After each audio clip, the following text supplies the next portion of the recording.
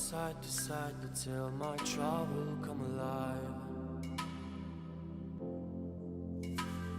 Can't wait, the sun is shining, leave the sails and follow my own tide, yeah. There's a screaming in there, not telling me to leave for a while. So for the first time I trust him, right on now I'm gonna ride my own line, oh. I wanna escape and restart all.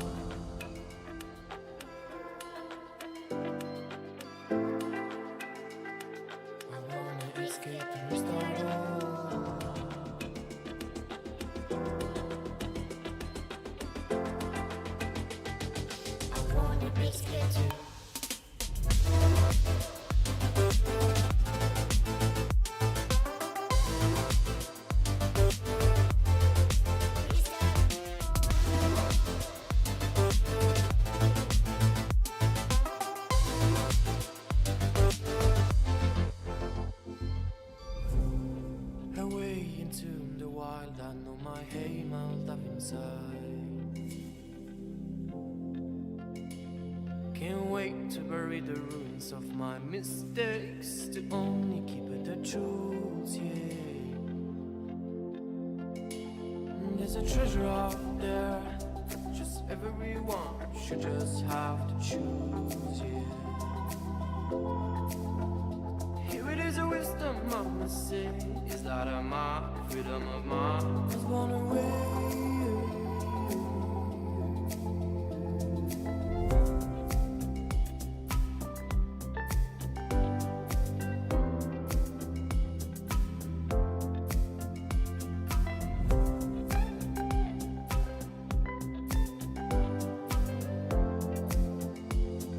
I wanna escape and restart all.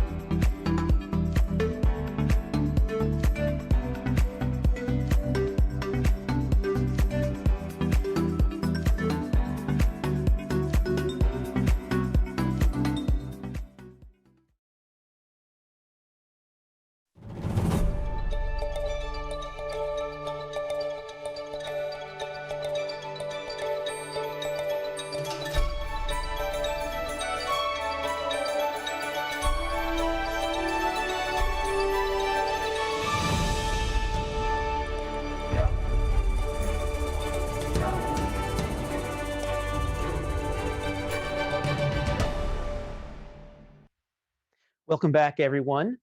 And to those of you who are tuning in for the first time, welcome to the 2021 Global Energy Forum. If you are just joining us, my name is Randy Bell, and I'm the director of the Global Energy Center and the Richard Morningstar Chair for Global Energy Security at the Atlantic Council. We're here kicking off our second major block of programming as part of our most expansive Global Energy Forum yet. Earlier today, we welcomed the world to our virtual headquarters here in Washington, D.C., while gathering a global network of energy experts and leaders from Abu Dhabi, Paris, Delhi, Vienna, and California. We kicked off our discussions on issues which will continue to underpin our agenda in the days ahead, including the growing bipartisan discussion on net zero here in the U.S., the need to seize a renewed global consensus to fight climate change, and how geopolitics and our traditional understanding of energy security are evolving in response to the energy transition. We also launched the Global Energy Agenda, our new flagship publication designed to take the insights of key energy leaders and a survey across the energy industry to understand what's shaping the energy system this year. Now we'll move to Asia, where our programming for the next few hours will explore the energy trends shaping the region, including a review of China's net zero pledge and exploration of energy innovation ecosystems, President-elect Biden's energy and foreign policy approach to the region, and we'll kick off the first of several panels scheduled this week on the future of nuclear energy. But first, we're going to get caught up on what, for those who are just tuning in, missed earlier today. For the next 2 hours, we'll be replaying several of the highlights from earlier today, beginning with a stellar interview between Dr. Sultan Al-Jaber, the UAE's envoy for climate and also the CEO of ADNOC, and Amos Hochstein. So we'll go to that interview now. Thank you, Fred, and welcome to the Global Energy Forum at the Atlantic Council, virtually this year. I'm honored to have the opportunity to be in conversation with one of the most intriguing figures in the UAE and the global energy markets beyond. His Excellency, Dr. Sultan Al-Jaber, holds many titles. Recently, Dr. Sultan was also named to be the UAE Special Envoy on Climate Change, a relevant topic for what we're going to be discussing today. Welcome, Your Excellency. It is great to see you, even if just virtually. In fact, I believe the last time we saw each other was at this Global Energy Forum in Abu Dhabi last year. As I just said, you've recently been named Special Envoy on Climate Change, and the UAE just announced its second NDC. What is the UAE's approach to contributing to the global effort to overcome the challenge of climate change? Hello, Amos. I'm very happy to see you and to speak to you. And let me just say hello to everyone participating at the Atlantic Council Global Energy Forum. I'm very happy to be back and to be joining you all, even though virtually, hoping that next year we'll all be able to meet in person and hopefully here in Abu Dhabi. Allow me also to say welcome to everybody participating in this year's forum from around the world, and in particular our friends in the United States. Now, back to your question, those who know the UAE and those who know the UAE well know that we have always made a positive contribution to helping address global challenges. And the challenge of climate change is no different. This is exactly the narrative or the ethos that guided us to launch Masdar about 15 years ago as a clean technology hub that today is the permanent home of the International Renewable Energy Agency, IRENA. And Masdar today has also become a true global investor in renewable energy globally. In more than 30 countries, Masdar is already physically present through large investments by scaling up renewable energy technologies and investing in scaling up those technologies and helping bring the cost down. We not only talk the talk, we walk the walk. And we have seen firsthand how smart investment and diversifying the energy mix can pay off. When we started Masdar 15 years ago, solar and wind were high cost, nascent energy sources, but today they are very cost competitive.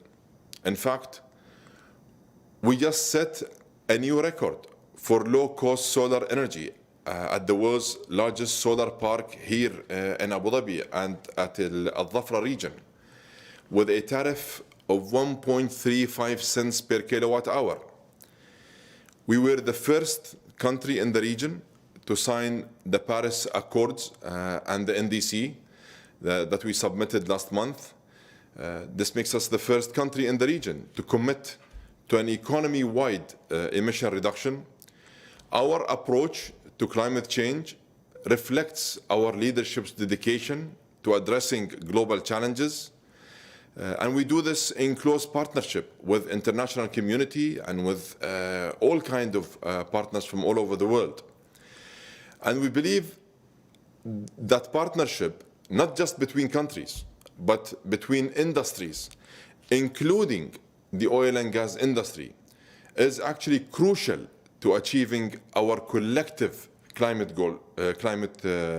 objectives and climate change goals. Dr. Sultan, let me pick up on something that you just talked about. You've been at the forefront, as you said, of promoting renewable energy, not just UAE, but you personally have been at that forefront through your leadership at Masdar. And you and I met when you were at the early years of you chairing Masdar. And in fact, I remember in the spring of 2016, I toured Masdar together with then Vice President Biden, tomorrow about to become President Biden, and we received a tour from you. And later that evening, in a small dinner with His Highness Sheikh Mohammed, we talked about what you just talked about right now. Sheikh Mohammed asked you to brief the Vice President on the role of UAE and the ability to see the importance of climate change and the role that UAE was already then playing through Masdar and advanced technologies. And over the last 4 years, in addition to chairing Masdar, you've also been the CEO of ADNOC. And I was wondering if you can share with us how you see those roles aligning. You just touched on that in your last answer about the role of the oil and gas industry. How do you see those roles aligning, especially now as you come to the global stage as the UAE climate change special envoy? Amos, I remember that visit by the incoming President Biden so well. It actually feels like if it happened only a few days ago. And I remember in particular how important sustainable development and sustainability in general was to the incoming president. I remember how engaging he was, and I remember also the type of questions he was asking. It is clear how much focus he intends to give to climate change as part of his agenda. Yes, I was very honored to have had the opportunity to share with him how we approach these issues here in the UAE. And I was also very pleased to have the opportunity to give him firsthand practical examples of what we are doing through Masdar and the many other initiatives here in the Emirates. Now, getting back to your question, you asked me about how these roles in a way fit together. And I'm glad, Amos, that you asked me this question, because I know that it crosses many people's minds. It is firstly a great honor that I have been appointed by my leadership to take on the climate envoy role for the second time, after previously serving in this capacity between 2010 and 2015. Since then, as you rightly point out, I have assumed the role of the group chief executive at the Abu Dhabi National Oil Company. And rather than being in conflict, I believe working across the energy mix has given me a deeper understanding of the entire energy system. And based on this, it is clear that the hydrocarbon industry simply has to be at the center of the conversation on climate change. And most importantly, oil and gas has to play a role to be part of the solution. And the fact is, the world will still rely on oil and gas for many decades to come. So this industry, the oil and gas industry, can and must play an important role in the transition to a lower carbon future. Here, the UAE has a dual advantage. A leadership that has always put environmental stewardship and environmental protection first, and a natural advantage because our geology gives us some of the least carbon-intensive oil in the world. And we are building on this position by reducing our carbon intensity by a further 25% over the next 10 years.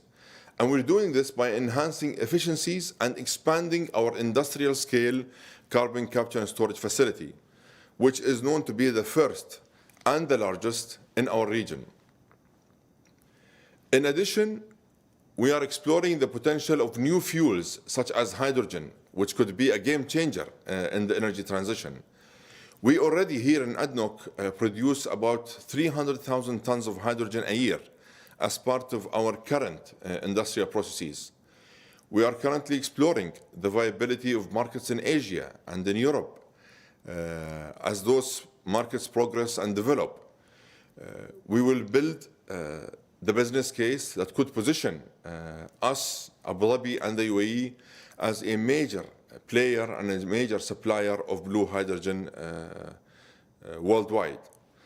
It is very early days though, but with the right regulatory framework, I believe there is significant potential in hydrogen energy.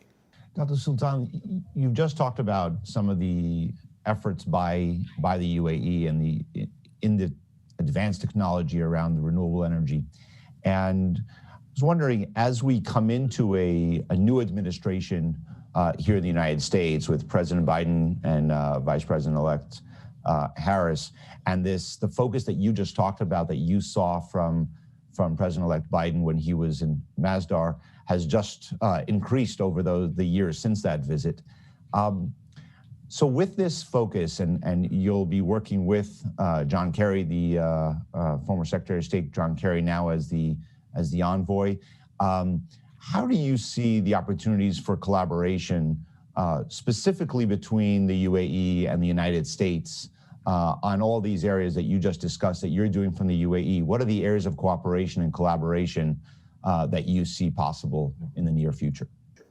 As you know, Amos, the UAE and the US have a deep-rooted, very strong, long-standing relationship based on shared values and strategic interests.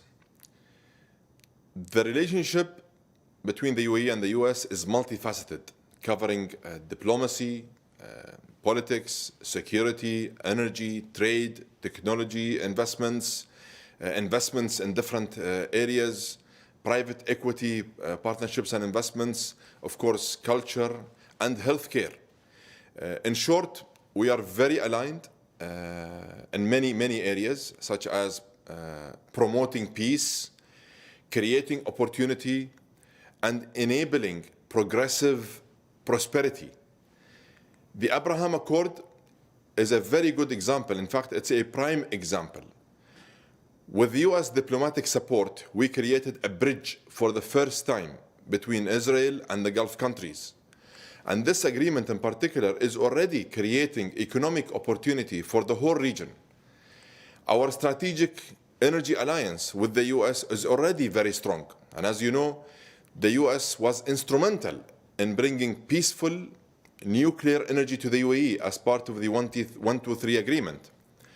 And as both our countries emerge from the pandemic, I believe there are great opportunities for collaboration across the energy sector, and I'm sure across a variety of many other sectors. Starting though with energy, Amos, you know we have many concessions and exploration partnerships with many U.S. companies, including Exxon, Oxy, Baker Hughes, just to name a few. In the near term, there is room for deepening this energy cooperation around unconventional oil and gas, which we are currently progressing and discovering here in Abu Dhabi, and it's very, very promising and would provide a very special, unique opportunity for American companies to explore such partnership opportunities with us.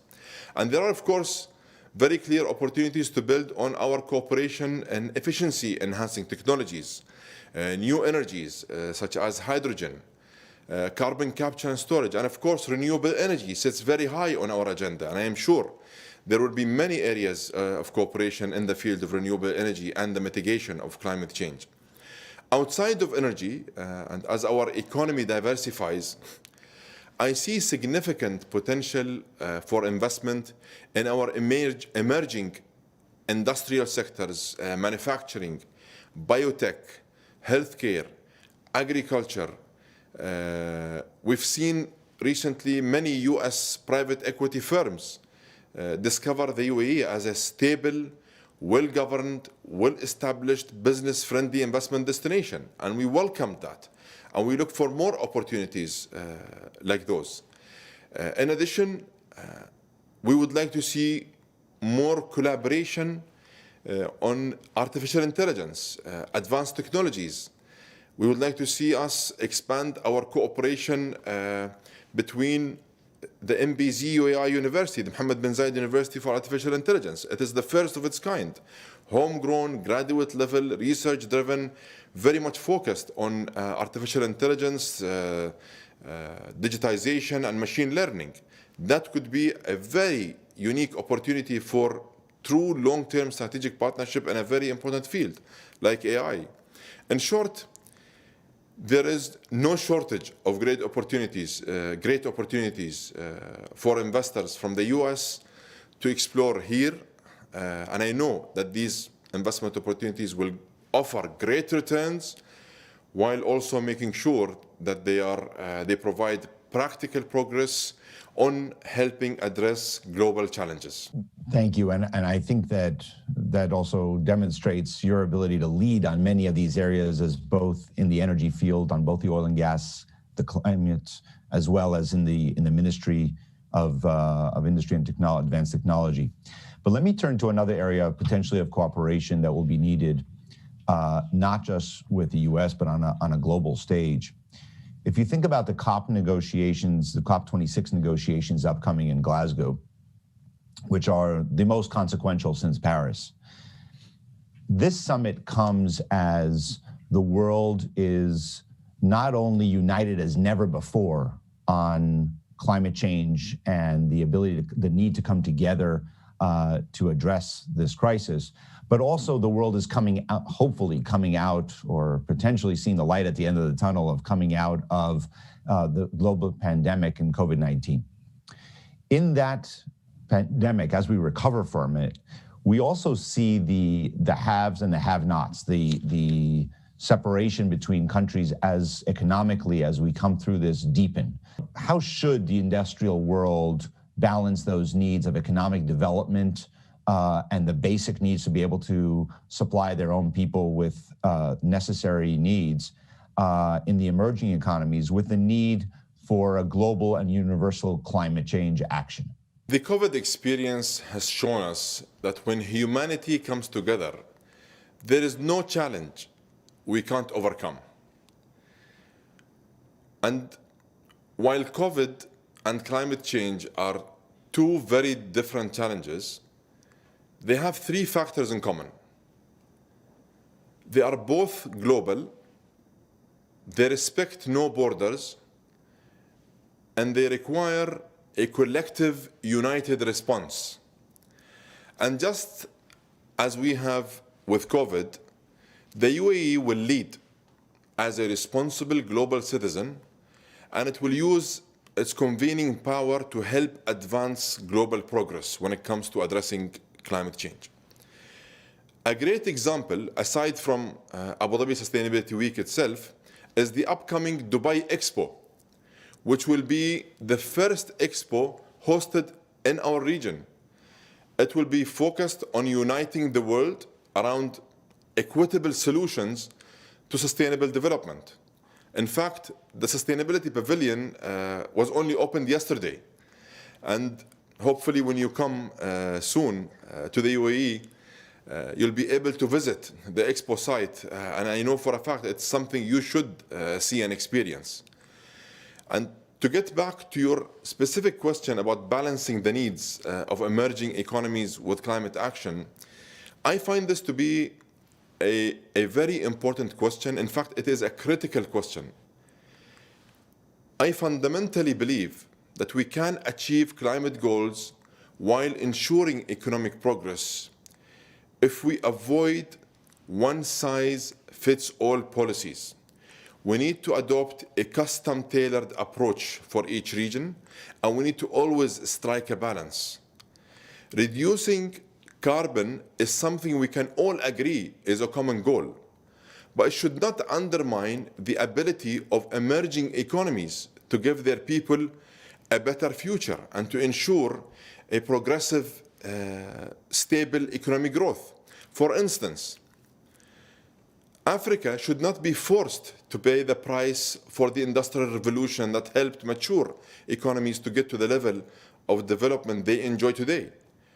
We need to create the right mechanism in terms of funding, energy mix, and broader economic development that strikes that right balance. So I am very much looking forward to COP26. I know for a fact the UAE will play an important role.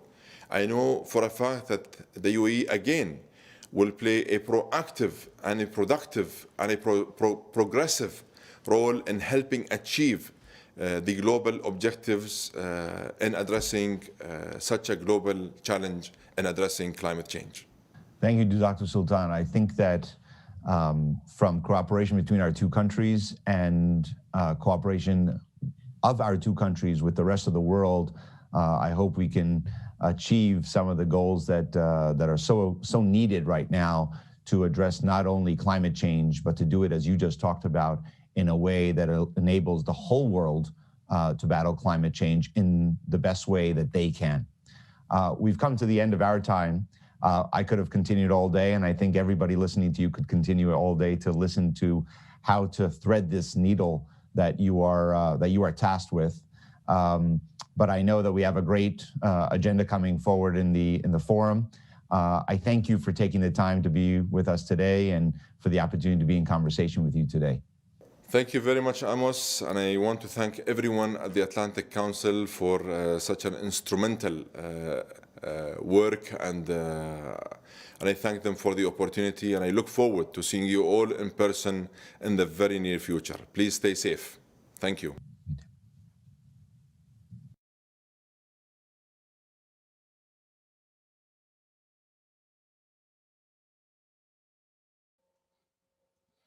Hi, everyone. My name is Randy Bell. I'm the director of the Global Energy Center and the Richard Morningstar Chair for Global Energy Security at the Atlantic Council. It's my pleasure to welcome you to the first panel discussion of the forum, and what a remarkable panel it is. 2020 was an unprecedented year, perhaps most obviously for global health, but also crucially for the energy sector. In response to a year that was unlike any other in our lifetimes, the Atlantic Council commissioned a series of essays from global energy leaders to understand what happened in 2020 and what we need to do in 2021, a year that we hope brings global health and economic recovery.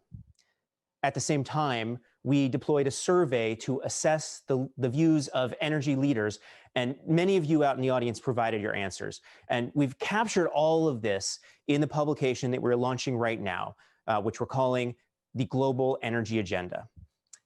The authors who contributed essays to the Global Energy Agenda are participating in the forum this week, and I'm delighted to welcome 5 of those authors to our next panel, which is moderated by Hadley Gamble, live from Abu Dhabi. Hadley, we are really, really excited to see you. Thank you to be one of our co-hosts throughout the forum. Welcome to the 2021 Global Energy Forum, and over to you. Excellent stuff. Thanks so much for that, Randy. And thank you, Fadi, for those amazing introductory remarks, really setting the stage for what we're about to talk about. We are talking about the 2021 Global Energy Agenda. I have a distinguished panel of guests. My name is Hadley Gamble. I am CNBC's anchor here in the Middle East, in Abu Dhabi, in fact, and we're thrilled to be a part of the Atlantic Council as always. I want to introduce the panel now and get right to that conversation. Joining us, His Excellency Mohammed Barkindo, the Secretary General of OPEC. It's great to see you, sir. India's Minister for Petroleum and Natural Gas and Steel, Dharmendra Pradhan, Your Excellency, welcome.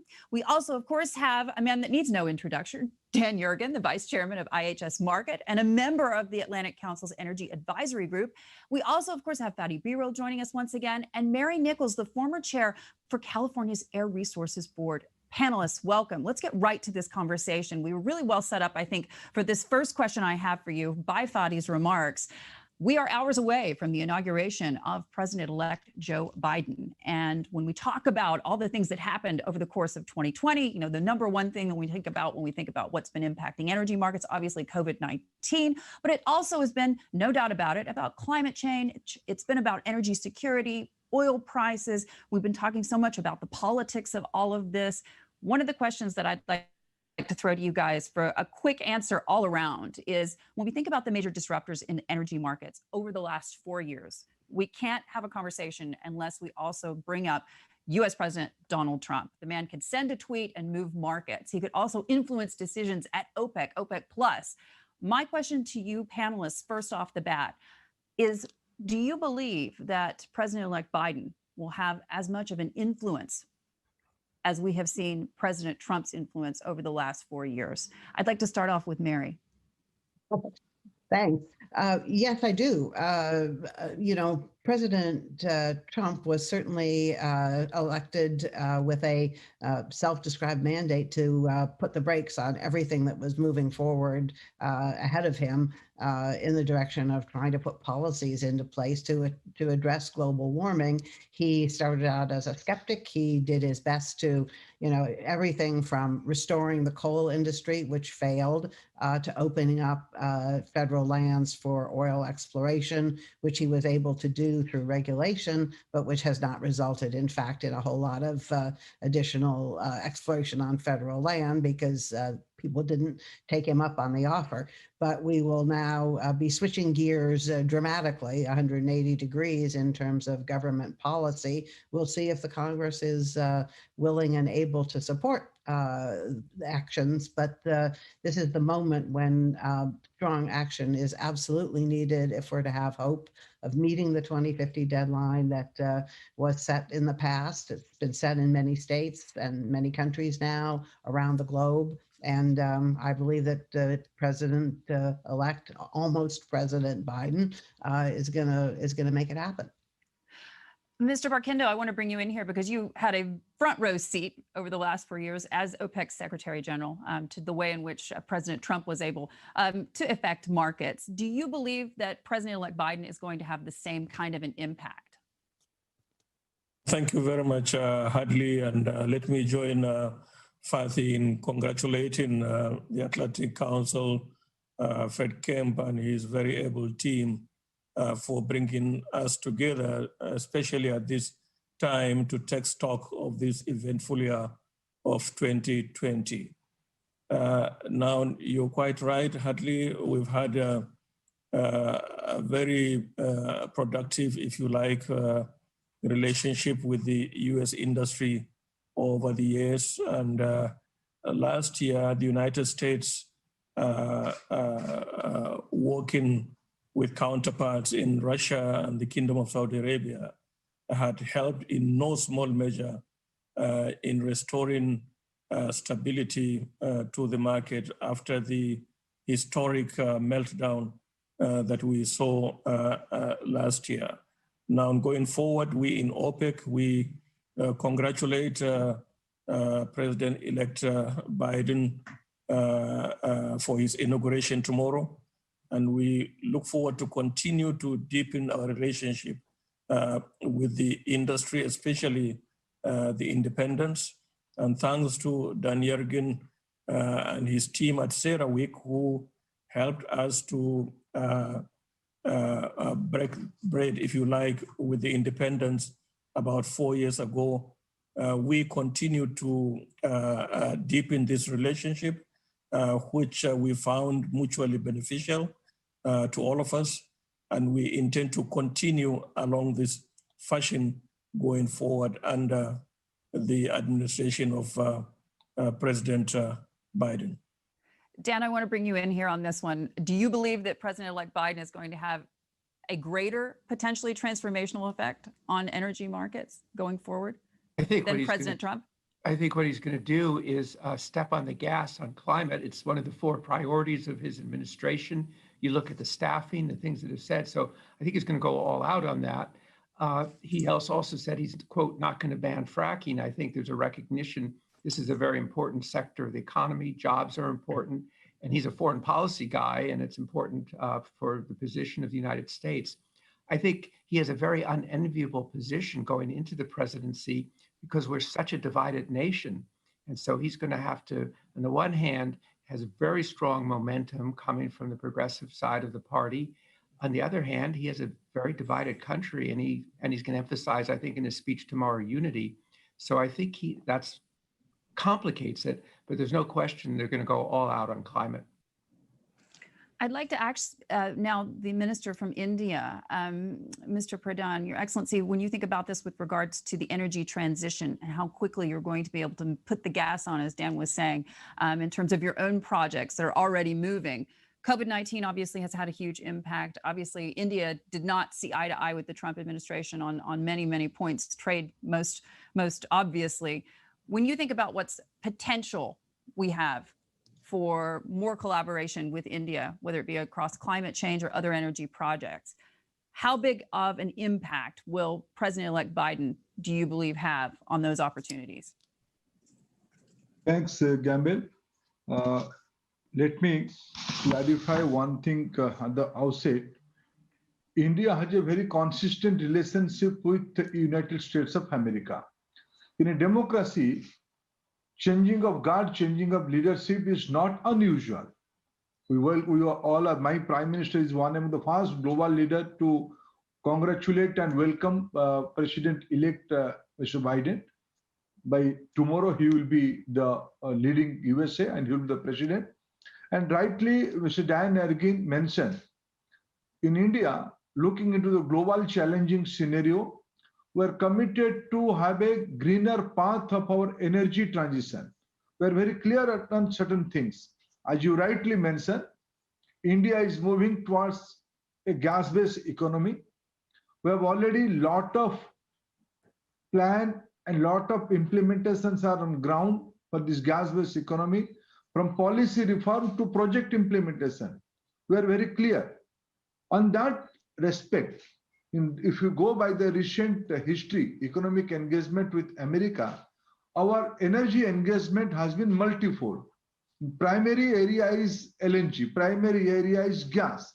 And I'm confident with change of guards at America, there will be no difference in our energy strategy. We have a very strategic energy partnership with America today. And this is societal connection. This is mutual beneficial for both of us. And India will continue to have its good relationship on the economic front, on the energy trading front with America. And we're committed for a more greener and cleaner energy roadmap for the global citizen. And India has its own contribution in our own way. Mary, I want to bring you in on this next question, which obviously surrounds COVID-19 and the impact that it's had on energy markets and frankly on what is possible in the short term for the Biden team in your view, because you've had a front row seat to this kind of work for years now. When you think about this with regards to the reports that we've just heard, obviously Fadi was talking about the IEA's rather bearish outlook, Goldman Sachs seemingly cutting their forecast as well. talking about this, though, as temporary headwinds. Several of us on this panel have already had at least the first of hopefully what will only have to be one COVID-19 vaccine. When you think about this with regards to how quickly a lot of these projects are going to get off the ground, how fast do you think we're going to get moving? And what's going to come first beyond the climate accords? Well, I think that we're on a path which is going to accelerate in terms of renewables, and that was part of what we heard earlier. I guess the question is really how quickly is this all going to lead to the disappearance of oil and gas? And I think I agree with Dan on this point. I don't think President Biden is going to suddenly put a stop to oil and gas development. That's just not, it's not possible in terms of his commitments to maintaining and growing jobs. But it's more importantly, I think it would be extremely divisive and difficult to do. I mean, the fact is that even in California, which has been out in front for many years in terms of our policies, we are still producing oil and gas. We're still using oil and gas. In fact, we've used more gasoline than predicted. And we expect we will have cars on the roads up until at least the 2040 period that will require gasoline to run. And we don't expect them all to just be parked and turned into planters. So we're going to need to continue to have these fuels. It's maybe more of a challenge to figure out how the industry is going to supply them and still make money and do other things. And they're rapidly looking at how to diversify right now. But it isn't so much a question of do we get rid of liquid fuels and replace it all with batteries and hydrogen as it is how do we make those fuels as clean as possible, which is a point that hasn't really been discussed very much that I've not heard here. But low carbon fuels, low carbon liquid fuels are an important piece of the energy puzzle going forward for the transportation sector. Dan, what do you see as the low-hanging fruit when it comes to what the Biden team is going to be able to push forward with, at least in the short to medium term, because there are a lot of headwinds? Well, I think that they're going to, Mary's been at the forefront of this. I think that they're going to increase the incentives for electric vehicles. That's absolutely very clear. And again, incentives for wind and solar development and more regulation. I think that's going to be across the board. But I mean, Mary makes a very important point that it's also about the existing fuels. Average car in the United States stays on the road for 12 years, and she says they're not going to become planters. So low carbon fuels, clean fuels, which CARB has been the leader in promoting, is also going to be an important part of the picture. And beyond that, in terms of those headwinds, obviously we're talking about an environment, the unpredictability of COVID-19, but also we're talking about the potential in the next 4 years of restarting the talks with Iran, the potential for their barrels to come back onto the market. And we also are talking about energy security because we're consistently seeing a heightened level of tension, at least in the last few months here in the Persian Gulf.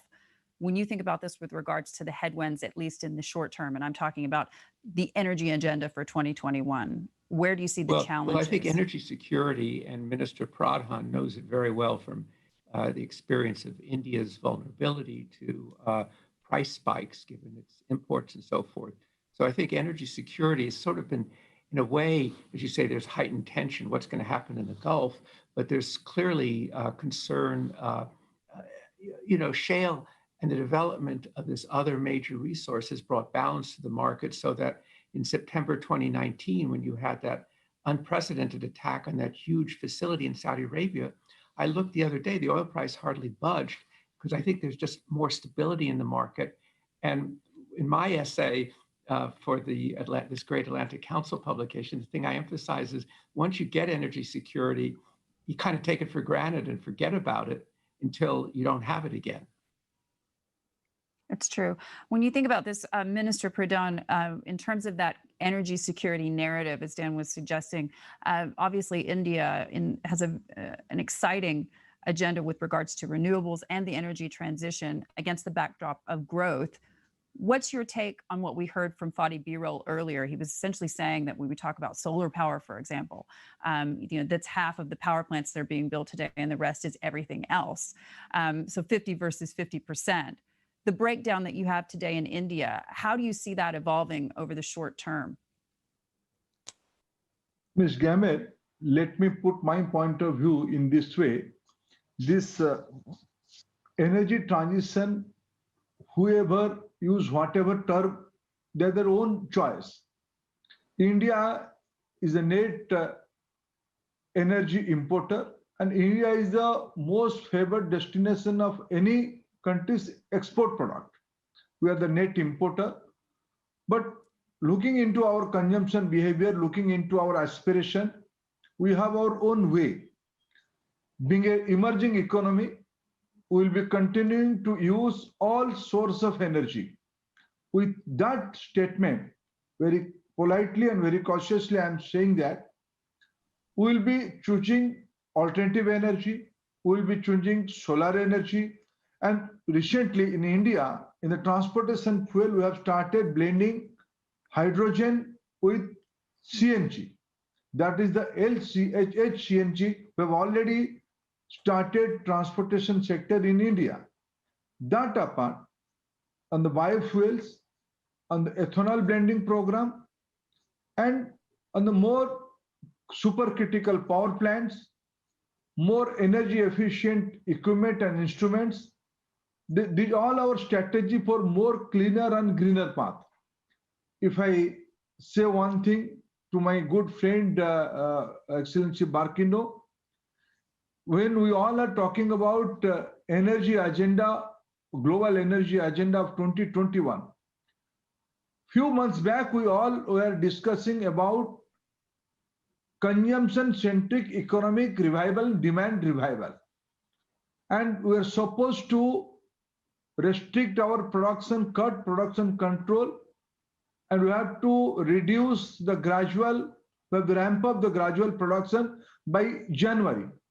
But contradiction to that, now we all are controlling the oil production, and my good friend is coordinating that, and that is creating confusion, that is creating alarming for the consuming country. This kind of scenario will push us to more alternative method of energy sourcing. So every country has its own strategy, and being a major consumer of the globe today, we will be looking towards more alternative energy sources, maybe towards green hydrogen, looking into our potential of solar power, looking into potential of biomass conversion. If the producing country will not recognize our aspiration, then innovation, new business model are bound to come up. I want to bring in Mr. Barkindo on this one. I mean, we talk about energy security, obviously, as you're sitting at OPEC and OPEC Plus meetings over the last couple of years now, one of the big questions is obviously countries right here in this region making the energy transition as quickly as they possibly can against the backdrop of the knowledge that they will be able to export for a long time still to come. Mr. Barkindo, we heard a little earlier from Fadi talking about peak oil demand, and he was suggesting that we haven't seen it yet. Where does OPEC stand on this, and what's the strategy for dealing with that? Thank you very much. While OPEC concurs with the projections of the IEA, I would like to use this opportunity to respond to my friend Dharmendra Pradhan. I want to recall that the historic decision that we took last year at the height of the meltdown to reduce supply by about 9.7 million barrels a day up to April 2022 was taken as a holistic response to this unprecedented meltdown, and taking into account that the projections for 2021 and beyond was still yet to be made. We decided to take that number, but again, agreed to be flexible, to be adaptable as the market recovery took place.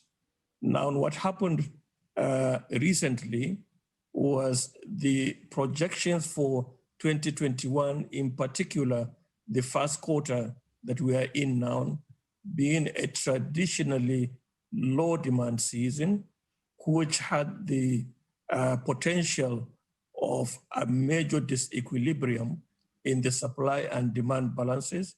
We now decided to temper the restoration of supplies as earlier planned.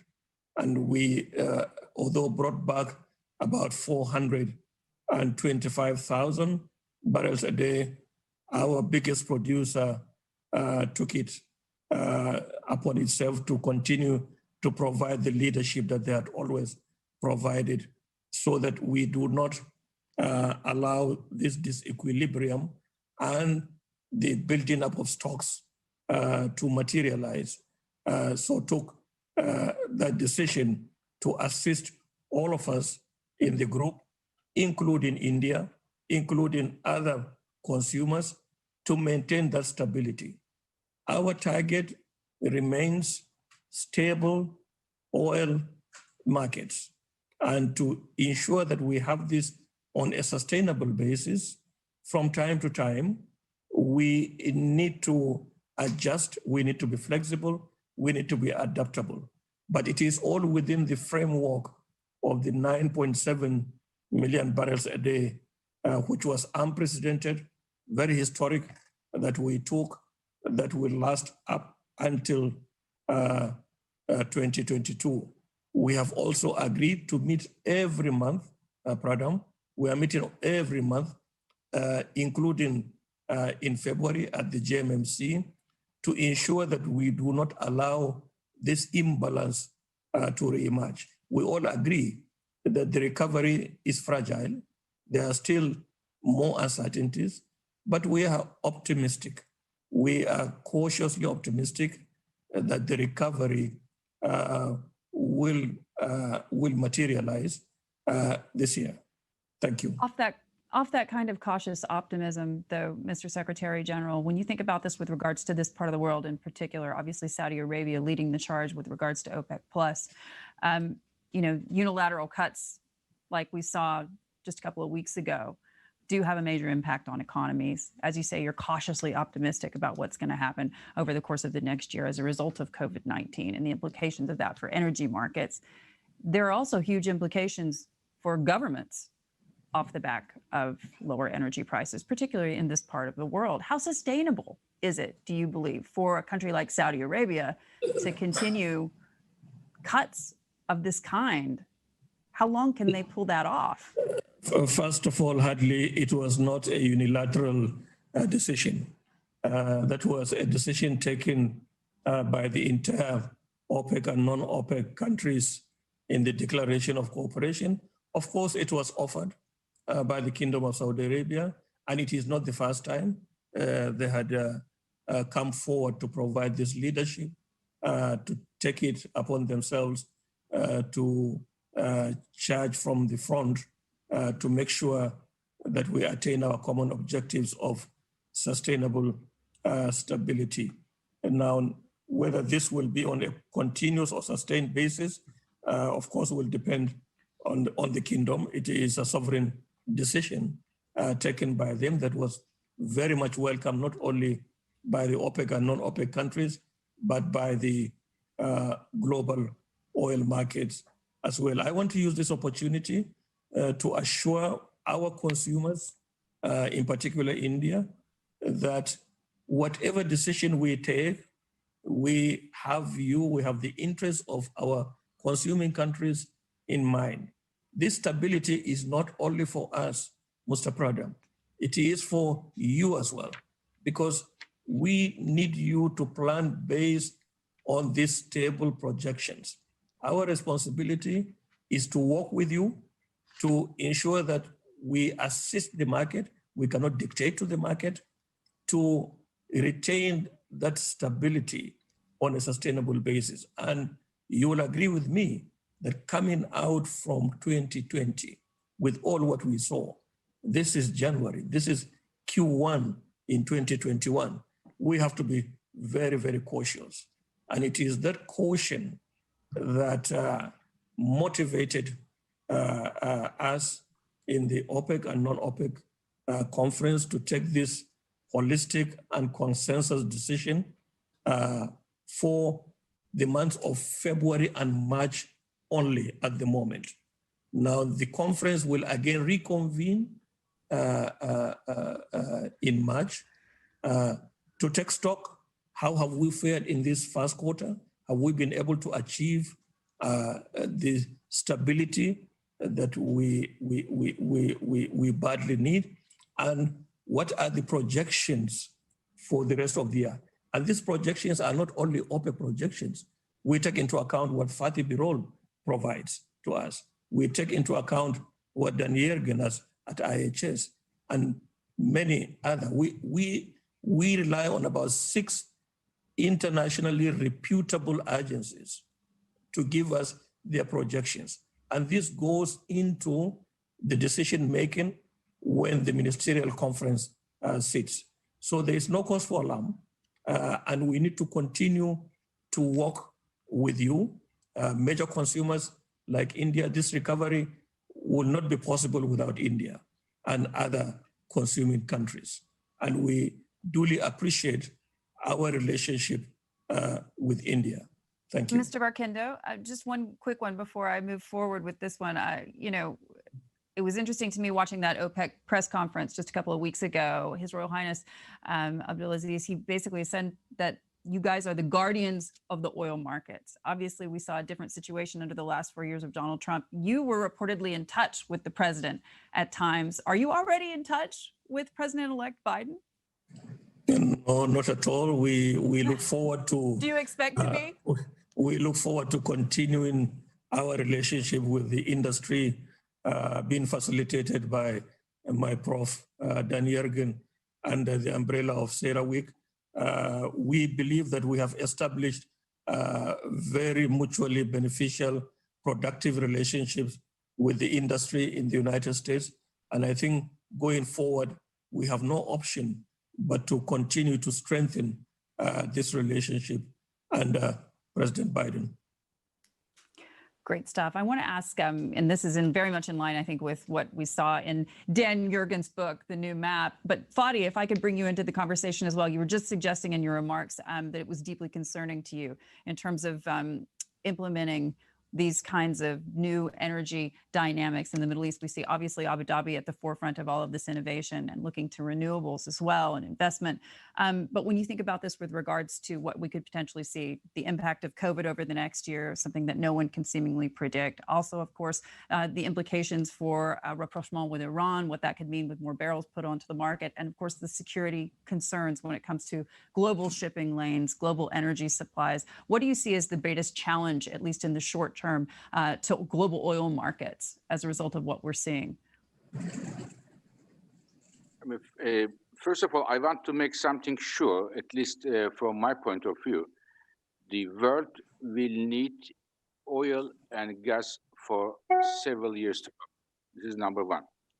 Number two, the producers in Middle East are almost all of them are low-cost producers, and they will continue to bring oil to the markets.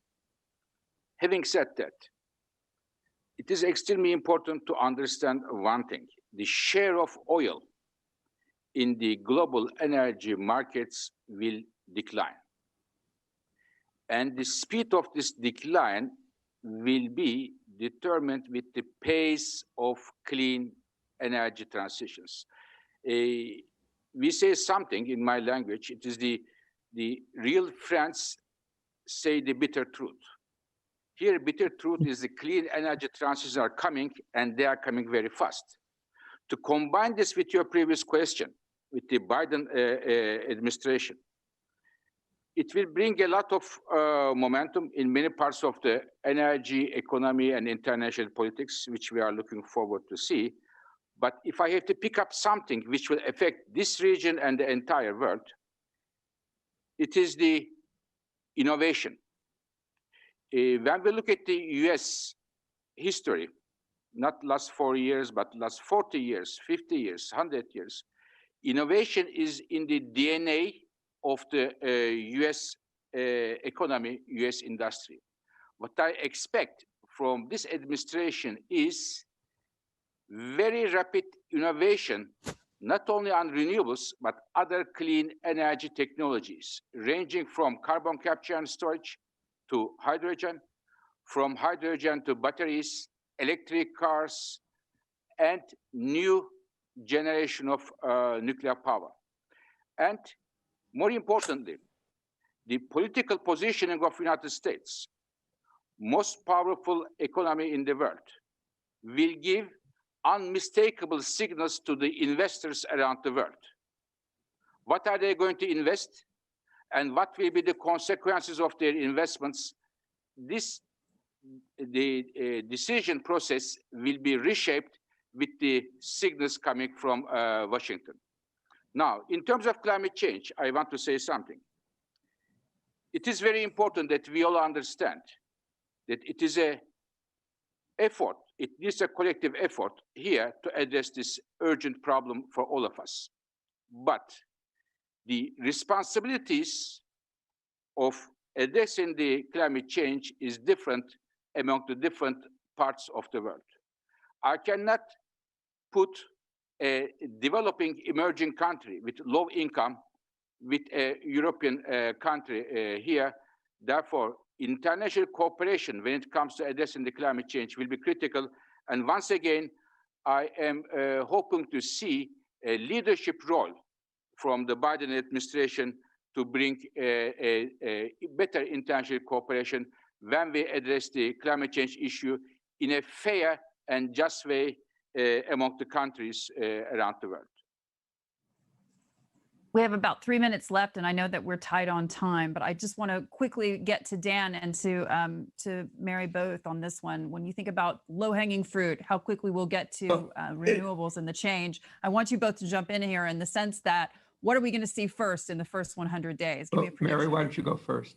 Well, we know that in the first 100 days, on the first day, actually, U.S. rejoins Paris. We know that Secretary John Kerry is well known around the world and has very strong views on the need for international cooperation to address the climate crisis. We know that on the domestic front, President-elect Biden has appointed Gina McCarthy, who is also a very experienced hand, to coordinate the domestic agencies here. And on every front, the auto industry, the all energy-related industries, transportation planning, housing, every part of the government now is being run by people who are putting this at the top of their agenda. So I think we're going to see rapid action and very much of an internationally oriented approach. So, Hadley, I think Mary said it. I think there's one point that needs to be clear from this discussion, and I don't think what Minister Pradhan said was clearly heard by everybody. Because if you're an emerging country, the World Health Organization says the single biggest environmental problem in the world is indoor air pollution. And so a country like India, as he emphasized, it needs commercial energy, it needs natural gas to address those problems. And so the needs, Fadi sort of said this, but you know, if you're the Netherlands and you're a rich country, you're in a very different position than India, which has to deal with a lot of people who are getting sick from indoor air pollution. So I think that there's a sharper divide here than is, and you can't just take what works in the Netherlands and say, India's going to do that. It's not a one-stop shop, is it? When you think about this, Dan, with regards to the wild card that we could see playing out over 2021, is it going to continue to be COVID? Is it going to be the challenges that this part of the world, the Middle East, is going to face as they struggle to change over to well, I think the other one that's, Iran?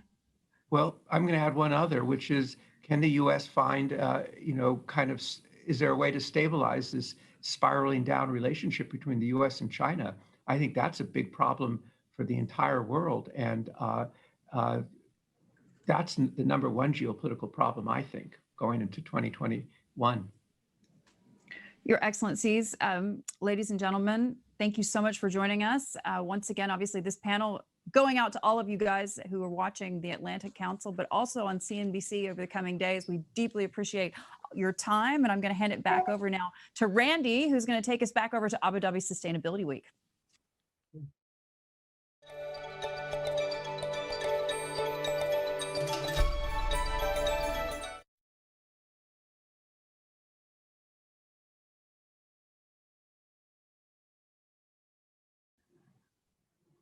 Thanks so much for that, Randy. Once again, I'm Hadley Gamble. I'm CNBC's anchor right here in the Middle East, in Abu Dhabi, in fact, and it gives me great pleasure to introduce His Excellency Suhail Al-Masroui, the Minister of Energy and Infrastructure of the UAE, to talk about something that has been very exciting to watch develop over the last couple of months, and that, of course, are the Abraham Accords. Your Excellency, we're going to talk about the energy implications of this deal. But before we get to that, I do want to ask you a question that I was excited to ask my Energy Agenda of 2021 panelists a little bit earlier in this program.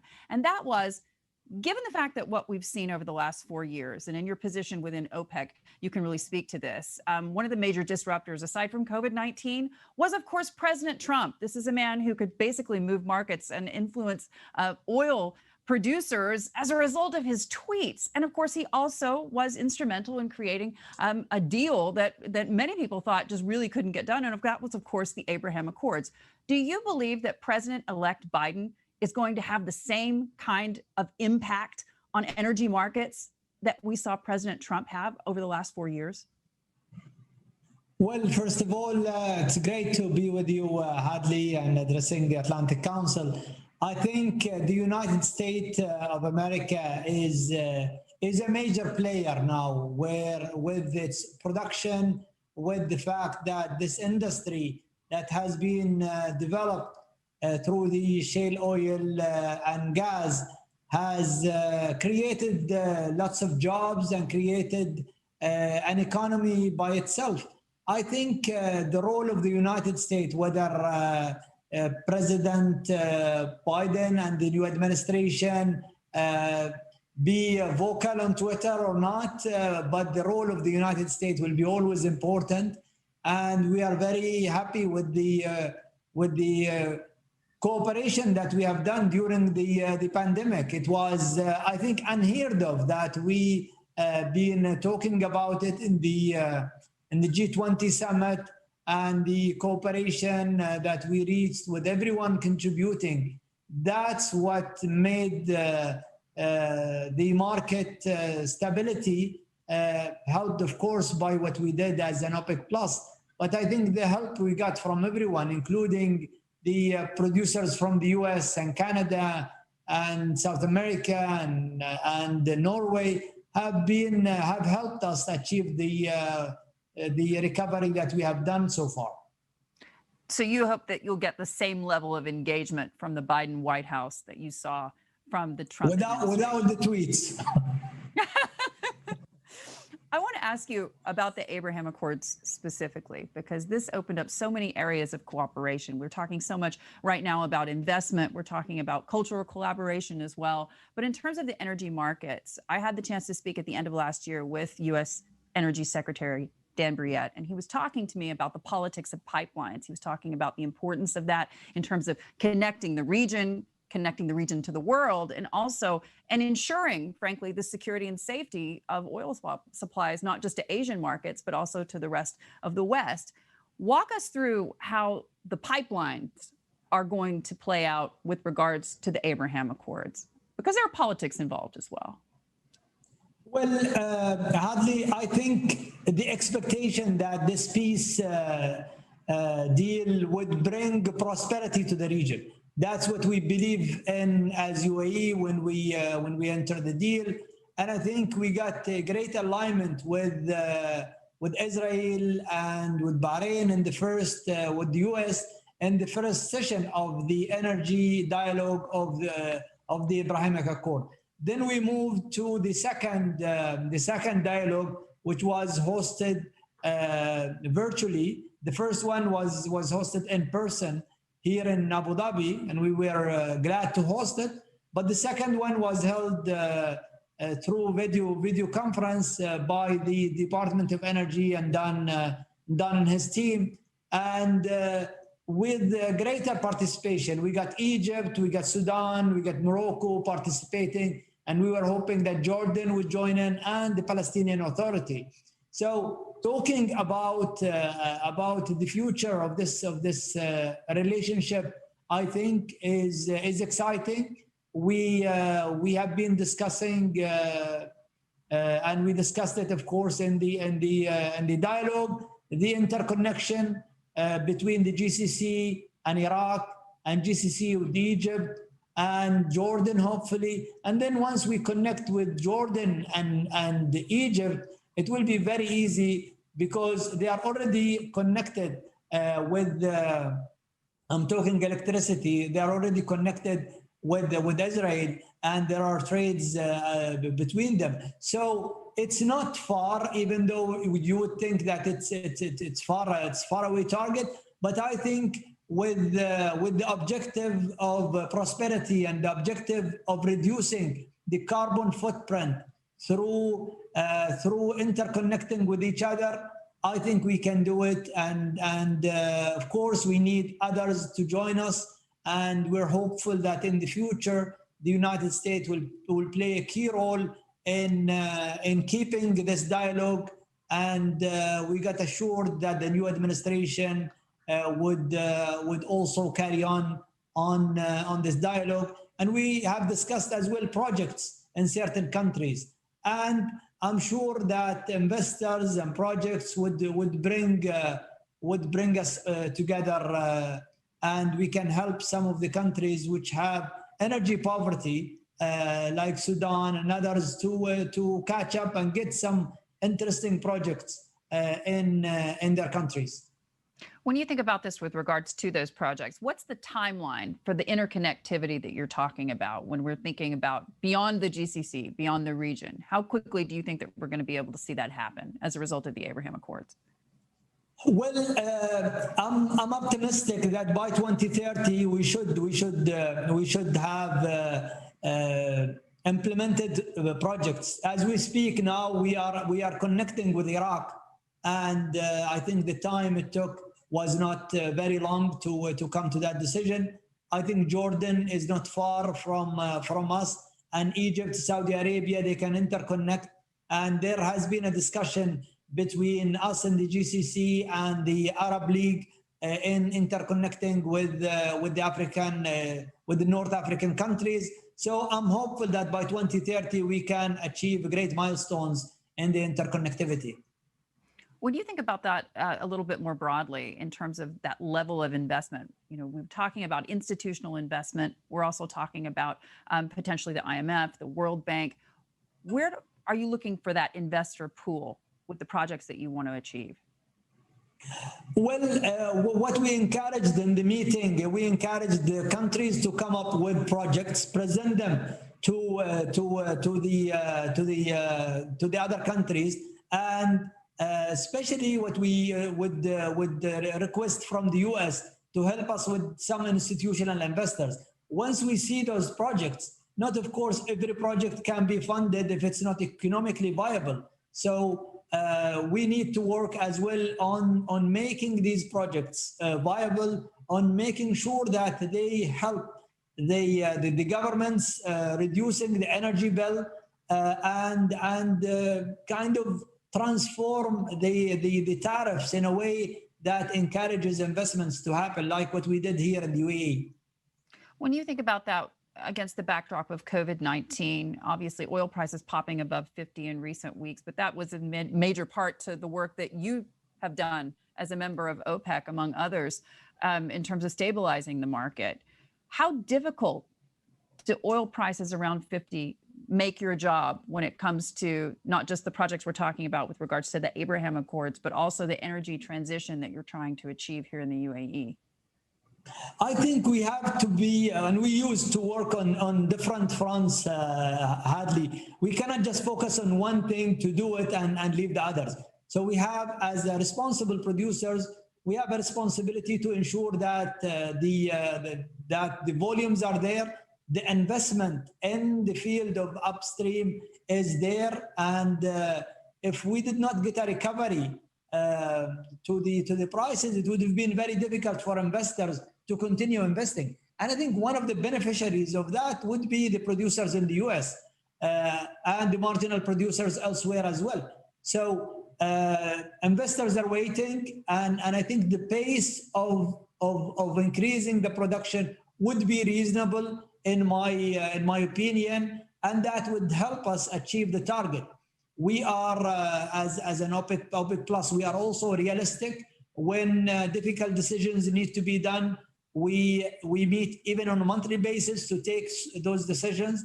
And it was very clear in our recent decision to freeze and not to increase the production for February and March because of the circumstances that we have seen in the development of, or the third wave of COVID-19 and the new version of it. So we are in meeting, in dialogues always, and we will always do it. At the same fronts, we are developing our strategies when it comes to interconnecting, trying to work on the environmental aspects of reducing the emissions, and doing very exciting projects in looking at hydrogen, for example, as a strategy for us here in the Emirates, blue hydrogen and green hydrogen. We are looking as well to continue the large-scale solar projects here in the Emirates. So, and I'm sure other countries are doing the same. So we have to work on different fronts. When you think about Iran, for example, you and I have had this conversation so many times about energy security, when we talk about oil products moving through the Strait of Hormuz, mostly to Asian markets now, at least from this part of the world. Obviously, putting in place this sort of energy transition, these pipelines and this energy, frankly, interconnected web that we're talking about as a result of the Abraham Accords. Is that just another piece in a bigger puzzle to make the UAE safer? Well, I think when we're talking about that subject, we're talking beyond UAE. We're talking about the region. We're talking about the world. The UAE is part of the supply chain that is supplying the world. And out of Strait of Hormuz, you could imagine how many millions of barrels goes to the rest of the world and achieve that balance and that requirements. These barrels create jobs. These barrels create stability, create prosperity for the economy of the world. So I think everyone have a vested interest in keeping the passage for transporting oil safe, and that is something that benefits everyone. So I don't think it's fair just to look at it from a UAE point of view, but we are part of a bigger system, which is the supplier group that supplies the rest of the world. Are you concerned about the fact that a Biden administration, when they restart those talks with Iran, could open up the market to barrels from Iran, and what the implication that could be for price? Well, Hadley, we have to be ready for all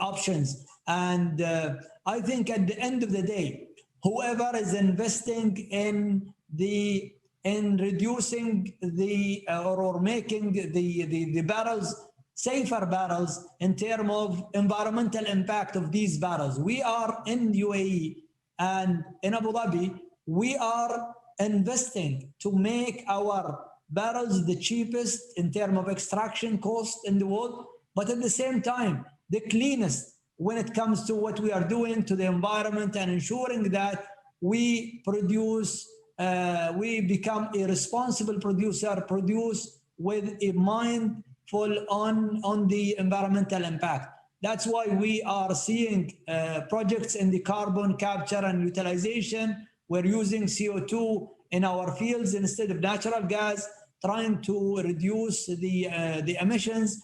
We are trying as well to look at it from all aspects of our operations, from venting, reducing or eliminating venting, and reducing or eliminating the flaring. So different fronts, but what we are targeting to become the lowest cost operator, but at the same time, the most responsible in terms of environmental impact. And doing that, we believe that our barrels will find their way to the market, and we will be among those who have invested wisely in the future.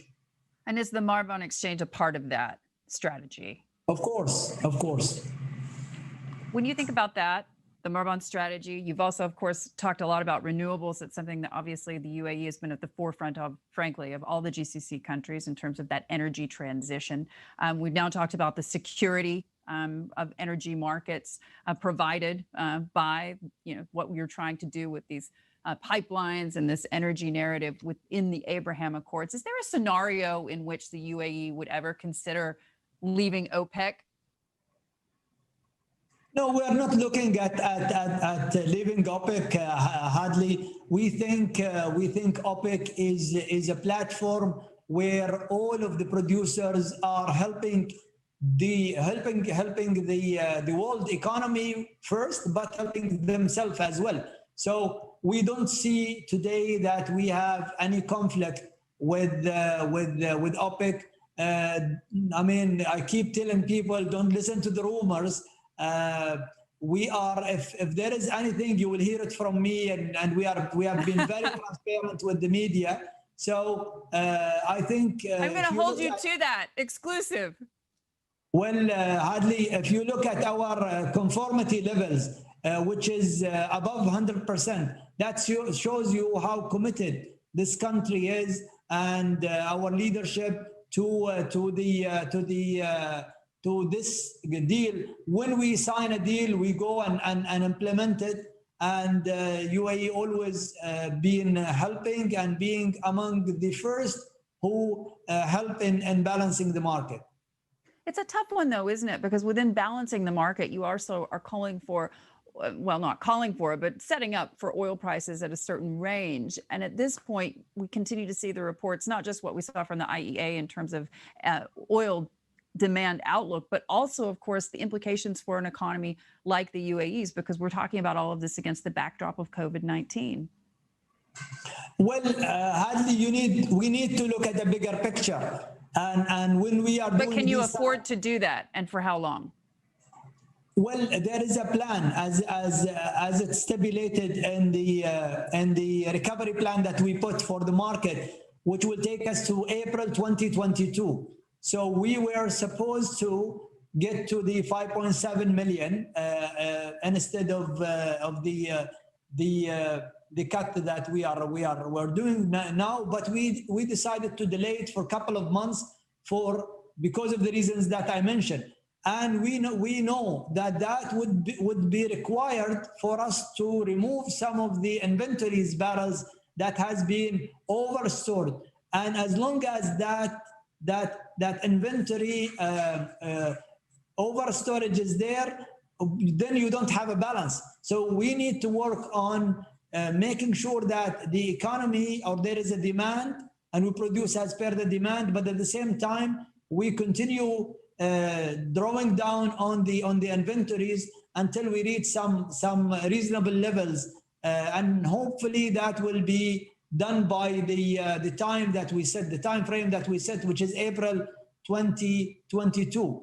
And even though I'm optimistic that we would reach it before, but let's say even if it takes us to that date, then I think that will take us to balance.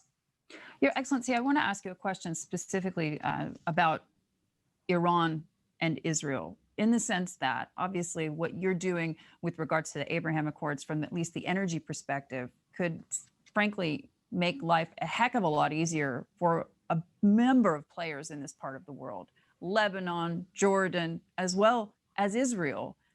From the security perspective, were a rapprochement with Iran made possible via conversations within the GCC and the Biden administration, possibly facilitated even by Qatar. Do you believe that your agreement with Israel could at some point lead to an interconnectivity of energy between Iran and Israel and the broader Middle East? In other words, this is a conduit for peace. Well, I can only talk about the UAE and this relationship. Hardly, I'm not in any part of my job is not to talk about the other countries. But I can tell you that we in UAE, we believe in prosperity. We believe that this peace will bring to the young people in our two countries, both Israel and UAE. Will bring peace, will bring prosperity, and we think that we can complement each other. During this relationship, which is only months, we have discovered many areas that we can complement each other in technology and in trying to work on the environment, water solutions, and many others. So I'm hopeful that this example that we can give together with Israel can prove to many other countries that it's beneficial, and peace is the way for coexistence and a way to at least pass to the next generation a very peaceful relationship that they can build on. So that is our hope. Of course, other countries can decide for themselves, but we are very convinced of what we did. Your Excellency, we're going to leave it there. Thank you so much for joining CNBC and the Atlantic Council as well. Thank you.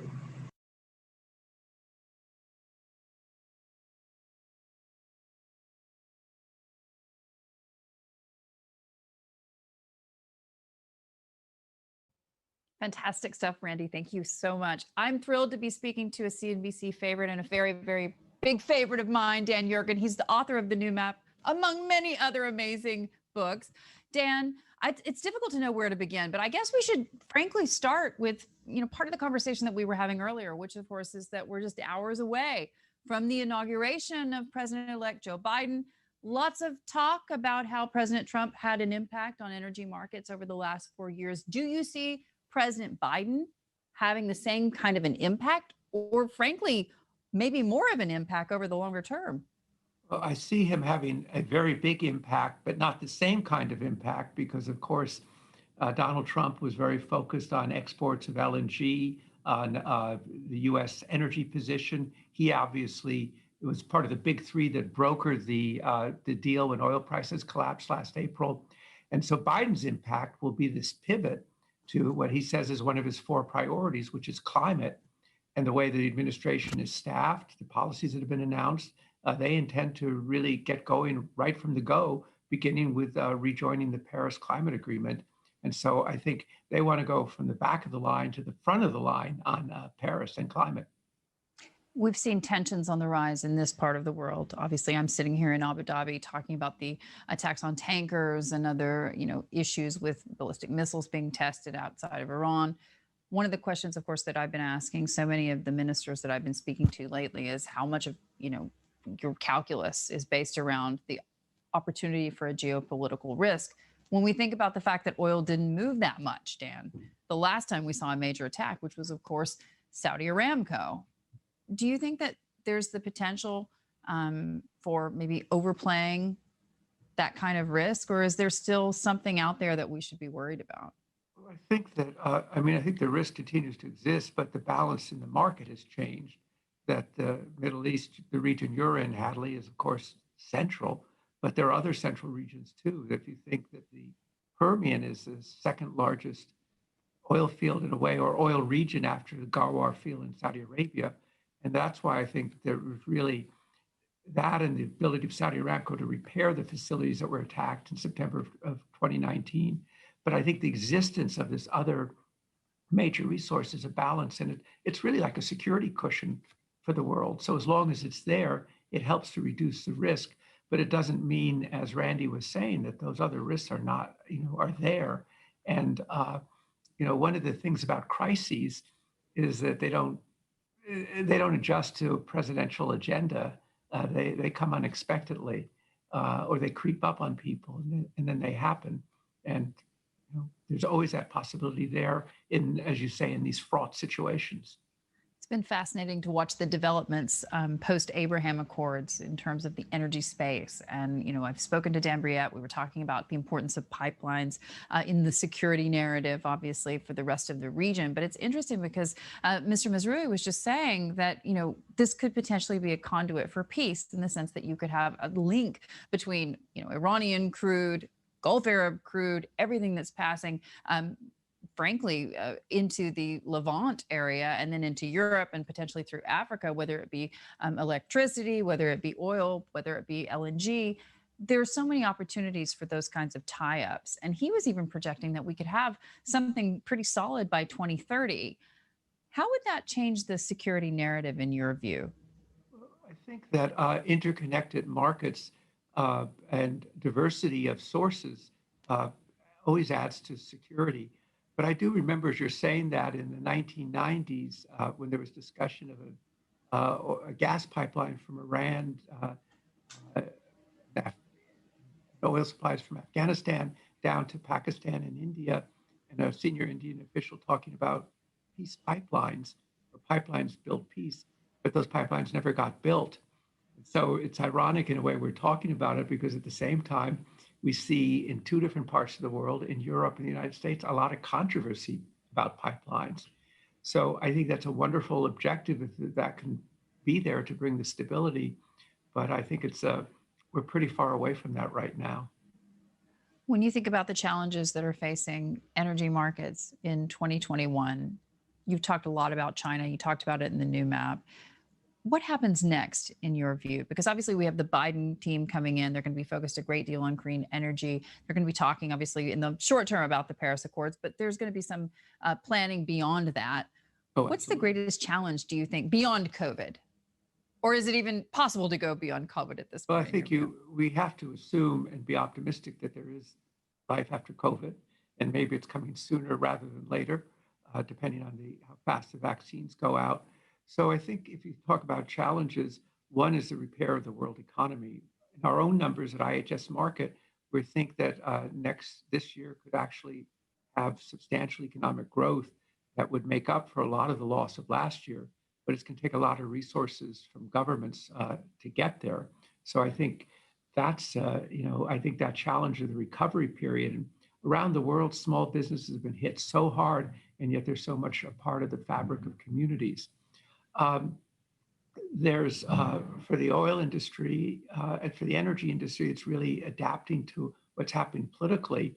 And we've seen these series of bans on internal combustion engines after 2030 or 2035. And that's a challenge that's out there. But I do think that the number one geopolitical issue is going to be the relationship between the United States and China, and trying to get that on a more solid foundation than it is right now. One of the questions that I've been asking various officials of the outgoing administration and those who were potentially going to be in this administration as well was who and where would Mr. Biden decide to visit first? And of course, obviously, COVID-19 has upended all of that. As a result, we don't really know what kind of foreign travel that the new president will be able to achieve.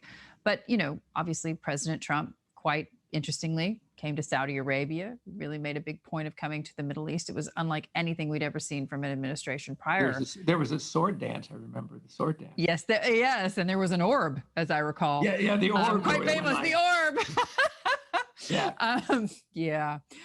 It was interesting, but it also bore a lot of fruit. And I think we're seeing that playing out, frankly, now and probably for decades to come in various different ways.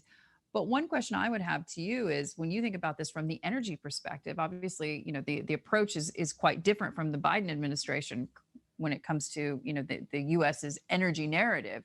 But at the same point, it's interconnected, right? It's interconnected with national security and frankly, with a more global security as well, because if Asian markets don't do well, then frankly, that impacts growth globally. Where do you think that the first foreign policy initiative will be as a result, frankly, of the energy narrative? Will it be Well, I China think immediately? the number one is rejoining the Paris Agreement.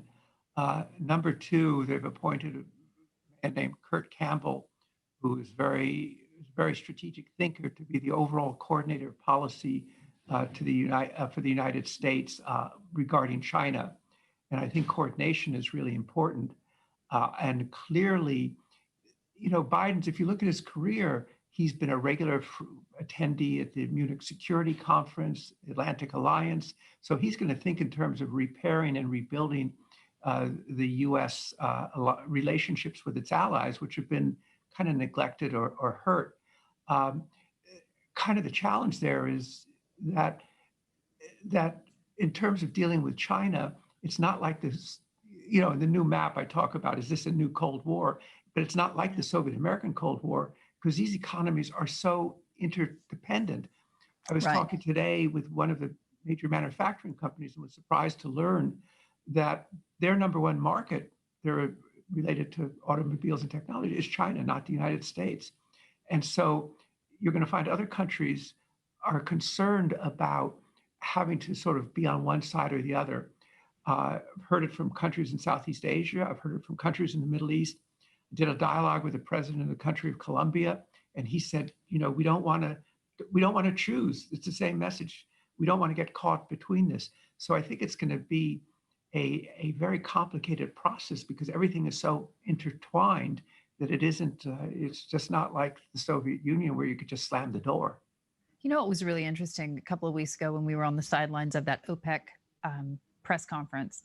And we heard again and again His Royal Highness from Saudi Arabia saying essentially that, we're the guardians of the oil industry. We at OPEC feel that we are the guardians. We're like the Bedouin. We watch and we wait. We take the long view, if you will. I thought it was really interesting in our panel earlier, focusing on the energy agenda for 2021, that Mr. Barkindo, the Secretary General of OPEC, was very keen to speak to his Indian counterpart and essentially say, listen, we're here for you. We are, we're your supplier. We're going to be here for the long haul. You can depend on us. I thought that was really, really interesting. Do you get a sense that OPEC is nervous about the incoming administration? Or do you feel that post-Trump, they're feeling kind of fly, if you will? Well, I think that they feel, that there's a change of administration, a change of policy, and you've seen that particularly under Secretary General Barkindo, but that the position of OPEC has really evolved. It's not 1970s, 1980s. It works with the IEA. It's more cooperative.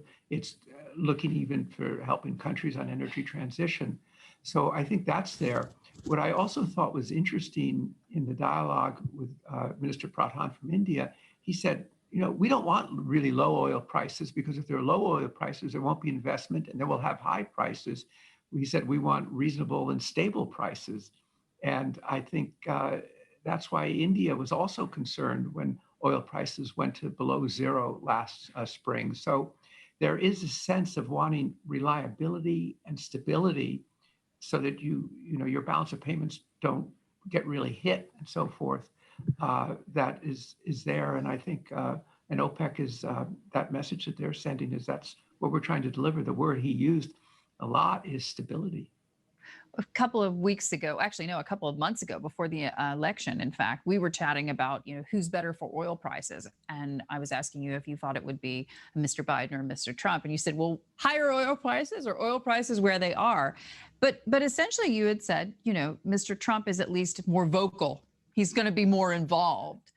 What's your take of Mr. Biden in that sense? I mean, he's not going to be tweeting every day, I imagine, but he's still going to be be it. Yeah. And would he or people in the administration, if you had a really big price collapse, would they respond as other, not only Trump, but other administrations responded?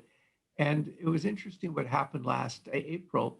There's really a group of Republican senators from the oil producing states who sent a message saying that if this continues, certain countries, we're not your friend. Yeah. And we're not going to stand by for that. And the message was there. So it's not clear what kind of involvement and engagement they'll have with the with the international energy community in the way that this administration has had and previous Democratic administrations.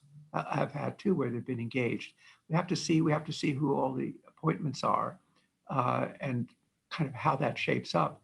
What makes a difference is, of course, if prices go up, particularly, and that's the other side, Hadley, is just understanding how divided the United States is now. When you have a substantial part of Republican voters who don't accept the legitimacy of the election, this is pretty unprecedented. And so I think we're going to hear from Joe Biden tomorrow about unity. So he has the progressive left on one side, but he has to appeal to the center, and he has to appeal to Republicans on the other. He's a pretty skilled politician and long experienced, of course, but that's a pretty difficult and challenging balancing act that he's going to have to do in the months ahead.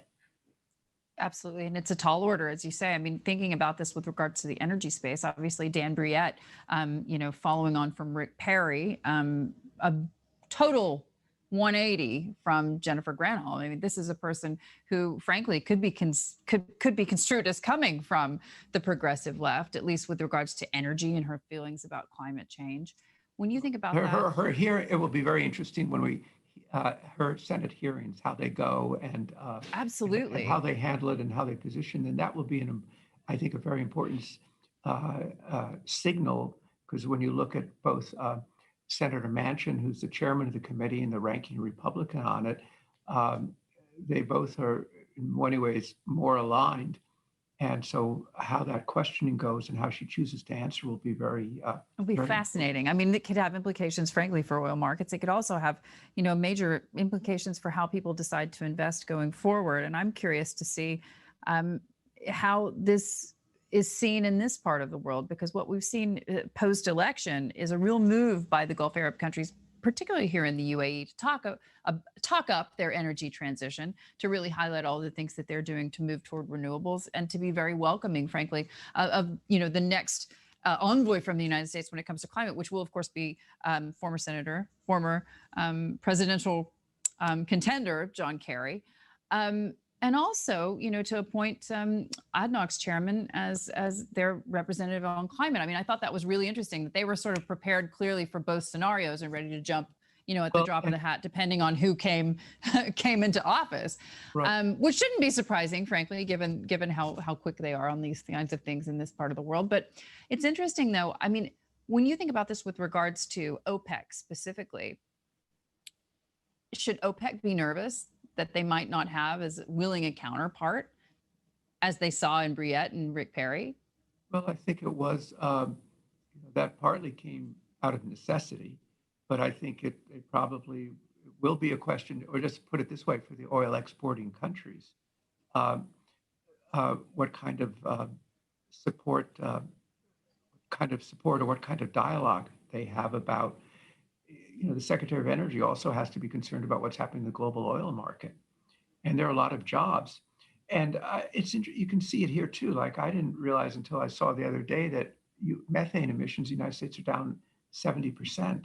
And well, people are working on this agenda, but obviously it's speeded up. As you say, it's interesting, the CEO of ADNOC, Dr. Sultan Al-Jaber, and also the climate negotiator, but he formerly headed Masdar, which is their renewable energy and energy alternative institution that he used to head. And I think he may still be chairman of it. So he brings a lot of creds to it. And you see in the UAE, very low cost solar. They've started their first nuclear power plant. They want to be an exporter of hydrogen. So people are figuring out what the path ahead. One thing that's much on our minds is how the supply chains are going to work for this kind of race now to move, to go the green supply chains, and what kind of bottlenecks there will be and what kind of challenges there will be there. And I think that's not being looked at so carefully. What about players like Venezuela and Russia in particular? Because we talk so much about the OPEC Plus agreement and sort of the, I don't know, would you call it angel threads that hold that together at times? It's certainly about personality, but it's also about the bottom line, isn't it? Yeah. And I think you're going to see a lot more pressure. You got it. And I think there's going to be a lot more political pressure on Russia in the coming years, as well as pressure on their bottom line. Well, if we take Venezuela first, I think that's just, just a step. It's a disaster case. Its production produces half as much oil as the state of North Dakota. I mean, this was one of the founders of OPEC. It used to be a very large producer. Just the sort of economic self-destruction that's occurred there under the Maduro regime, and so many of the talented, capable people have left the country. I mean, imagine shortages of gasoline in a country that has the world's largest oil reserves. Russia, and you've got to think about the fact that Trump sanctioned Venezuela, and the question, of course, whether or not the new president will decide to reverse that. Yeah, or will they try? Much like he might do the same thing with Iran. Well, I think Iran clearly will move to recreate some kind of nuclear deal with Iran. I mean, that's absolutely.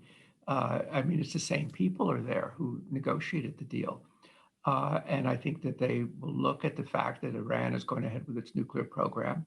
That, of course, will cause some disquiet on your side of the Gulf as that goes ahead. On Russia, I mean, the basis of OPEC Plus, what you call those angel threads, is Saudi Arabia and Russia. And Russia, it's such a complicated situation. And I think the struggle for U.S. foreign policy under the Biden administration, are there things to do other than sanctions? You've had this massive cyber attack, and the U.S. in turn putting sanctions, more sanctions yesterday and today to stop the Nord Stream 2 pipeline from going ahead. I think there will be an effort to see if there's some basis for stabilizing or improving the relationship, but all the signs are that it's going to continue to be quite difficult, and it's the other major problem that's out there at least for the new administration after China. For President Trump, there was this much vaunted energy independence, right? And there are some who say that the Biden administration, the incoming administration, as a result of the way that their policies are tilted, trillions of dollars hopefully going into green energy projects, that would derail U.S. energy independence. Do you support that narrative? Well, I think the way to think about it, it's like two different tracks. There's the oil and gas position. The United States is now the world's largest producer of oil and natural gas in the world. And it would have changed from 12 years ago when the U.S. was importing 60% of oil. It's a really big change. And in the essay that I wrote for the excellent Atlantic Council New Report, I was thinking about it and realizing that 8 presidents from the early 1970s had made energy independence a #1 goal, and it always seemed like a joke. It was something the late night comedians would make fun of. And now we have it, and now kind of like the Space Force today. Yeah, well, we'll see. I mean, you've seen their uniforms. They have pretty snazzy uniforms. The outfit's half the battle, clearly. Exactly. It's funny because there's this satirical TV show with Steve Carroll about Space Force, where the uniforms are where they're designed by the First Lady. But that gets us off topic. But I think that now, once you kind of get energy security and energy independence, fantasy, and now it's reality, it's now just taken for granted. And a lot, but if President-elect Biden, soon we can say President Biden, has made a point to differentiate himself from a lot of virtually all the other candidates when he's in the primary, saying, I will not ban fracking. But there'll be more regulation. And I think the industry right now is watching and waiting warily to see what it means and how hard they go after them and what kind of restrictions. I think they'll do things like more focus on methane, and everybody's going to use solar power to in your operations in the field and so forth. So I think it's kind of going to be an adjustment process, but this is not going to be a repeat of the Obama administration in this regard. No, absolutely. But it's going to be interesting, I think. And it's a question that I, as you know, ask energy ministers from this part of the world again and again, foreign ministers, anybody I can get to sit down in front of me, which is, the ongoing relationship between the United States and this region. And it's really funny because I clearly have trained my producer well, because she's trying to slip me this question to make sure that I get it in. So I feel really good about that, which is the question, right? At what point, if we are selling ourselves down the road under the Biden administration, where we don't have that narrative of U.S. energy independence, does that mean that we are now going to be at the mercy once again of OPEC and particularly of the Middle East in terms of energy supplies? I wouldn't say at the mercy of OPEC. I would say at the mercy of volatility in the market. Right. Way to think about it, and at the mercy of events of crises that come along. I think, and you've been talking about the Abraham Accords and this relationship between the treaty between the UAE and Israel, which interestingly enough, Hadley in the United States kind of didn't get that much attention because it was during the political campaign, during COVID, during forest fires. But it really, to borrow a term from behind me, it's a new map. It also didn't get that much attention because nobody wanted to give the president any credit for it, I think. Yeah, that's probably right. That's right. Let's be honest. Yeah. But it is a new map for the Middle East. And I think there are obviously economic reasons for it. There's the common concerns about Iran. I think there's probably also some sense of, well, where's the United States going? And if you've had this instability, what's going to happen in 4 years? Just less sure about where the U.S. is, and its position has changed. And so it became also another reason for these two very important countries in the region to have a relationship, a strategic relationship, because there's a little concern about where does the U.S. go from here? Is it going to be retreating? Is there a vacuum? And so I think it was, as Marxists used to say, it was overdetermined. There are a lot of reasons for it to happen, but it is, and as you've been emphasizing in your reporting, your discussions, a really significant development. It is really a new political map in the Middle East.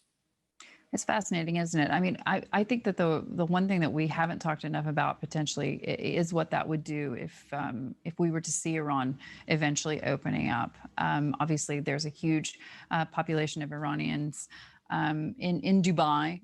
There's a history of that kind of interconnectedness and interconnected trade.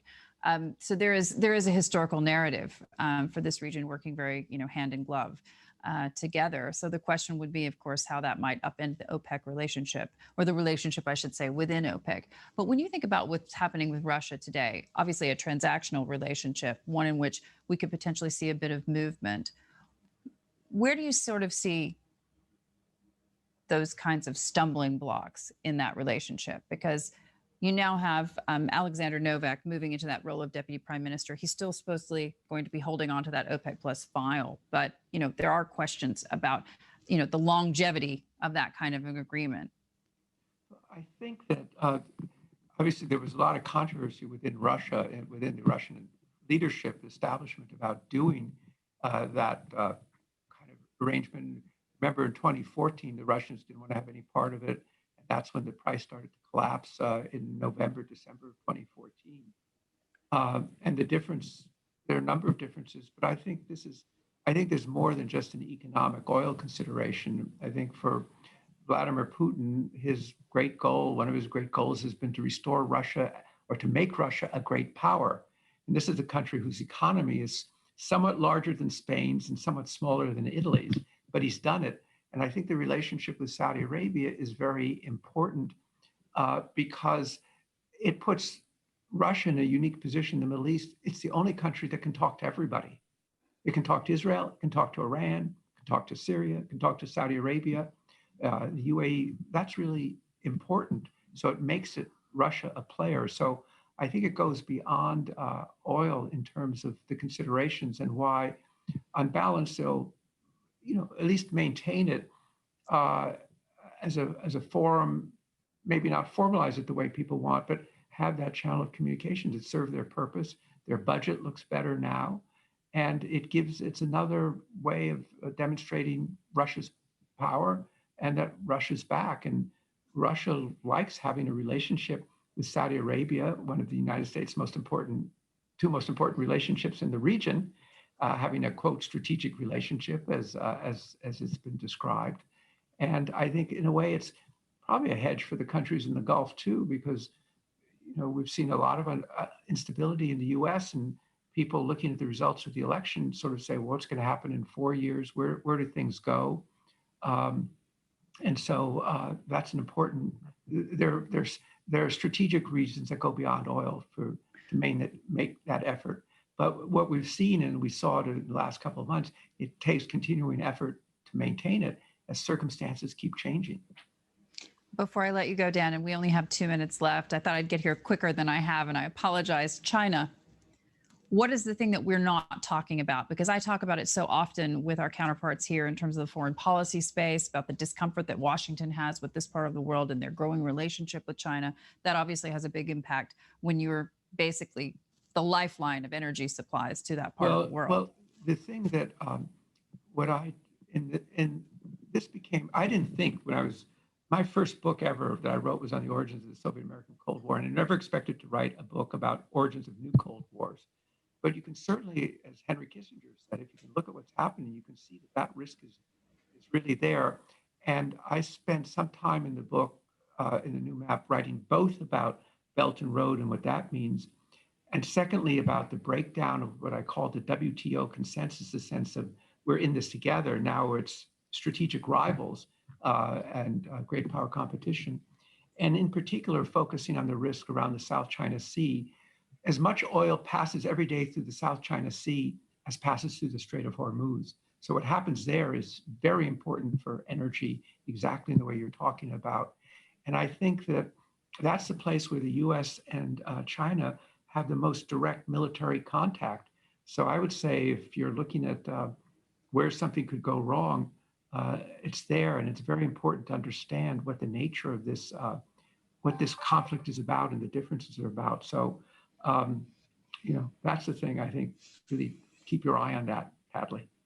Absolutely. And this at a time when Xi Jinping has essentially given even more money and more power to the military wing of his government. Dan Yergin, author of The New Map and many, many other amazing books, which I strongly advocate everyone reads. Thank you so much for joining us. I'm going to pass this over now to Julia Piper. Thanks so much. Thank you, Hadley. Welcome back, everyone. I am not Julia Piper. That was recorded earlier, and we're just showing, replaying that for those who didn't get a chance to watch it earlier. My name is Randy Bell. I am the director of the Global Energy Center at the Atlantic Council. Before we get started with the rest of our programming for the evening here in Washington, morning in Asia, I want to highlight one of the key findings from the Global Energy Agenda survey, which is something publication we launched earlier today in Washington. So this part of the survey, we asked our survey respondents, will COVID-19 accelerate or impede the energy transition? Now, this is really relevant for the next couple of panels that we're going to hear from. We're going to hear two about Asia, where you're going to see a huge amount of energy demand growth, but also a lot of innovation in in clean technologies, and a lot of new commitments towards climate action. And then we're also going to hear about innovation ecosystems. So how to think about creating the new technologies that might solve some of our climate problems. But we asked the survey respondents, will COVID-19 accelerate or impede the energy transition? And I think this is a really interesting question. Overall, most of the respondents thought it would accelerate a lot or somewhat. You'll see here, 13% thought it would accelerate a lot, 48% thought it would accelerate somewhat. Only 19% thought it wouldn't do much, 17% impede somewhat, and only 3% thought it would impede a lot. I'm going to break this data down a little further. We found in our survey that there are three schools of thought, three groupings of energy experts. And they were really defined by how they view peak oil demand. There were the energy transition bulls that thought peak oil demand would happen, has already happened, or will happen relatively quickly. There are the moderate group. They see peak oil demand in the 2030s. And then there are the energy transition bears. The peak oil demand won't happen until 2040 or may never happen at all. Now, these three groupings were essentially internally consistent views of the world and the energy system. And so we see a lot of interesting results in our survey if you break it down into those groups. And so from here, what we see is that the bulls thought, the transition bulls, so those who thought peak oil demand was going to be happening sooner, they thought 74% of them thought the pandemic would accelerate the energy transition. So significantly higher than the overall average. Now, in the energy transition bears, those that thought peak oil demand won't happen until the 2040s or never at all, only 35% of those thought that the pandemic would accelerate the energy transition, and 47% thought it would impede somewhat or a lot. So you're seeing this real breakdown in the ways in which people are thinking about the energy transition. And I think the key takeaway from the survey and from the report that we launched this morning is that there are a lot of options. There's a moment where the decisions we make in 2021 are going to have the opportunity to reset the energy system. Nothing is inevitable, though. So the choices that we make, the choices that policymakers make, the choices that corporations make are really what's going to reshape this energy system. We have an opportunity because of COVID-19, but that doesn't necessarily mean that we will get there. Now that we're all caught up, I want to we're going to go to Asia. We're going to get started with our programming for the rest of the evening. I want to start on the eve of this inauguration. We'll look to soon-to-be President Biden's energy and foreign policy agenda in Asia. We're so excited to look to some of the most dynamic foreign policy challenges and opportunities that lay in store for the next administration. After that, we're going to examine China's net zero pledge. China last year made a pledge to achieve net zero greenhouse gas emissions by 2060. It really shocked the world. We have, because they are the world's largest greenhouse gas emitter. We have a remarkable panel, experts from China, experts from the United States, and Kevin Rudd, the former Prime Minister of Australia, will be giving a keynote. That's going to be a really, really fascinating conversation. And that's at 11 p.m. Eastern. After that, we're releasing a new report written by my colleagues Peter Engelke and Margaret Jackson on energy innovation ecosystems.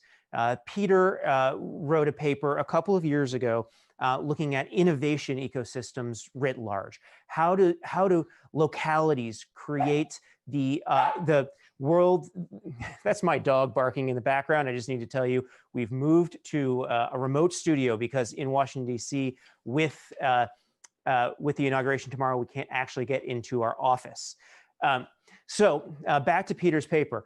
He looked at the issues, the factors that shaped successful innovation ecosystems across the technology landscape. What was the policy? What was the investment community like? What was the education system like in each of those places that had a successful innovation environment? So this past year, he's done a deep dive with my colleague Maggie on what the energy innovation or what he calls the green tech innovation ecosystem looks like, and what are the factors that help create that ecosystem.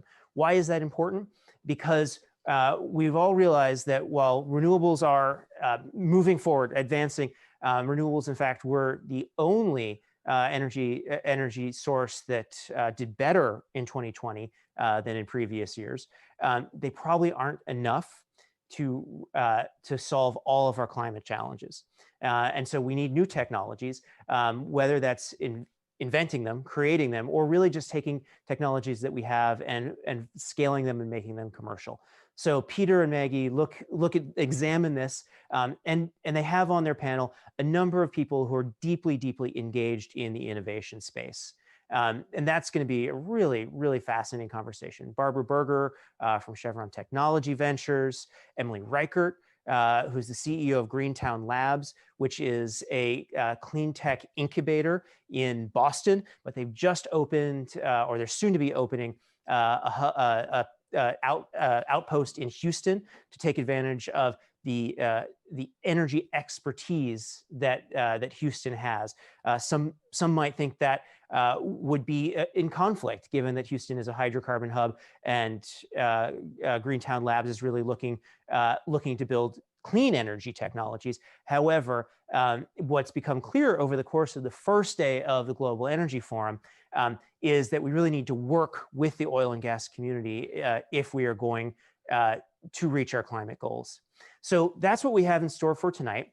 We're going to go back to Asia right now, and I'm really happy to be passing things off to Eunice Yoon, who is the Beijing bureau chief at CNBC. Eunice, how are you? How is everything in Beijing tonight, or this morning for you? I'm doing okay, and I understand why you had your dog barking. I was actually worried that the delivery man was going to ring the doorbell just now. So everybody's at home. The world's a lot different now, and it's great to see you. Yeah, wonderful to see you. Thank you so much for doing this tonight, or this morning for you, and I look forward to watching this panel. So over to you. Thank you so much. And thanks everybody for joining us on this panel about the Biden administration's energy and foreign policy and how Asia. And so first of all, I think it's worth noting that within the next 24 hours, President-elect Joe Biden is expected to announce that the US will rejoin the Paris Climate Accords. His administration has already laid out some very aggressive targets when it comes to climate: 100% carbon pollution-free electricity generation by 2035 and carbon neutrality by 2050. Expectations are that Biden is also going to push ahead with greater stimulus in order to try to build out more environmentally friendly infrastructure back home. Also that he would tone down his rhetoric on trade as the incoming administration looks to reestablish the US's role in the region. So how is all of this going to impact Asia as well as the energy industry? Let's talk to our guests to find out. They are an established group of people. Anatol Fagin, the Executive Vice President and Chief Commercial Officer with Cheniere Energy. Napada Karnasuta, the Chief Financial Officer with B. Grimm Power. Benjamin Self, Vice President with Mansfield Foundation, and Han Wenke, a Senior Advisor with the Energy Research Institute at China's NDRC, or the National Development and Reform Commission. Thanks, gentlemen, for joining us for this discussion. And just a reminder for the audience, in case you have a question and you want to get it over to the panel, please go to the chat function on the Global Energy Forum app. So for the panel discussion, I'd like to start first with Ben, because Ben, sitting in Washington, D.C., how do you see the Biden administration moving aggressively on energy and foreign policy, and what kind of timing are you foreseeing?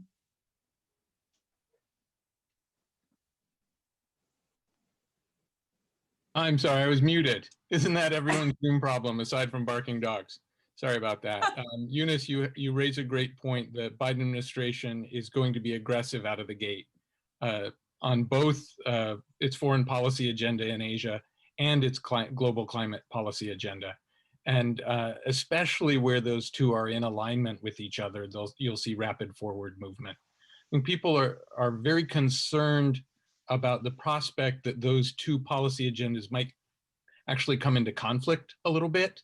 In particular, the question of advancing US alliance relationships and restoring the close alliance cooperation globally, but particularly with Asian allies in the face of what is seen as an intense competition with China. And here inside the Beltway, as you point out, hours to go in the Trump administration, we still have a strong feeling or consensus, I would even argue, bipartisan administration and Congress, that the relationship with China will not revert to the Obama era, and that it will not be easy to restore a any sense of a strategic partnership in that relationship. Instead, competition will be the focus for both the State Department and as well as the Defense Department at looking at Asia.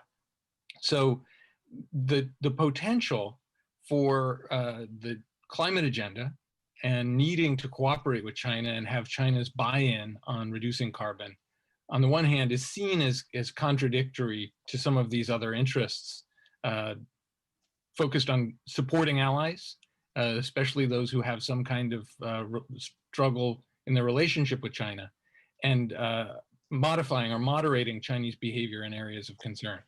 So that is something to watch out for. Where we will see rapid change and progress is where the US can push for multilateralism. And the Paris Agreement is exactly the right framework for that, for the Biden administration to move early. Thank you. Thanks so much, Ben. Wenka, I wanted to kind of get your thoughts on what Ben had said, especially sitting there as a senior researcher at the top economic planner here in China. What are the expectations, not only for yourself, but also the expectations of those around you in your conversations about how the Biden administration is going to end up changing the dynamic with China? I heard Biden administration will shift U.S.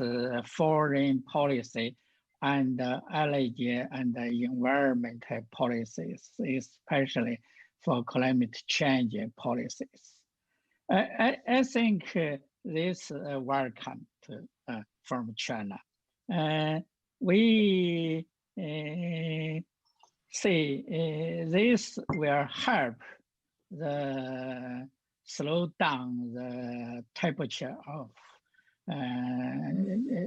regional some conflicts, and this will help rebuild China and the U.S. relations, especially U.S.-China energy cooperation.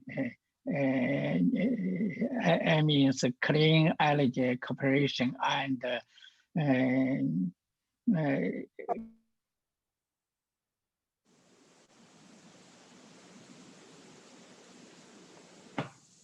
Like he's frozen. Asia, a lot of countries develop the clean energy and try to some investment from China, from US, and help together China and the US cooperation with Asia countries. I think is a good news for Asia, especially for China. But in China, China have some China's energy agenda. President Xi has proposed to remote revolution in energy production and consumption and build China's modern energy system.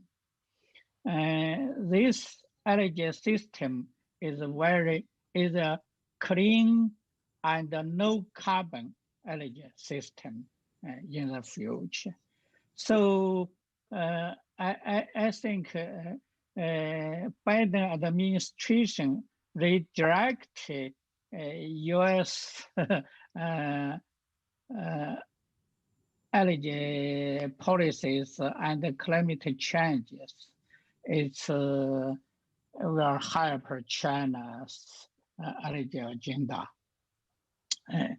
But another thing, I think it's for China, it means opportunities and also means challenges. Maybe we need to face the U.S. companies in competitions in clean energy, clean technologies, something like this. That's all. Well, Anatol, Cheniere has been able to take advantage of some of the opportunities that have presented themselves, of course, over the years. And that includes with the Trump administration's trade deal with China. Tell us how you foresee the change in administration impacting not only Cheniere, but the U.S. industry overall. Thanks, Eunice, and thank you for having Cheniere. It's an honor to represent Cheniere and the U.S. LNG business overall. And we would first start with offering our congratulations to President-elect Biden and the incoming team. We are fortunate that, as you said, we've been at it for years, but we are on the eve of celebrating our 5th anniversary in February as an operating company, and have been fortunate to have had a fairly dramatic impact on our market, on the LNG market overall, especially in Asia, and especially within Asia on China.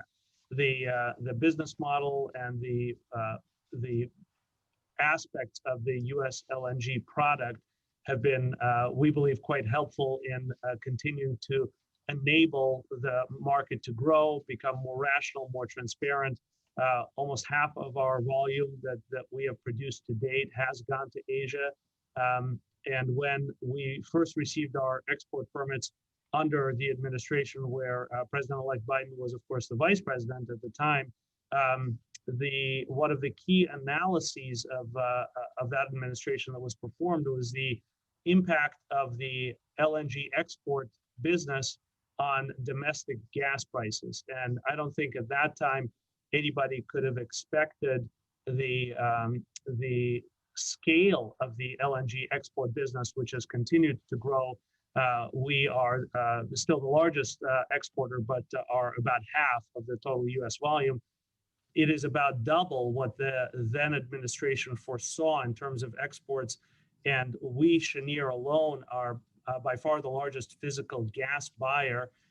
Even with all of that, North American natural gas prices have remained very stable and have resulted in a very stable product that our long-term customers enjoy, both from a reliability standpoint, where we have almost perfect reliability, as well as from a pricing standpoint. I'm sure everyone has seen the volatility, especially in the Asian gas markets over the last couple of months.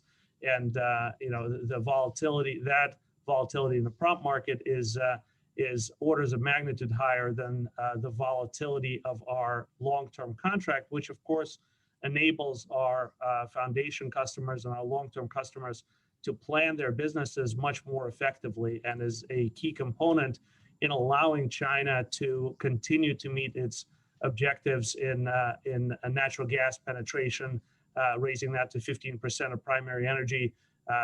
In LNG, China for the year 2000 had another spectacular year, about 12% growth. It is now solidly in second place, the second largest LNG import market behind Japan.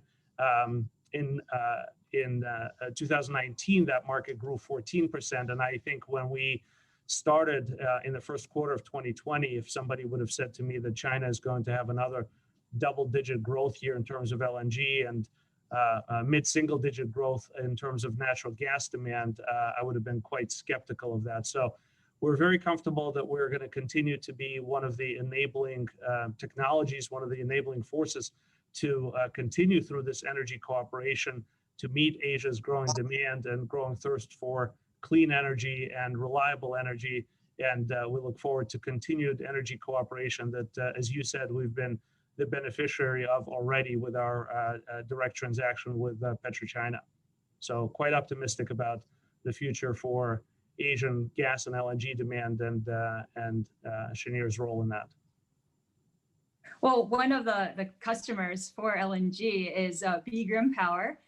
Nova, I want to get your thoughts on what you think this fast-tracked Biden administration policy on energy and climate could potentially mean for Asian companies. All right, thank you very much for the questions, and thank you for having me here. We are truly delighted to be speak on this conference. So as I think many companies in Asia would probably face the same issues in terms of driving towards the zero carbon emission by 2050s.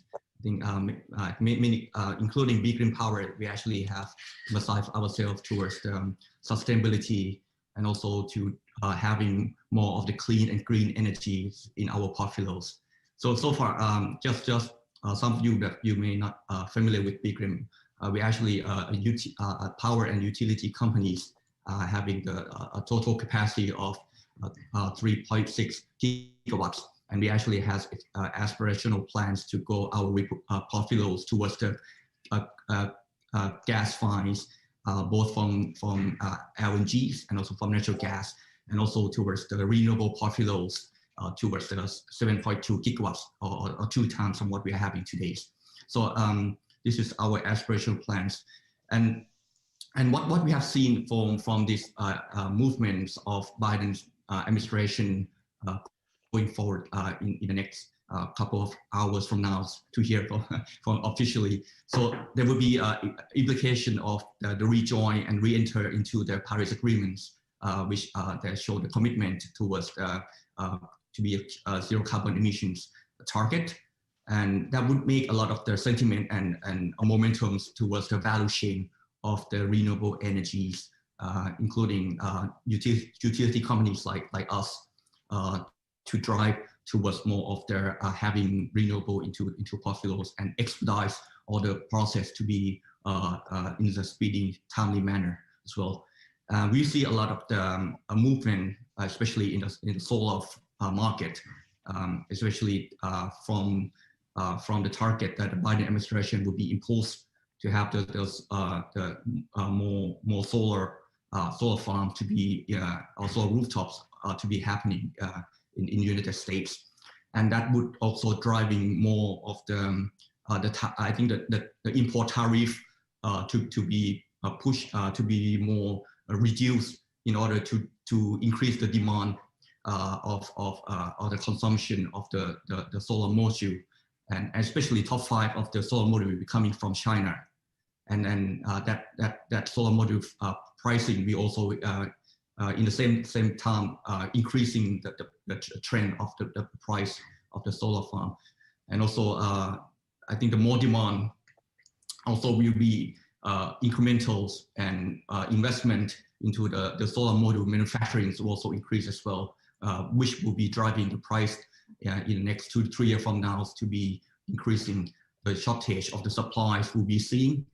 We'll see that more capacities and also investment be coming through the demand that will be driving from the United States. So we will see that there will be less supplies to Asia, but more supplies will go into towards more in the States. That's what we have been seeing from now. No, but it sounds as though you're saying that the more aggressive move on the part of the Biden administration could help act as a catalyst in some ways, not only for the energy industry, but also for other industries. You mentioned manufacturing. I'm wondering, as a CFO, are you seeing or foreseeing any potential changes in the financial world and the way a lot of these more energy and environmentally friendly and green products are financed? Indeed. I think that every companies, every countries also have an aims towards the sustainabilities, and ESG guideline has been the principle of the doing business in the recent eras. And having said that, every companies also have the target to have their reduction of the carbon emissions in a certain period of time. And the way of that is actually, we have seen a lot of the movement of some of the companies, such as oil and gas companies, especially in the United States, such as Chevron and Exxon, who actually has been the leaders in the oil and gas business, moving towards more of the renewable, I think, trends. And that would also driving towards how to actually minimize or to achieve the carbon reduction footprints that they actually have been targeting. And the way to achieve that is actually coming from two ways. One is to having more investment in the renewable energy, and second is actually to obtain some sort of green certificates or licenses that has been trading in the renewable energy market, which is we have been seeing a lot of the green bond or sustainability bond that has been coming around in the market in the recent years. And we will see toward more liquidity in the market once the Biden administration has been impulses towards this implication as well. Wenke, I don't know whether or not you'd be able to speak to this, but something that I see here in Beijing is a lot more discussion about green bonds or blue bonds, those are marine bonds, in China as well, as just one of the efforts by the Chinese government to try to encourage sustainability. And also China has, as you had mentioned, some very aggressive targets for carbon neutrality by 2060. At the same time, Wenke, what I think is interesting is how China has been pushing the idea of self-reliance. And usually we hear about that in terms of technology and supply chains. I was curious about your thoughts as to how it applies to the energy industry and what you foresee in China. I think in China these years, China do some things, rebuild its energy sectors. So in the everyone know China have a huge production of coal and have a huge capacity of coal and of power generation capacity. So one thing is China reduce the coal capacity and coal power capacity. This one thing. Last few years, China achieved its goals. Another thing is focus on promoting the no fossil fuel energy produce. So China built more the wind power and solar power and something. So promoting clean energy production and clean energy substance. This is one thing is reduce some high carbon energy, and one thing is promote low carbon energy. And another thing is China promote the technology innovations. Current technology changes, and China redirects financial policies. The government money, government financials, and focus on clean energies. And China's policies with this area have some changes. The banks, some platform for financials have a focus on the low carbon development. Because China have some ideas for green development. These green development ideas cover all China, government sectors and peoples. I think this is China's doing. Recently, the workers, I think these policies and this developments will continue.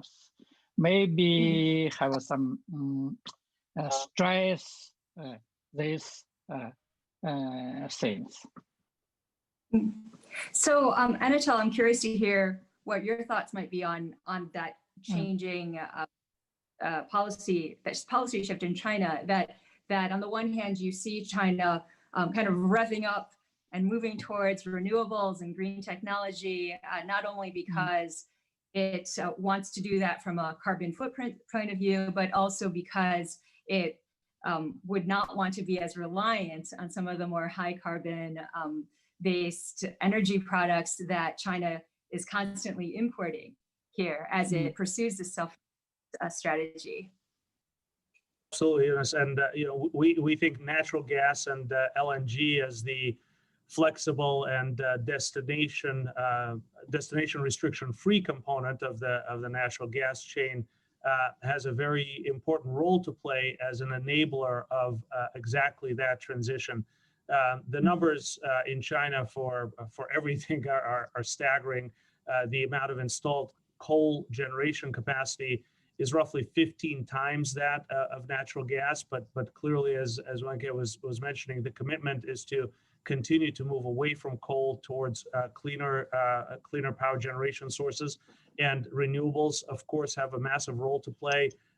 China already has well over 200 gigawatts each of wind and solar generation. Those numbers will grow tremendously, but as will the natural gas infrastructure. The path to energy security, reliability, and an improved emissions footprint is one that is built on diversity of supply and reliability, and the ability to backstop the intermittency of renewables, certainly in those market centers where that reliability and that generation profile stability is very important. So, we're talking about a very large economy, second largest in the world, obviously, and growing at a very rapid clip. Even I think the fourth quarter was a 6.5% GDP growth rate for China, and we don't see that slowing, and we don't see the energy demands slowing anytime soon in absolute terms. They might slow modestly in percentage terms, of course. And LNG is a largely coastal, largely sort of custom solution, and the natural gas numbers for China, again, growing from this kind of about 7% of total primary energy to doubling as a percentage terms, and also continuing to grow as the entire pie grows, are still a relatively modest piece of the overall equation.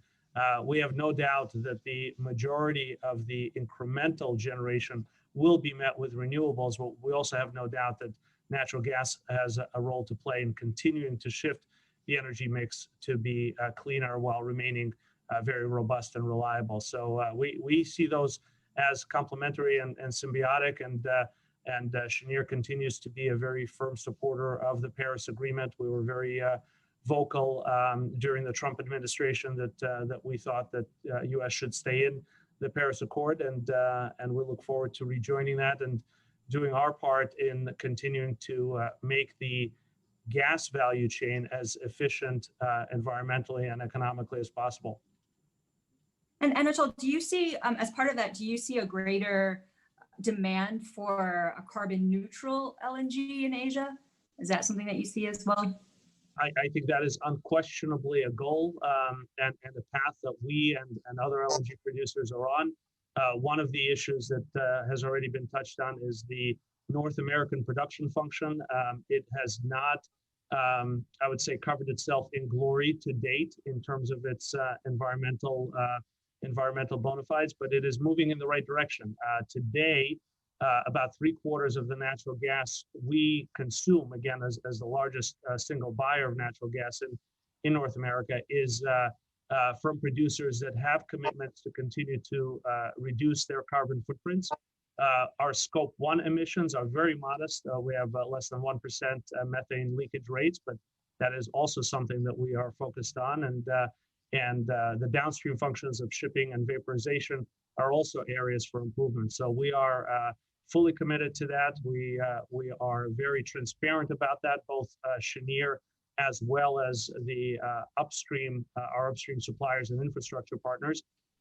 There's a lot of work to be done, and we are committed to continue to reduce the life cycle emissions of our delivered product, and we are very optimistic that we will continue to do that for decades to come.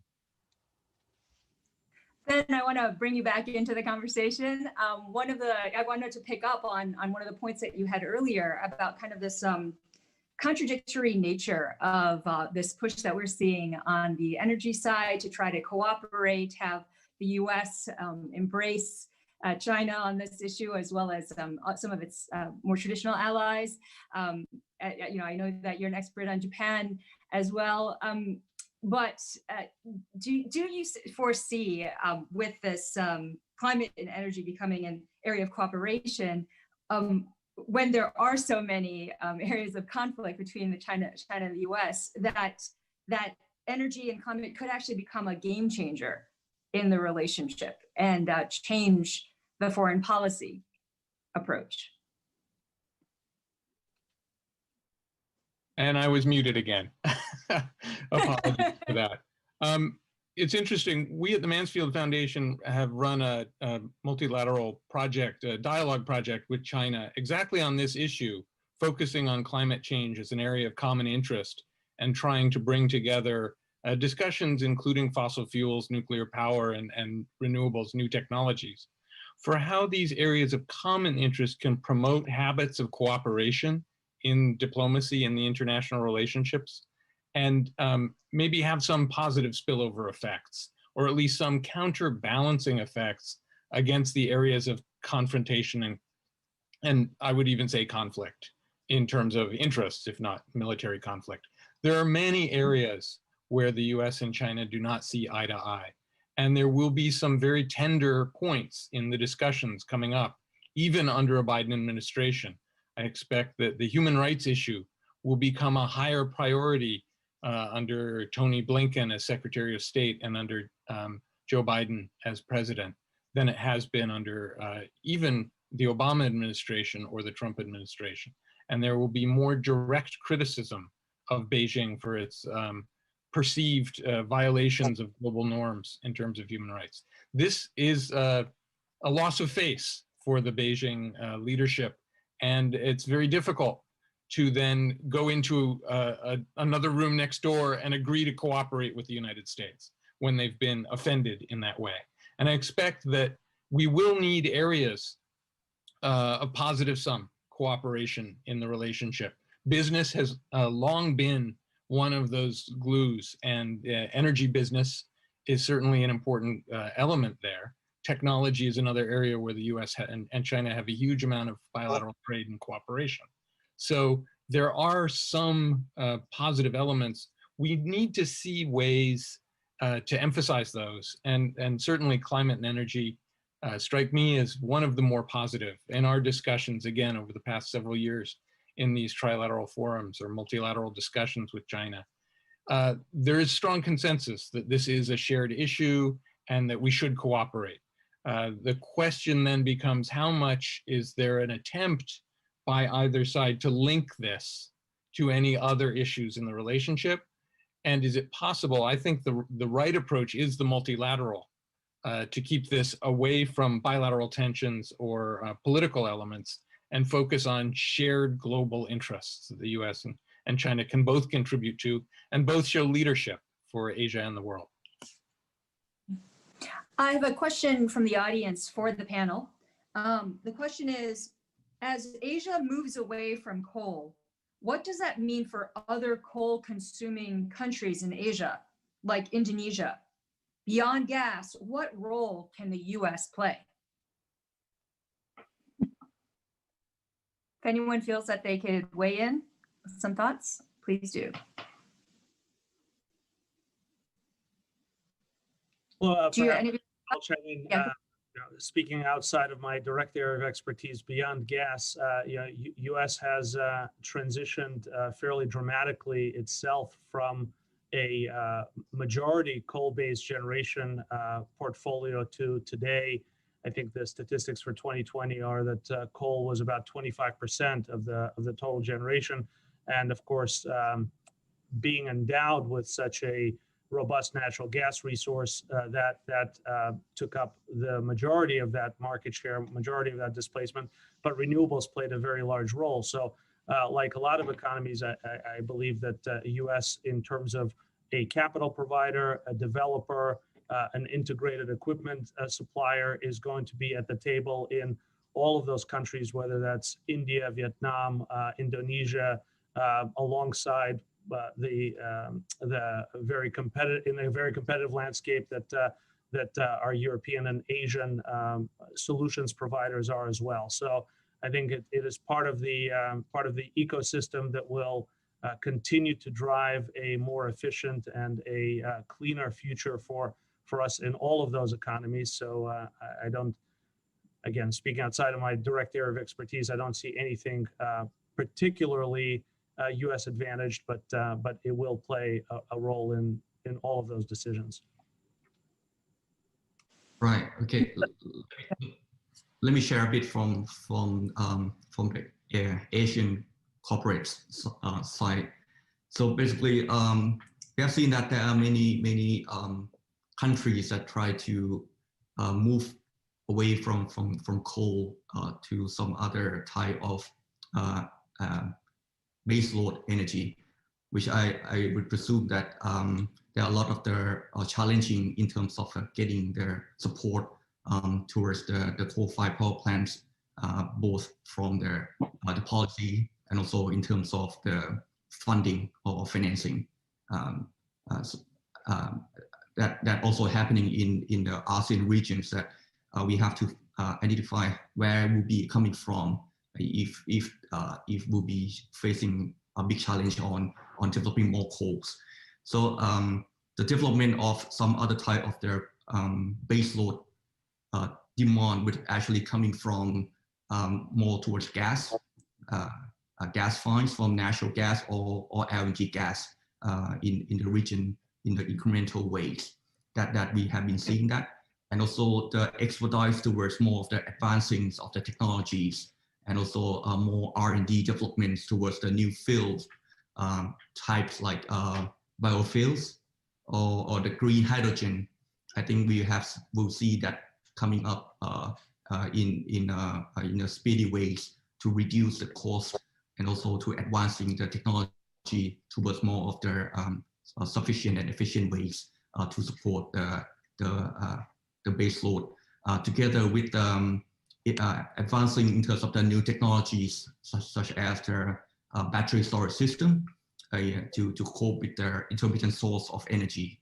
So that also we'll see the spill over towards the development modes from other regions like in the United States or from the European countries. So I think that would be something that can be a part of the supportive towards the reduction of the coal-fired productions, and gearing towards more of the green and clean technologies from both gas and also towards the advancing technologies of the green and clean tech.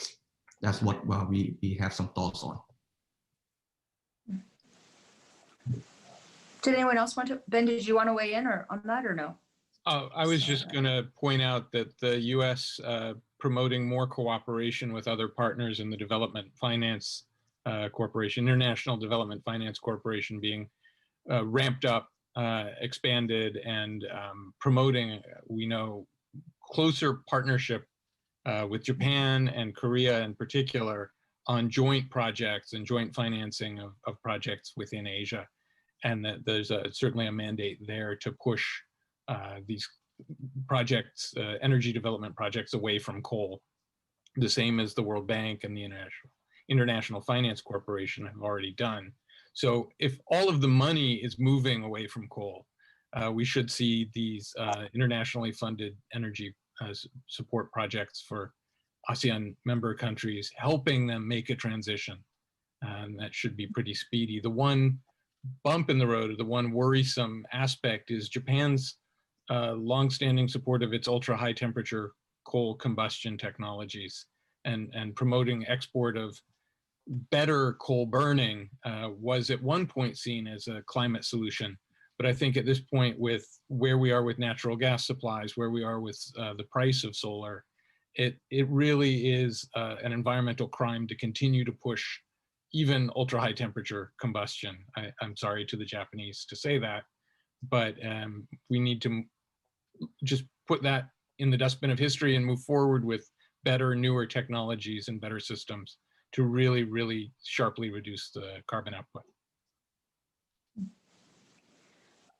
So I wanted to bring the conversation back to a theme that I'm hearing here, and that is, of course, that there's going to be a lot more cooperation between the Biden administration and then here in China, but also that there could be a level of competition when it comes to the technology side. I'm curious, and I don't know who would want to weigh in on this, but where you see the balance of power at this stage in terms of the technology in green products, because here I often hear that China is the leader. China's the one manufacturing the solar panels. China's the one that's really been able to ramp up on wind turbines, for example. So what are your thoughts on the level of technology right now and that competition there? For me? Yep. Ben, did you want to weigh in, or Anatol, Wenke? I'm sure others know more than I do, but I would just say that the U.S. is certainly not in the lead, but I would never write off the U.S. as a technology competitor in any industry.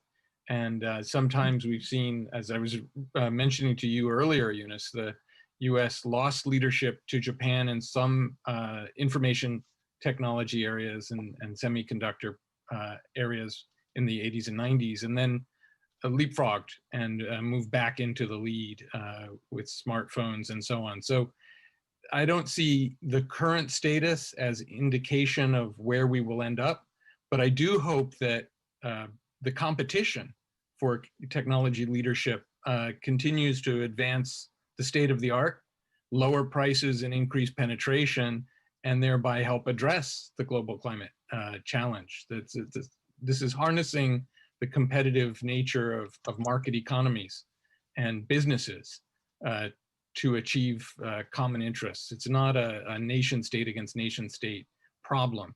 And I think in a lot of cases we have technology cooperation between entities in different countries, sharing and buying technology from each other. I understand the rhetoric within Beijing emphasizing that this is Chinese technology and China's leadership in this field, but I don't see it as a national thing. It's a firm level thing and a global interest level thing. And that's, we shouldn't turn this into a tool of politics. Anybody else have a thought about it? Wenke, I wasn't sure. Yes. Go ahead. I agree with that. We need energy technology corporations. I think we very highly depend on technologies. I mean, we should achieve goal for carbon neutral. Very depend on technologies. But we have some technologies. You have some technologies. We should work together. We can produce best energy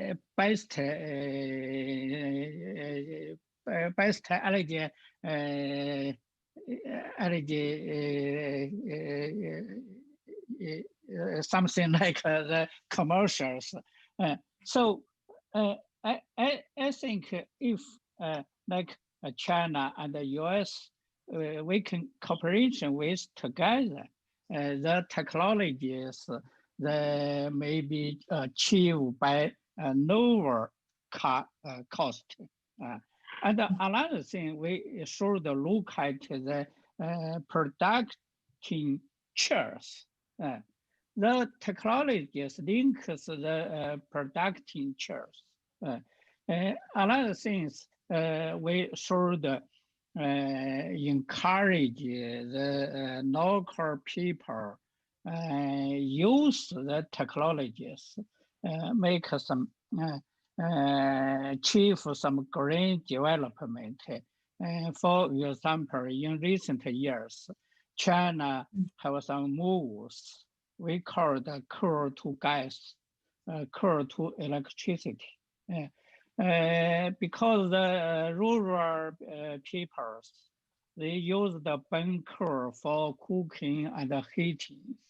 They use some technologies, can use the gas, can use the electricity, especially electricity from solar, from wind power. They, I think use the China's technology come from the US.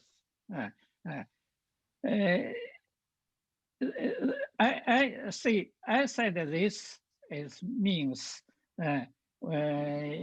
we should have one goal, neutrally, carbon neutrally. So technology maybe the innovation, something is not very important for the business get money, for business, for country, make some green things, right things. That's all. And Nova, just saw that you have your hand up as well. Would you like to weigh in? I just want to add a bit that it's very aspirational target to reduce their carbon emission towards zero net carbon by 2050 from every countries, from including United States. So the implication is that the needs for their technologies from their modules or the turbines will be increased quite rapidly in the next couple of years. So I think the challenge would be where it's going to be coming from, what kind of pricing will be at in order to make it commercially feasible and to cope with I think the target that every country has. So and in terms of the quality wise, I would see that many countries will have the collaborative ways to make the more efficient of the technologies to be able to cope with the low carbon emissions.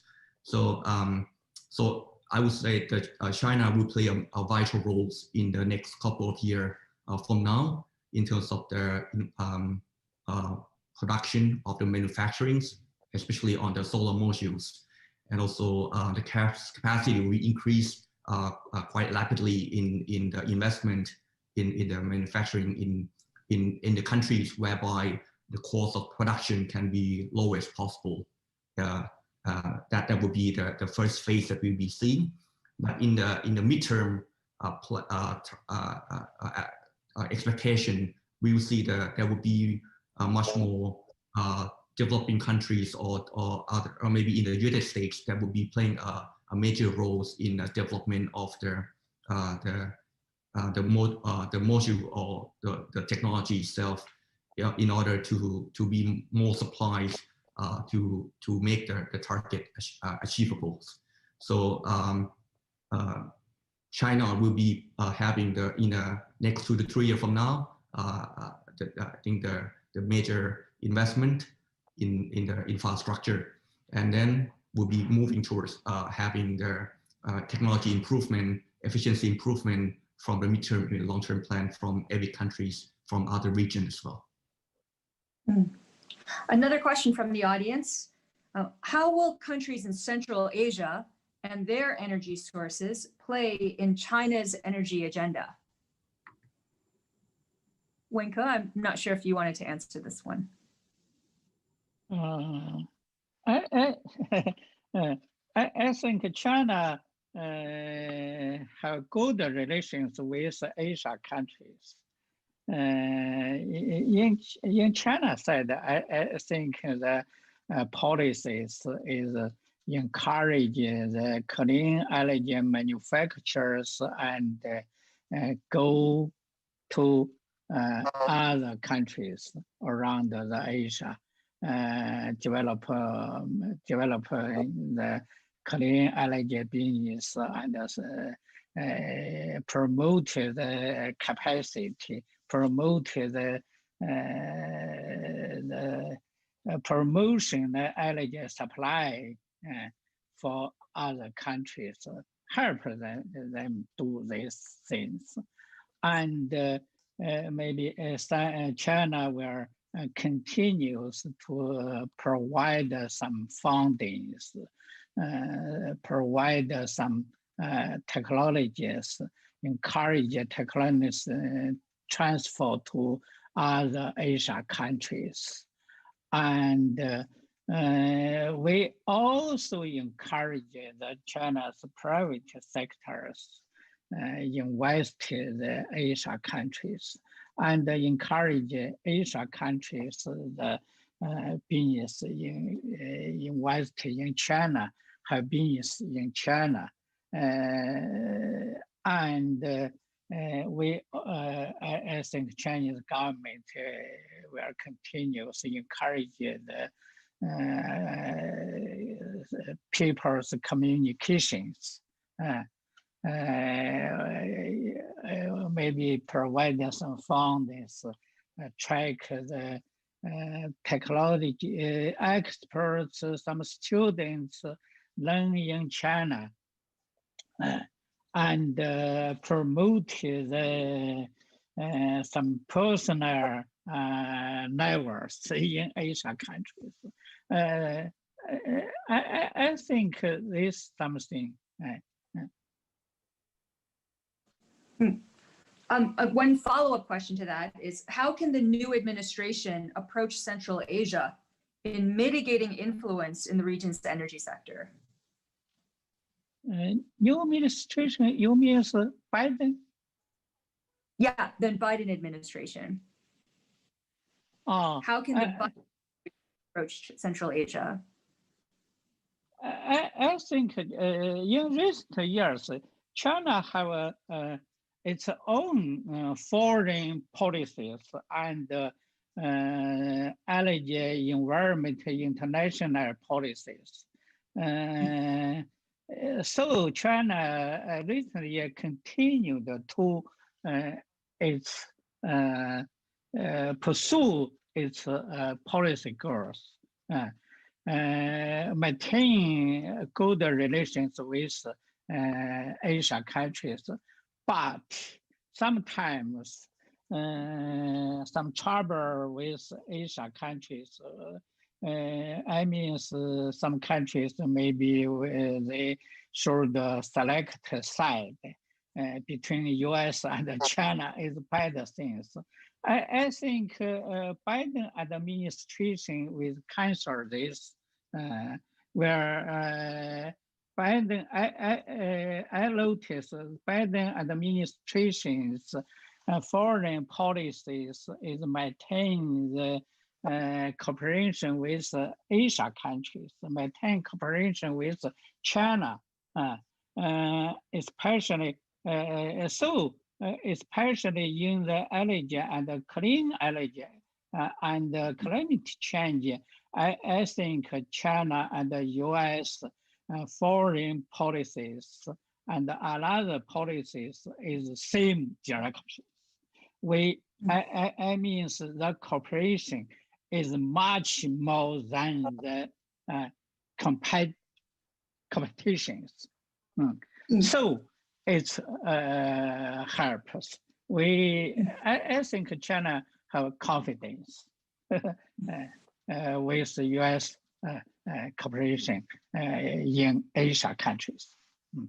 Right. So, Anatole, Ben, I'm not sure if you wanted to weigh in on that, but I also noticed the time, and it looks as though we have about 5-6 minutes left. And so, because of that, I was wondering, I wanted to ask all four of you what you think the biggest challenge is for the Biden administration to pull off this very ambitious climate agenda. and what you're most worried about in your assumptions about how quickly the policies will roll out. From our vantage point, the issue is really one of scale. The commitment is clearly there, and the resources and technologies are largely in place. To some of the previous questions and issues that were raised, the road to energy security is paved with diversity of supply and diversity of commercial arrangements, and the successes in the energy system of the future, we think will rely largely on those building blocks. So we see continued decreases in cost for renewable energy. We see continuous improvements in the system, continued price declines for battery storage as a backup to intermittency.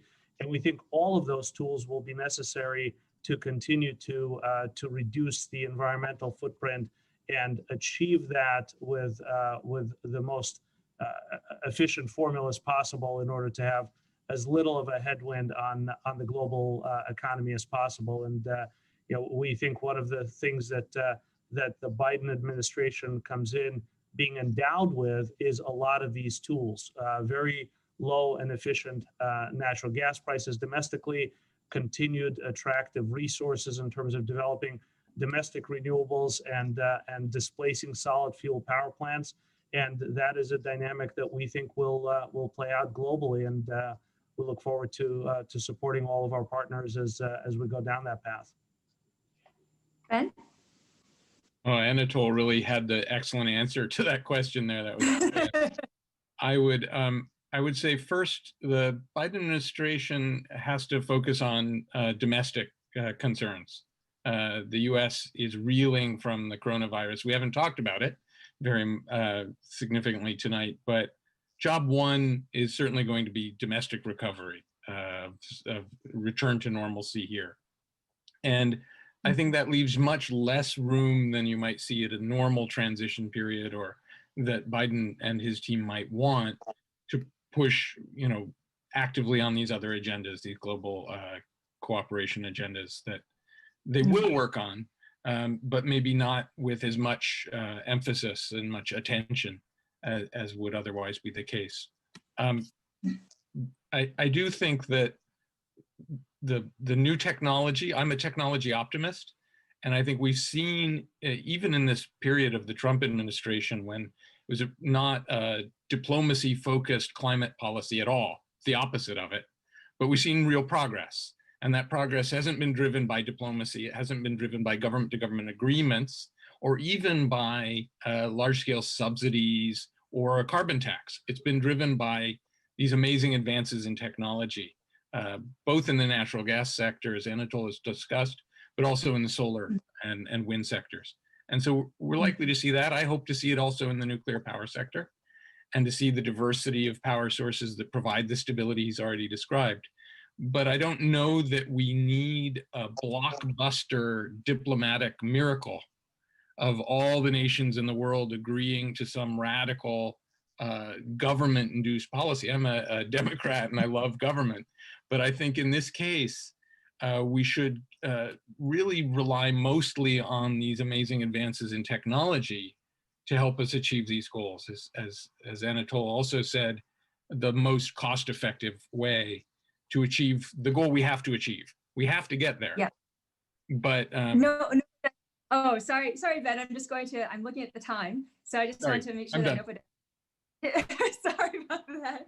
I apologize. Novadesh, what about you? What advice would you give to the Biden administration? What challenges do you see? Right. Firstly, I'm very pleased personally to see Biden's administration actually put their high emphasis to have the target of zero emissions to be in place and re-entering into the Paris Agreement. So I think that's a good news, and I think global warming, I think that the carbon footprint has been our top priorities globally. So I think we have to put our hands together, put the other geopolitical aside, about some conflicting aside, and getting this thing to be our common goal. and make this thing happen for real. You know, we have, I think many of the renewable energy value chain has greatly appreciated and very highly contributed to this commitment as well, including us ourselves, Big Green Power, and other companies in the value chain also would, I think, put our hands to drive this thing going forward in a sustainable way, both in terms of the technical development, advancing the technologies, to the financial mechanisms to make it more liquidity and to drive toward the zero emission target. Thank you. And Wenke, I don't know, we only have about 30 seconds, a minute and a half or something. So just want to get your thoughts on what you think the challenges are. I think I have said that the Biden administration's foreign and energy policies agenda means the challenges and opportunities for China. And for me, I think the Biden energy and climate change agenda challenges for me, for ERI, we should very, very deeply China's strategy and plan for clean development, for low carbon development. And this is our task. So thank you. More optimistic spin that all of you have given when I was asking about challenges and obstacles looking forward. And so I just want to say thank you so much for being part of this panel, and thank you to the audience for also listening in and tuning in. And now I'd just like to hand things over to Randy. Randy. Thank you, Eunice, and thanks to all the panelists for really a remarkable start to our morning agenda focused on Asia. I'm going to now turn it over to Maggie Jackson, our new Deputy Director for Climate and Advanced Energy at the Atlantic Council, for a deep dive on China's net zero pledge and its regional and international implications. Maggie spent the last few years in Tokyo and Beijing, and we are so thankful and lucky that she joined our team in August. Though most of our team has yet to meet her in person due to COVID-19, and I actually just met her in person for the first time last week. She really has made an outstanding impact. So Maggie, over to you for a discussion on one of the biggest developments in the region for climate, China's goal to achieve carbon neutrality by 2060. Thank you so much, Randy. And I think Mr. Han Wenke kind of left us on the right note there. So it sounds like it's been a great start to our programming in Asia this morning. And as we know, it's already January 20th there, which is going to be a historic moment for the United States. The Biden-Harris administration is coming in with an incredibly ambitious climate and clean energy agenda and is going to be eager to work with partners around the world to drive climate action. And so speaking of climate action and climate ambition, this panel is going to focus on China, which is arguably one of the most difficult economies to decarbonize. And we're going to talk about its path to carbon neutrality. We're delighted to have colleagues joining us from Beijing for this timely discussion here right before the Chinese New Year, and as Chinese leadership finalizes the details for the 14th five-year plan and starts to develop China's new nationally determined contribution, which is going to shape the near-term domestic energy policy agenda.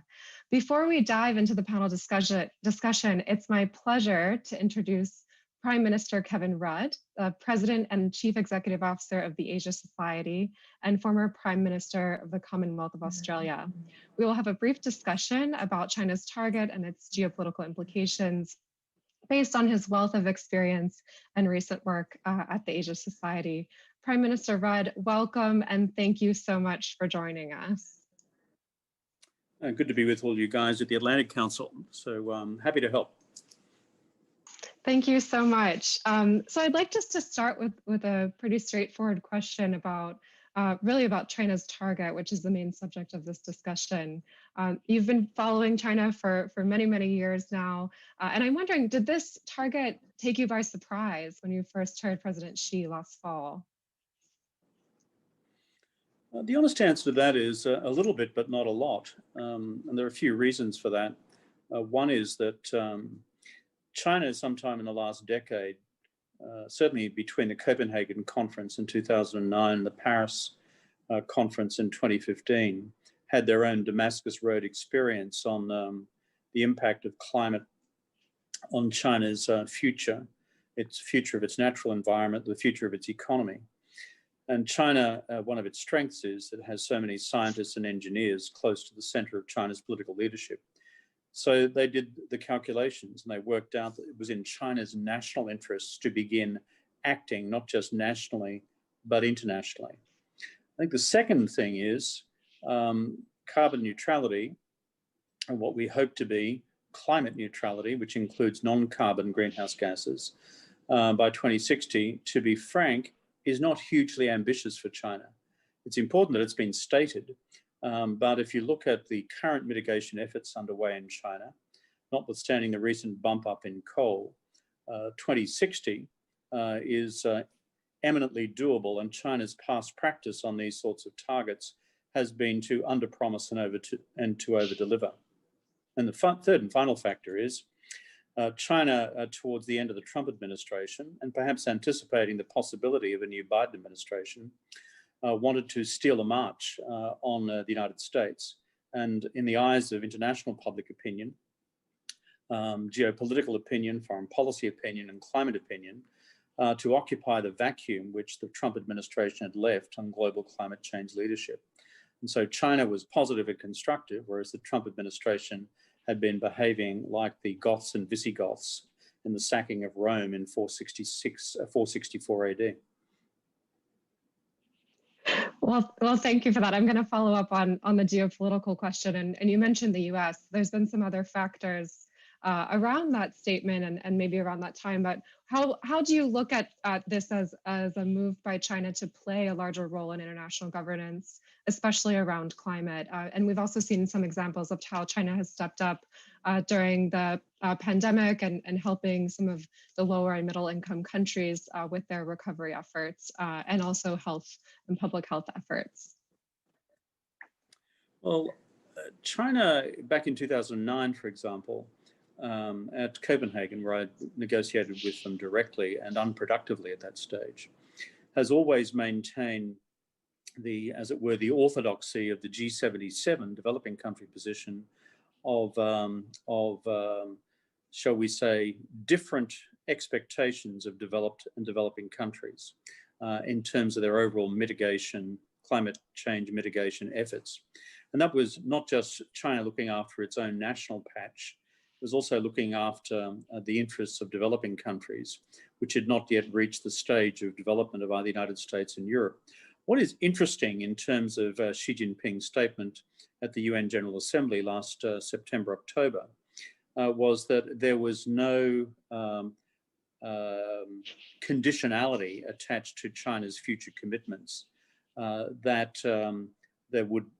has traditionally been anchored in language that what is expected of China is one thing, but what the developed world does is much more important and much more significant. At that level, China has formally broken solidarity, if you like, from a formal position on the part of the G77 and on the question of developed and developing country commitments. That's one point. I think the second is, across the world at large, as I said before, China is seeking to improve its global branding, given all the downsides of China's global branding in a whole bunch of other international and domestic policy areas, not least of which is human rights. And therefore, China has seen a big geopolitical and international political opportunity to burnish its credentials in this domain. And as I said, to occupy a vacuum left by the United States. So I think that is important. But the final factor is the Belt and Road Initiative is a problem for China's legacy on this question. So much by way of additional coal-fired capacity is being added to BRI countries. There's a danger that people will conclude, based on the numbers, that what China may be closing down in terms of coal-fired capacity in aggregate within the country is being offset by the addition of coal-fired capacity in BRI countries. So this is a liability in terms of China's overall global climate change credentials. Yes, I think that's an excellent point. And you also you see stories of perhaps the overcapacity playing into the BRI. But do you think that there will be a change? Do you see any indications that China, through the launch of its green finance principles and some of these pushes, again, from national policy to green the BRI, do you think those will be effective and in enough time? Well, I think our Chinese friends have worked out that what they do domestically is transparent to all of us globally, because we monitor it.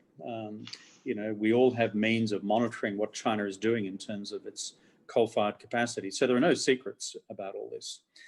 So that's one thing. So second, if China continues the uptick that we've seen in 2018, 19, and 20 in terms of additional coal-fired capacity being installed within the country, if that continues into the 14th five-year plan period, beginning in 2021, then there is no way that China over time will reach its mid-century commitments of 2060 climate neutrality.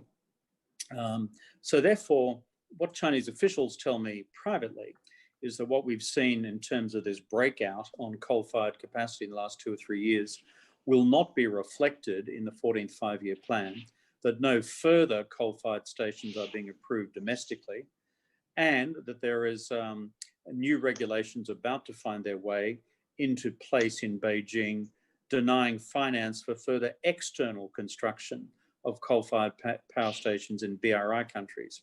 If the latter is the case, then of course that brings into stark relief the current funding policies by both China, by Japan and South Korea, who have in the past provided significant levels of soft finance for coal-fired capacity elsewhere in the world as well.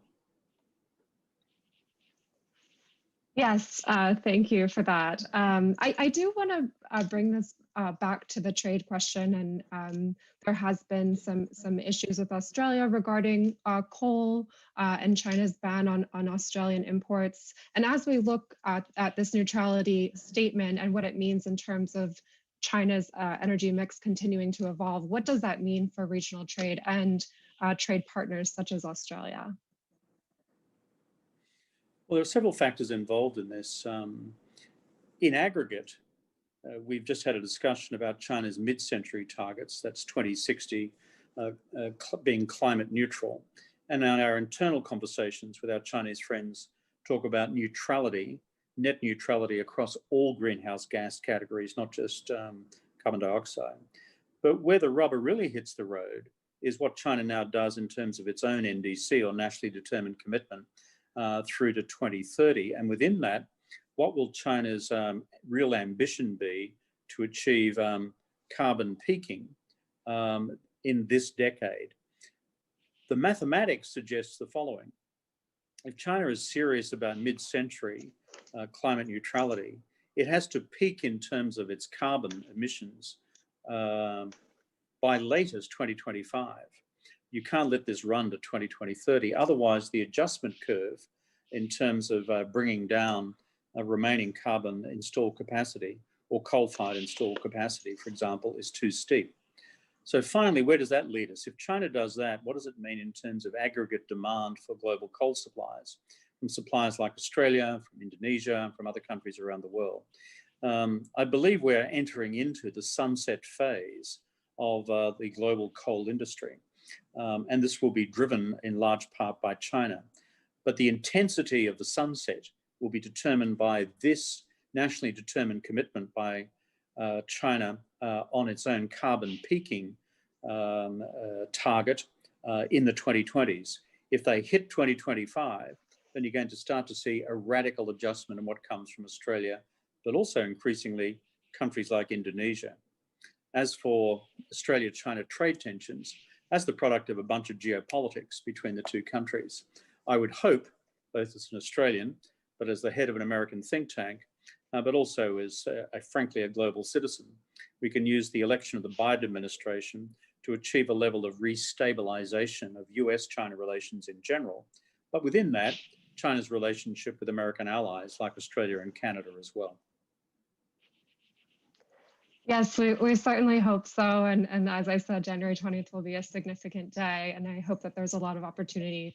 On that note, do you have some specific areas of cooperation that you can see, again, improving between the US and China on climate, whether it's policy, finance, or technology? Well, technology, as you know, is the centerpiece of what was agreed upon between the Obama administration and the Xi Jinping's administration, the agreements of 2014, 2015. And they've traveled some distance. They can go some distance further now, given the new technology domains, for example, in hydrogen. So I think technology is a real possibility. Finance, I think, is a critical domain, because if Chinese soft finance at home and abroad continues to be applied to hydrocarbons and or by the United States, so I think that is much less probable now, then frankly, the world continues to be in a lot of trouble. I think finance is an area for collaboration. On policy, I think it's a bit like this. It's Russian roulette is the wrong expression here, but being mutually honest, semi-simultaneously with each other about ambitious nationally determined commitments for greenhouse gas reductions between now and 2030, both by the incoming Biden administration and by Xi Jinping by the time the 14th five-year plan is released in March, will be critical. I would suggest it's important for both countries to declare ambitious NDCs, nationally determined commitments, for the decade and half decade ahead, because that will ratchet up global commitments to action by the time we get to the Glasgow meeting of the Conference of the Parties in October, November this year. If the Americans and Chinese, as it will, lowball it, I think that's a baseball term, lowball it, then I worry that the rest of the world will become even more lowballed and we will lose momentum. So it's in those three domains of technology, finance, but frankly, the ambition of nationally determined commitments to drive global momentum forward.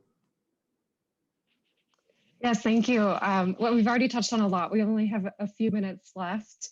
But coming back to that question on COP26 and what we should expect from both China and the United States, we talked a little bit about China moving away from their developing nation status, and then wasn't a mention of the bifurcation. How will the world view China, and will they hold China to a higher standard in terms of meeting these commitments and following through on overseas finance and greening their BRI? How does that standard change with this announcement? Well, China, whether Beijing likes it or not, is being held to a higher level of expectation and consistent with its global status as the world's second largest economy and prospectively the largest by the time we get to the end of the decade, but also as a global great power. China can no longer pretend that it's a developing country. China in 2021 has already declared to itself domestically that it has achieved middle income status. And therefore, the rhetoric of being a developing country no longer applies. I'd say to our friends in Beijing, when you start planning to put a man on the moon and to launch a mission to the dark side of the moon and all sorts of other initiatives in space, in terms of global public opinion, nobody any longer believes that China is a developing country, whatever the statisticians may concoct. So therefore, given all those factors, the reality is that these expectations will be considerable from the rest of the international community. Secondly, for Beijing to understand that in the world of measurement, nobody can cheat. So what gets put out there into the atmosphere, we all know about it. My country, Australia, which has performed very badly under the current Conservative government on climate change action, this is known to the international community, not just by public policy statements, but by the machinery of measurement of carbon emissions and greenhouse gas emissions into the atmosphere. Well, multiply Australia by about 12, and that's China. And therefore, China needs to know that whatever it does will be known semi-simultaneously to the international community about whether it's honoring its commitments or not. But the final reason why I think China on balance will do this goes back to simple enlightened self-interest. China has worked out in the tradition of science and engineering that unless they bring their own greenhouse gas emissions under control, unless we keep global temperature rises within 1.5 degrees centigrade this century, by stabilizing emissions at 350 parts per million, then the bottom line is the environmental consequences for China will be catastrophic. The extreme weather consequences will be catastrophic. Extreme flooding, extreme drought, the impact on agriculture, the impact on internal migration, etc., coastal inundation. So therefore, China wishes to avoid that. I think the debate for the 21st century will be, as China enters into the global solutions space, what then happens with the next most populous country in the world, and about to become the most populous country in the world, India, in terms of its climate performance in the future. Thank you so much for ending on that note. And I think it's an excellent point. We really do appreciate you joining us tonight, Prime Minister, and tomorrow morning, I guess, for everyone in Beijing and you, Australia. Thank you so much for your time. It's a pleasure speaking with you today. Good. With that, I'd now like to. Okay, thank you so much. With that, I would like to introduce our distinguished panel of experts on China and climate. It's an honor to share the stage with these people who have dedicated the last few decades of their careers to fighting climate change, both in a domestic context and through international cooperation and forums such as the UNFCCC. First, we have Ms. Amy Myers-Jaffe. She's the research professor and managing director of the Climate Policy Lab at the Fletcher School at Tufts University. We have Dr. Pan Jiahua, Director, Institute of Eco-Civilization Studies at the Beijing University of Technology. He's also a member of the academic board of the Chinese Academy of Social Sciences and member of the National Expert Panel on Climate Change for the People's Republic of China. We have Mr. Todd Stern, a non-resident senior fellow with Brookings Institution and the former US Special Envoy for Climate Change, the US Department of State. And finally, Dr. Zhang Xiliang, professor and director at the Institute of Energy, Environment, and Economy at Tsinghua University. Thank you all for joining us. I would also like to remind our audience with us tonight that they can submit questions through the conference application, and we will incorporate them into the discussion. So following up on Prime Minister Rudd's last point, Professor Pan, I would love to start with you. Because I know you're an economist by trade. And I'd like to ask, what are the economic implications of the carbon neutrality statement in China? And what is the market perspective for decarbonization? I know we've kind of spoken about this before. If you could start there, that would be great. Hi, good morning, or good day, everybody. Well, it's very much a pleasure. I think that is a very good question.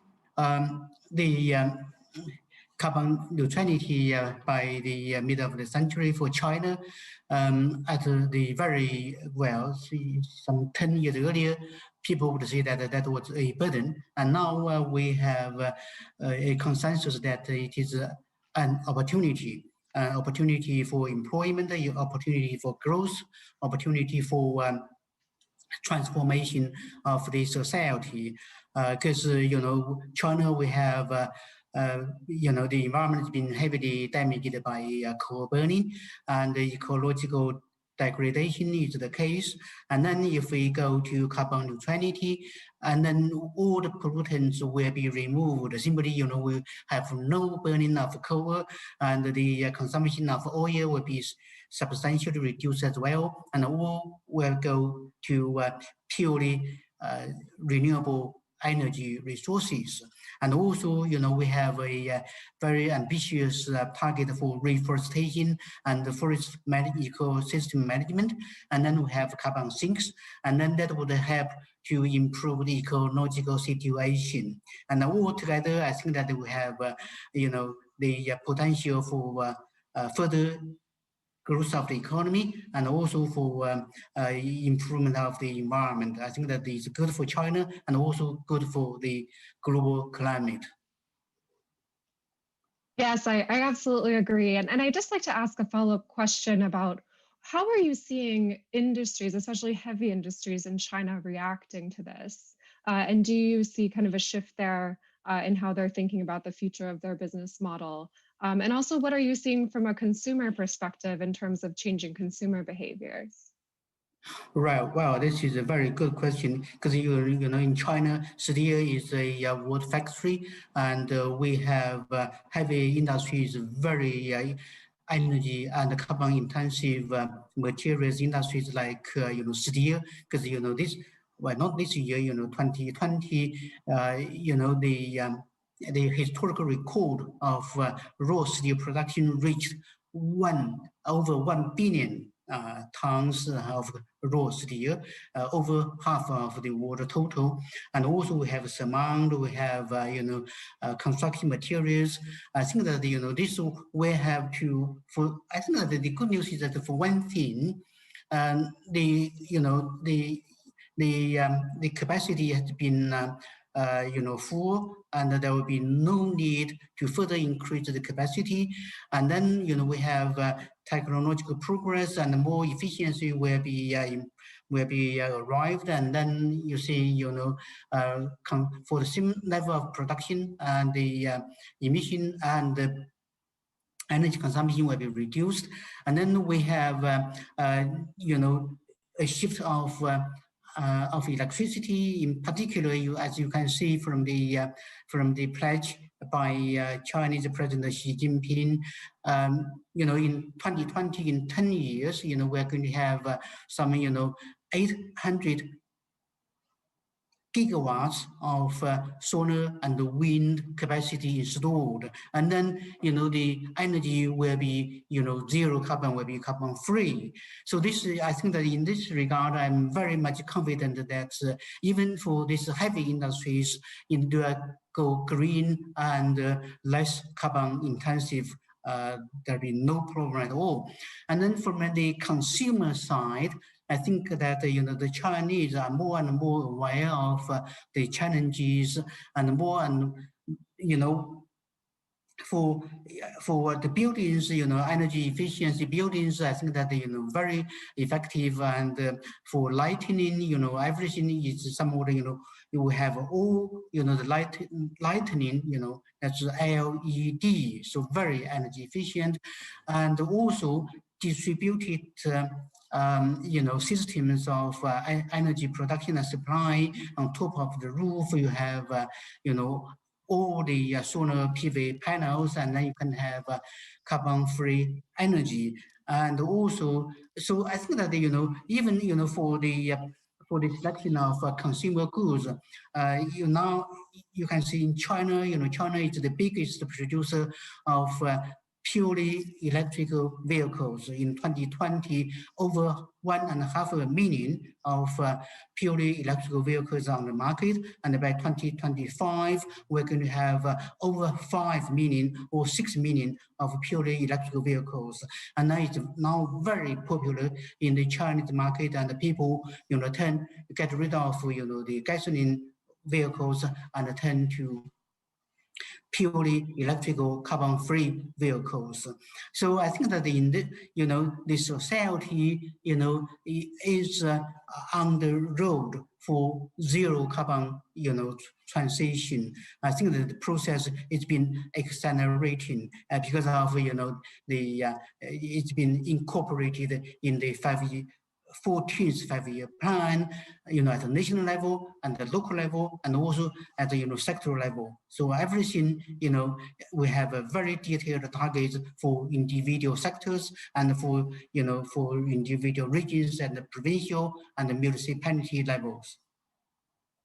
Thank you so much. And I'd like to come back. There's a lot to unpack there. So you really gave us a great overview of the energy mix and really the technologies that are going to set China on the path. So I do want to loop back to both the technology and the policy questions. But before that, I would love to move to Professor Zhang. Professor Zhang, I know that you are you at your institute are looking at these models and what it's going to get to take what it's going to take to get China to this carbon neutrality target by mid-century. I would love for you to respond to Prime Minister Rudd's comments as you would like, but also to just talk through these energy technology pathways. What do you anticipate the carbon emissions trajectory will look like through 2060? Thank you very much. Thank you very much, and Maggie. So it's a really great pleasure to join this very interesting discussion. So I think now, so in terms of the trajectory of the carbon dioxide emissions, something like that, according to the very recent analysis of our team. So I think that the carbon dioxide emission will be peaking approximately around the year 2025. So I think this is what the Prime Minister expected.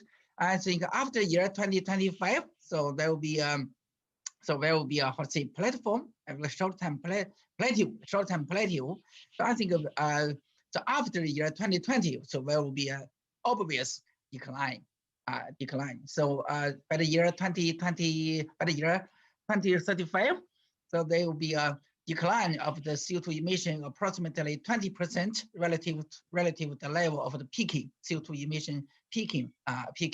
And also by the year 2050, so there will be approximately over 70% of decline, so relative to the peaking level. So then so we will achieve the carbon neutrality by the year 2060. So it's the curve trajectory of CO2 emissions, something like that.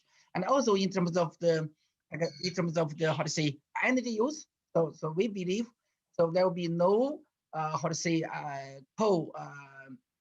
There will be no increase so in the coal use. So during the next several year, the plan. So, and also there will be a obvious declining. So after the year 2025. So for the coal uses, and of course, so there will be a very sharp, there will be a radical declining. So after year after year 2035. So for the coal uses, and also it's very likely so the oil consumption so will peak so around the year 2030, and also the natural gas use will peak around the year 2025. So it's something like that, and also so just as President Xi mentioned that so now the contribution from the renewables and the nuclear, that's non-fossil fuels, will be approximately 25% by the year 2030. So and also we expect so the nuclear and the renewable, that is the fossil fuels, will contribute approximately over 80% of the total energy supply by the year 2060. By the year 2060 to achieve the carbon neutrality. And that means we really need to deploy much more to renewables. So in addition to the renewables, we also have to introduce, how to say, the carbon capture sequestration, and also the biomass energy capture and sequestration. This is also a negative CO2 emission. But also we also have to introduce the how to say direct air capture technology. So I think these are also the negative technologies, and also so I think to address the carbon neutrality the issues, we also need to use hydrogen, and also there is need a radical technology. There is a need, how to say, a breakthrough for the technology. For example, so in the steel sector, so but in the future to achieve, how to say, the net zero CO2 emission steel, so we also need to introduce hydrogen. And also I think it's also we also need to how to say promote the development and the deployment of the storage technology. It's very important to keep the grid operation stable. I think it's also very important. Thank you for that, Professor Zhang. Again, we'll come back to some of those technologies that will enable us to achieve this goal worldwide. But I just did want to ask you, so do you see the carbon neutrality target for 2060 as all greenhouse gas emissions? Is that what you anticipate? Yes. So according to my according to my opinion, I think the President Xi's announcement is about the carbon neutrality of all greenhouse gas emissions. Okay, that's a great point. Okay, Mr. Sultan, I'd love to come over to you to give you a chance to react to both Prime Minister Rudd and also Professor Pan and Professor Zhang in terms of understanding what the significance of this target is from such a large carbon-intensive economy like China, what your thoughts are about how ambitious it is, kind of whether you agree with Prime Minister Rudd and how we should look at this from an overall carbon mitigation perspective worldwide. Thank you very much, Maggie. It's a pleasure to be on this panel with the Atlantic Council and all of my co-panelists. A few comments. I think, first of all, the President Xi's announcement at the UN in September was enormously important. I was certainly surprised. I think many people were. I think it is not actually as strong as we need yet, but it's a big step to do below 2060. When I hear below 2060, I tend to think of 2051. So I'm going to look at it that way, but it doesn't have to be 2059 and a half. But it's a big step, and I think one that people were not generally anticipating. So in that sense, very, very good and very important to have by far the biggest emitter in the world, 27% of global emissions, taking that posture. So that's the very good thing. I think that on the side that still needs work is the more short term. And there has certainly been sounds coming from China. I think what we've heard tonight is maybe a little bit better, but still somewhat consistent with this, which is basically that more or less emissions will stay pretty flat in the 2020s. And that you will start to see a big decline in 2030 and then a very sharp decline in 2035. The trouble is that's actually not good enough. And by the way, with a lot of coal still getting built. Now, I did hear Prime Minister Rudd talk about no new coal. I'm not sure, but there are two different ways to interpret that. One is there are not going to be new coal approvals, but there's already over 100 gigawatts of coal in the pipeline, or literally they're going to cut that off. I haven't heard up until now that they plan to cut that off. So I think you still have some new coal getting built. And I think a general sense that we will be pretty much flat in emissions in the 2020s. And that would create a big problem. And Prime Minister Rudd talked about the problem in the context of China having a difficulty meeting a 2060 carbon neutrality target. That's undoubtedly true, but there's actually an even bigger problem than that, which is that all of these either net zero by 2050 or carbon neutrality, all of these emission goals are actually means to an end. They are not the end in themselves. The end is what's the temperature limit going to be. And I think the temperature limit, which was understood in Paris to be well below 2 degrees, best efforts for 1.5, but more of an orientation around 2. That has really changed quite dramatically since Paris, starting with the 2018 landmark report by the UN's climate body, the IPCC, their 1.5 report, and then any number of reports that have amplified that subsequently, plus what we observe in nature, have really pushed the international consensus in the climate world toward thinking we really have to be trying to get to hold to 1.5. Not just that would be great if we could do it, but we've really got to be focused on that.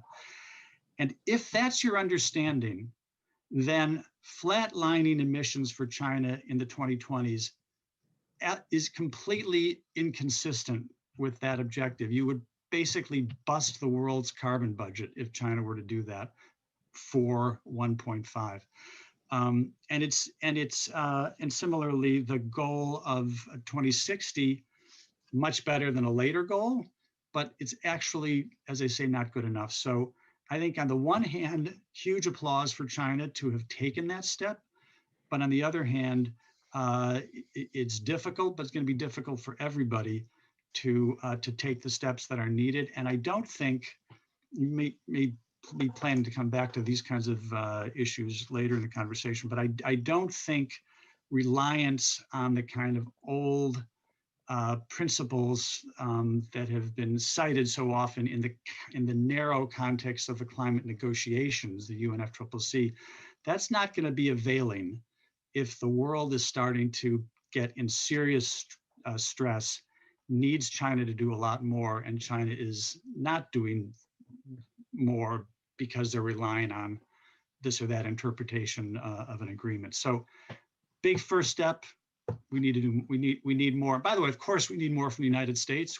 Tomorrow is a big day. We have a new president getting inaugurated. I think he is completely on the program of very dramatic changes on climate. He's going to push that as far as he can. He is committed to 1.5. He's committed to net zero by 2050. He's committed to 100% clean electricity by 2035. It's going to be hard to do all those things, but he is certainly going to be pushing an administration which has an absolutely A+ climate team in that direction. Thank you so much, Mr. Stern. And yes, it is an incredible feat for China, if we're looking at 2060, to achieve carbon neutrality only even 10 years after the developed world. But we still, as a world, need to be doing a lot better, both from the China perspective and also from the United States. So hopefully this can be a year of increased ambition.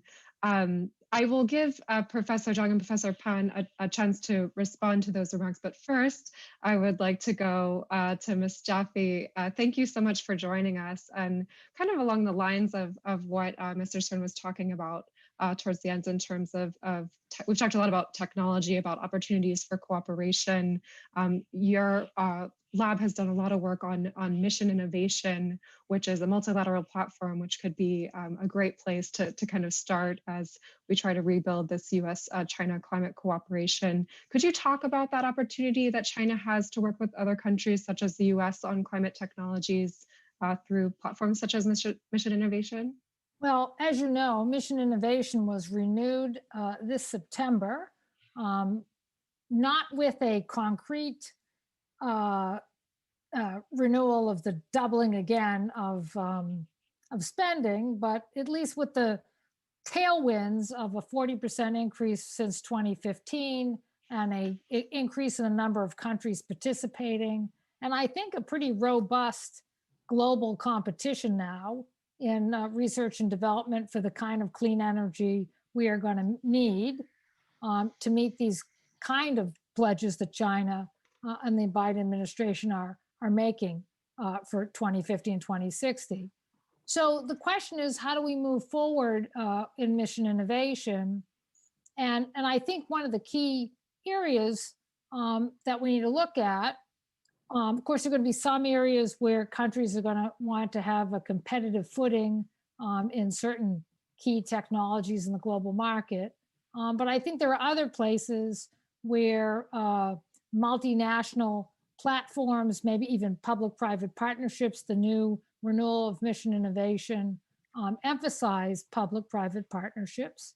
And so I want to bring up one additional statistic, which is when you go into the deep dive of US spending in energy, RD&D, research and development and demonstration, and Chinese spending, I think what we need to move to is to reduce the amount of energy research and development spending that's being done in fossil fuels, except in regards to carbon sequestration and other kinds of technologies that are enabling us to use fossil fuels in a way that does not emit to the atmosphere. And with that regard, I just point out an interesting statistic. So the United States and China, as part of mission innovation, each spent upwards of about $2 billion a year since 2015 on research and development for clean technologies, renewables, battery storage, and so forth. U.S. a little bit ahead of China in terms of its spending on clean energy R&D, but comparable.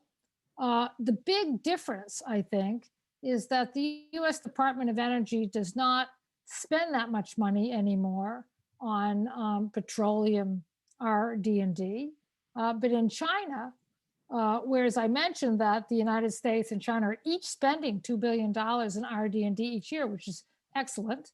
The state enterprises in China are spending 3 times that on R&D for fossil fuels. And so I do think we need to engage the fossil fuel industry. As you know, the Biden administration is not only going to engage, but highly regulate the US oil industry in terms of its methane leakage and technologies that will assist carbon sequestration and assist CCUS, so ways to use the carbon after it's sequestered. I think the United States will continue to look at that. That might be an area for global cooperation.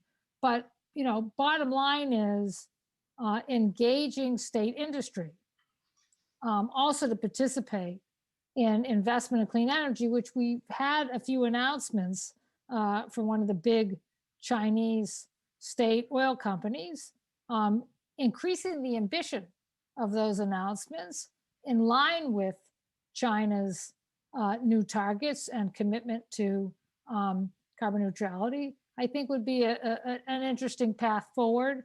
And of course, the United States will be pushing its own energy industry to move in the same direction. Thank you so much. I think that was, those are some really interesting statistics. And again, there's a lot of opportunities for cooperation, but again, a lot of work we need to do to be funneling money into the right areas to really scale these technologies, as you mentioned. Professor Pan, I would like to come back to you because I know for, again, many decades you've been involved in the IPCC process. So I think you might have some reactions to kind of what has been said thus far. And I know in our conversation, you also talked about the fact that there's really no shortcuts when it comes to fighting climate change and to really driving the energy transition. So I would love for you to elaborate on that as well, please. Well, I think Annie, has made a very good point that is, R&D has to be more focused on renewables. And in the past, I think that the state-owned, companies, the oil giants, their focus, were more on, fossil fuels. And, we do need to have a move to investment in R&D on renewables. But on the other hand, I think that, if we look at the investment in renewables, China is absolutely a need in the world. So in this regard, I think that, we should, put more and more investment in renewables so that, the deployment of renewable energies can be a reality. And the other, is not only on renewable resources, but also on storage. This is also an important area. This, for the automobiles, because renewables like solar and wind are more intermittent, and then you need to have a stable supply of power and electricity. And I think that, you are right, Margaret, because, for carbon neutrality, absolutely we need to, there's no shortcut at all. The only thing is that, zero carbon emissions, carbon-free technologies, carbon-free industries, and carbon-free consumption.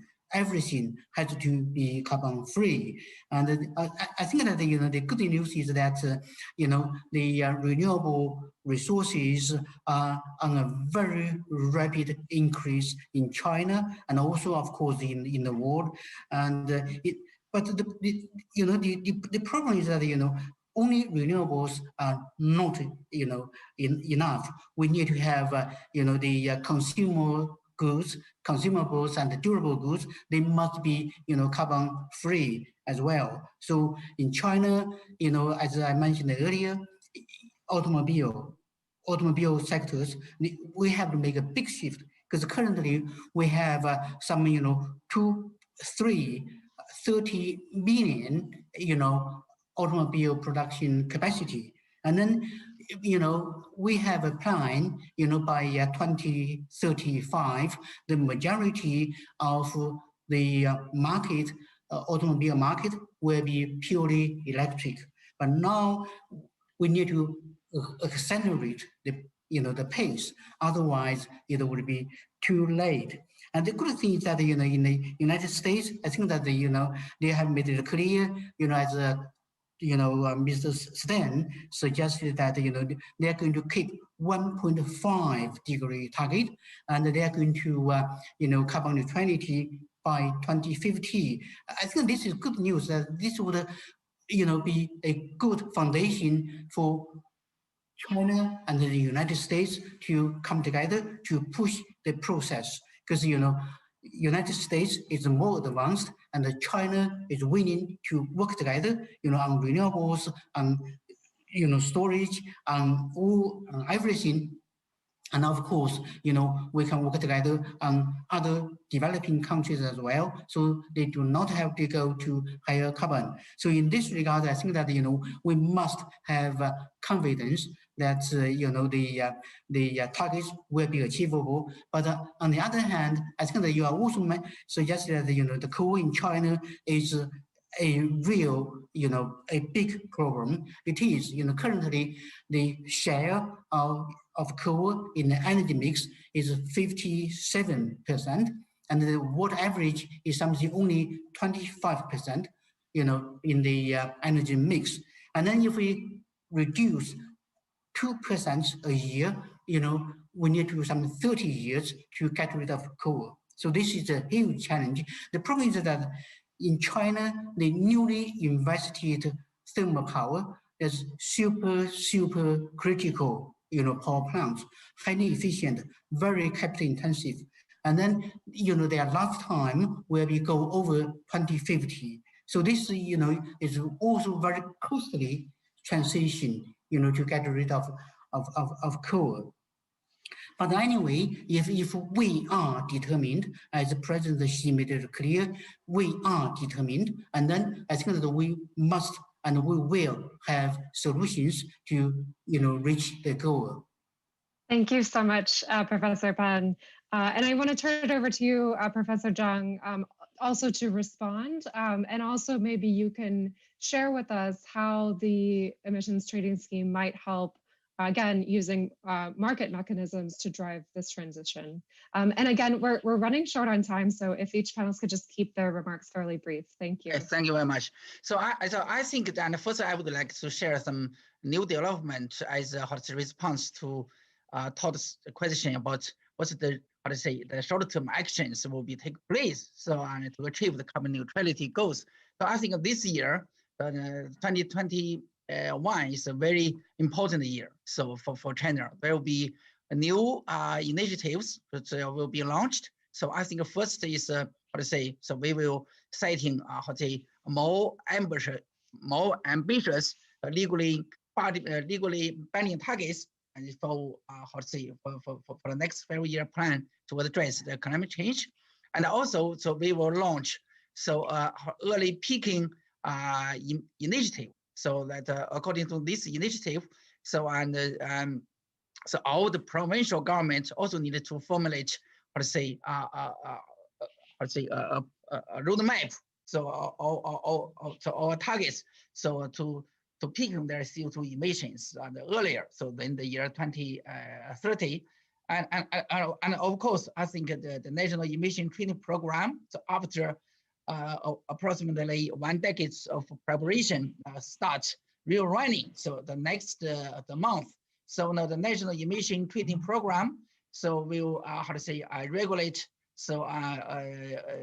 approximately 7,500 enterprises So and covering emission of the 70% of total China's CO2 emission. So I think now, so during I think it's a very big risk development. I think now the launch of the national early peaking program and also the real running of the national emission trading program is largely to attribute it to President Xi's announcement. So the last year. So I think without this announcement, so I think it's really hard to make it. So those short-term actions can be, proposed and it can be implemented. So this year. So I also have a questions for Todd. So so you are also very much interested in about when China can have achieve radical CO2 emission reduction. So I also ask for you. So when the United States can achieve a radical CO2 emission reduction, so we look at the trajectory of the United States. Of course, the United States, I think is so there is a reduction take place, but it's largely gradual. So no very radical reduction take place. I think when the United States can expect a radical reduction. Thank you, Professor Zhang. So I'm going to turn that question back to Mr. Stern, and then I'm going to have Ms. Jaffe jump in with the final word. So why don't you kick us off, Mr. Stern? Well, I think that it will obviously remain to be seen. I think that is clearly what is the intention of the Biden administration, of the incoming president. He will use a combination of standards and investments much more than carbon pricing. I don't think carbon pricing is not terribly likely to be part of the equation, but you can have regulation across a broad range of critical sectors: power, transportation, buildings, and so forth, and regulation that is much of it based on existing legislative authority that can touch all of those areas, can touch fuel economy, that can regulate methane and the efficiency of buildings and all the appliances within them. I think you're going to see a very aggressive move on the part of the United States. I think you will see an NDC, a new target for 2030. My guess is by probably in the spring. It'll take a little while to put it together, but I would be surprised if you didn't see a very, very aggressive target there, and one that is consistent with the net. I think you will see one that is consistent with the net zero plan for 2050, which again itself is consistent with the 1.5 target. So Professor Zhang is completely right in understanding that all of these kinds of efforts are extremely difficult, and we in the United States don't, unfortunately, have the kind of political support across the board that you find in a place like Europe. We have a lot of support, a lot more support than we used to. But I think I'm actually optimistic on the degree to which the United States is going to be able to drive very dramatic change quickly. Thank you so much for that. And over to you, Ms. Jaffe, if you could, we have a few minutes left, if you could just elaborate on that and again, anything else you'd like to share with the group. Well, I know that our Chinese partners have worked with me in California, and you do know that California had some difficulties with the Trump administration, but we expect those to be reversed. And I do think that what you're going to see in the United States is the Biden administration is going to get momentum from the states, from the local states and municipalities. And you're going to see that with a tremendous acceleration in deep offshore wind on the East Coast. You're going to see California, which has matched China with its ban on IC engine cars by 2035. So I think a lot of those policies are going to help the United States, even if this administration has trouble pushing things through the American Congress. And the other thing I would point out, which the Biden administration has going for it, which is just the natural closure of coal plants in the United States. The trend for the closure of coal in the United States has huge momentum. It's backed by the financial community in the United States and elsewhere, where companies cannot get finance to continue to operate in coal. And you're seeing utilities voluntarily shutting their coal prematurely because they can provide a better mix, a cheaper mix, and get easy time for financing if they go to renewables and if they go to some extent, natural gas. So I do think that the administration's, even when we talk about the difficult politics of the United States markets have things going for it in terms of the natural decarbonization that's going to come through the financial sector pressing for it. And I think that you're going to see the Biden administration pushing international organizations to limit the financing of fossil fuels, especially coal. And so I do think that there'd be some tools for the administration to use on greater ambition that will be different than just having something like Obama tried with the Clean Power Plan. I think you're going to see more effort on the state level. Yeah, thank you so much for talking about this at national level. And I wish we had more time to get into it because I know we have a lot of great examples both on the state level and the provincial level. I want to just say thank you again to all of you for joining. Unfortunately, our time is up, but I think this has been an outstanding panel. We have you all joining us from Brisbane and Washington and Beijing, so I wish you the best. It's my pleasure now to introduce our next panel. It will be moderated by Akshat Rati, a reporter for Bloomberg News and non-resident senior fellow with the Global Energy Center. We've discussed at length the targets we must set to reach climate goals and limit warming of the Earth's temperature. And this next panel will help us understand how we are going to create and scale the technologies we need to get there. Akshat, thanks for joining us, and over to you. Well, thank you. Thank you very much. And welcome everybody to Innovating the Future, Green Tech Innovation Ecosystems. We know that enabling current and future generations to mitigate climate change requires urgent creation of technologies and solutions that can minimize, but also reverse the impact of human activities on the environment. And these ecosystems need to be fostered to create the innovation we need in green technologies. So what is the value of green tech ecosystems, and what places in the world and what companies are attracting the kind of candidates that will create the green low carbon economy we all need? In this session, we're going to hear from a wide variety of really excellent experts in this space who've been pushing green tech companies to be bigger players in the market. And I'm going to briefly introduce them here, and then I'm going to get into just early questions with them. Each of them, instead of having an opening remark, is going to get an opening question.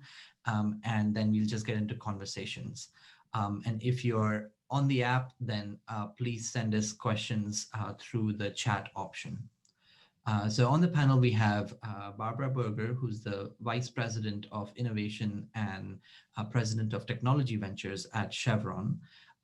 Peter Engelke, who's the Deputy Director and Senior Fellow of the Snowcroft Center on Strategy and Security at the Atlantic Council. Ilan Gur, who's the Chief Executive Officer of Activate, and Emily Reichart, who's a Chief Executive Officer at Greentown Labs.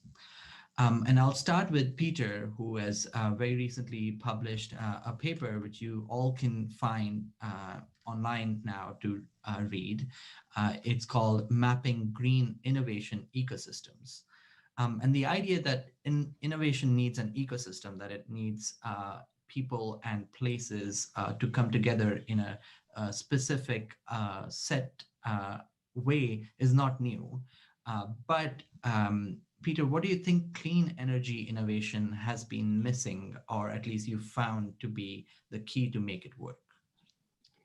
Well, thank you, Akshat, for the question and for moderating, and thank you to the other panelists for joining me on this, discussing this important topic, and to everyone on behalf of the Atlantic Council, to everyone watching the program. Let me back up and ask a preceding question, which is why we decided to write this paper in the first place.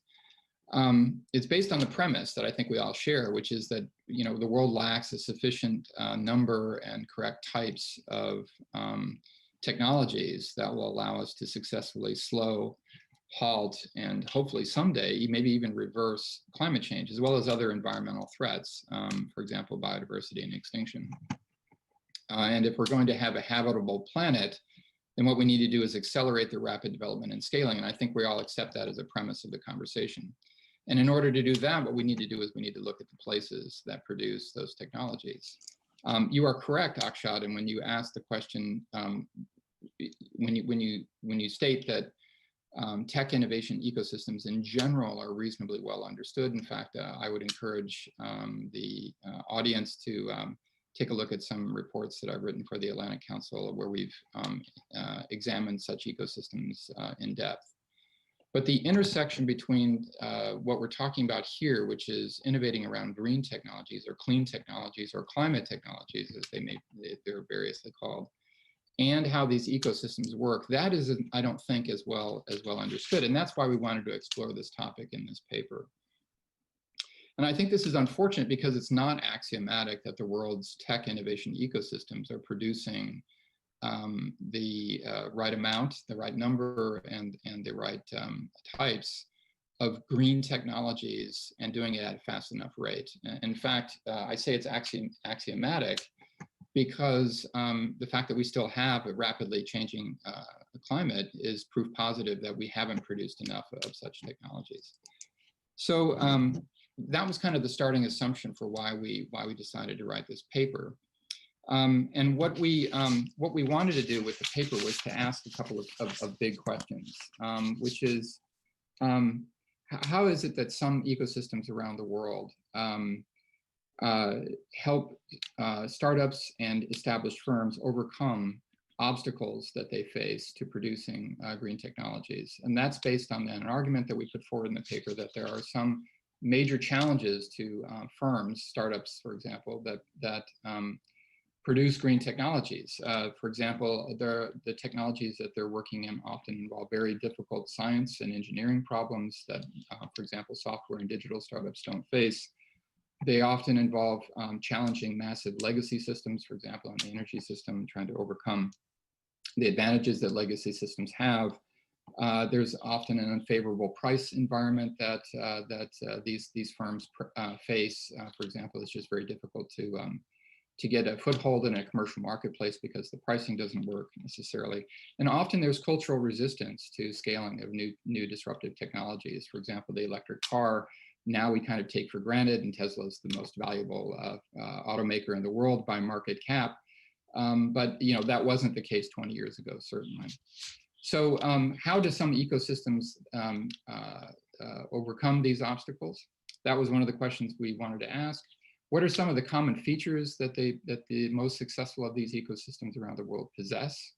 And then what does a map of the world actually begin to look like if we were to try and map the world? It's obviously there's a Venn diagram overlap between those places that we would expect to be leaders in this space. Silicon Valley would be one city, a region, Boston might be another, London might be another. But it's not a perfect overlap. There are some places that do this better than other places. So that's the overview of the paper that we wrote. And I think really what we're trying to do here is we're trying to do three or four different things. One is that we want to frame this problem. In other words, why does it matter that we're having a conversation about this topic in the first place? And that was one of the reasons why we wrote the paper. Second, we wanted to make sure we asked a number of important questions about the topic. Third, we wanted to identify how these places work, or at least put on the table some pieces, some answers as to why they work the way they do. And then finally, we wanted to identify some pathways forward. So in a nutshell, what I would say is this topic really matters a lot. There are some places that do green tech innovation better than other places, and we need to really understand why that is the way it is, if we're going to hope to overcome the climate challenge in the time that we have left to deal with it, and that we do need to take concrete steps to moving forward. That's great. I mean, it's a good segue into the question I wanted to ask Emily, that one of the places which we know has been a center of innovation, not just for green tech, but for a lot of areas, has been Boston. And Greentown Labs got its start in Boston and now has expanded to a new hub in Houston. What do you think makes Boston unique and helped Greentown thrive? And now, what lessons do you take from that experience into the new hub? So I'm happy to answer the question. And just to thank you to the Atlantic Council for having me this evening, midnight in Boston. So hopefully it'll all come through clearly. So I'd like to start by introducing Greentown a bit, just to give people a bit of a background. We're the largest climate tech incubator in North America, and we're a community of over 100 early stage companies who are tackling challenges across the largest greenhouse gas emitting sectors. And those would be electricity, buildings, transportation, agriculture, and manufacturing. Well, since our founding, we've helped over 300 companies, and these companies have collectively created at least 6,500 jobs, and they have also raised $1.2 billion in capital. And they have an 88% success rate once they leave Greentown Labs. So that means they continue to grow and thrive after being part of our incubator. Now, our headquarters is actually just outside of Boston, but I think we can say Greater Boston, and that's Somerville, Massachusetts. And we there have a campus of 100,000 square feet across 3 buildings, a big component of which is laboratory space, both prototyping lab, which is dry lab, as well as wet chemistry lab, where entrepreneurs can do that science and engineering that Peter mentioned. And we are embarked on our first expansion to Houston, Texas. We announced that last summer, and we are on our way to opening a facility there, which will be 40,000 square feet this spring. So that is all underway. To talk a little bit about how Greentown became what it is today is really going back to what the needs are of entrepreneurs. Entrepreneurs really founded Greentown Labs. I cannot take the credit for that. I was the first employee and CEO, but the entrepreneurs had a need for inexpensive space to build prototypes after graduating from MIT. And so it was founded by 4 young companies that were all working on clean tech and found it valuable to form a community that then grew and grew and grew. And it grew because there was a common need for shared everything from equipment to services, learning from one another. It was very much a peer-driven community from the very beginning. And that peer learning is very important when you're talking about clean tech and when you're talking about hardware, because creating a clean tech hardware company is really, really hard. It takes a long time. It does require that science and that engineering, and you have a lot of failures, and you need to do things in laboratories, and you need scientists and engineers, and it's expensive. So if you have a community to support you, that becomes a really important factor in your success. And that's what an incubator does. It brings together that community, not only of peers, but also, and this gets to the bigger ecosystem question, it brings together a broader ecosystem of people that are all engaged in the success of the startups. And so that includes investors, that includes universities who provide talent and ideas and new startups. It includes, frankly, folks in the political spectrum, whether they be policymakers or folks that are in agencies that support these startups through grant making at their very earliest stages. Other types of professionals like legal and accounting services are important. And of course, large corporations. We have Barbara Berger on this panel today, and she's an excellent example of what a forward-thinking company can do with their innovation arm, specifically around investing in young companies, but also doing good work within an ecosystem to bring other folks together. So the corporate partners are important. Finally, I'd say that Greentown does not exist in a vacuum of other ecosystem organizations that are also supporting startups. And in Boston, we're very good at working together.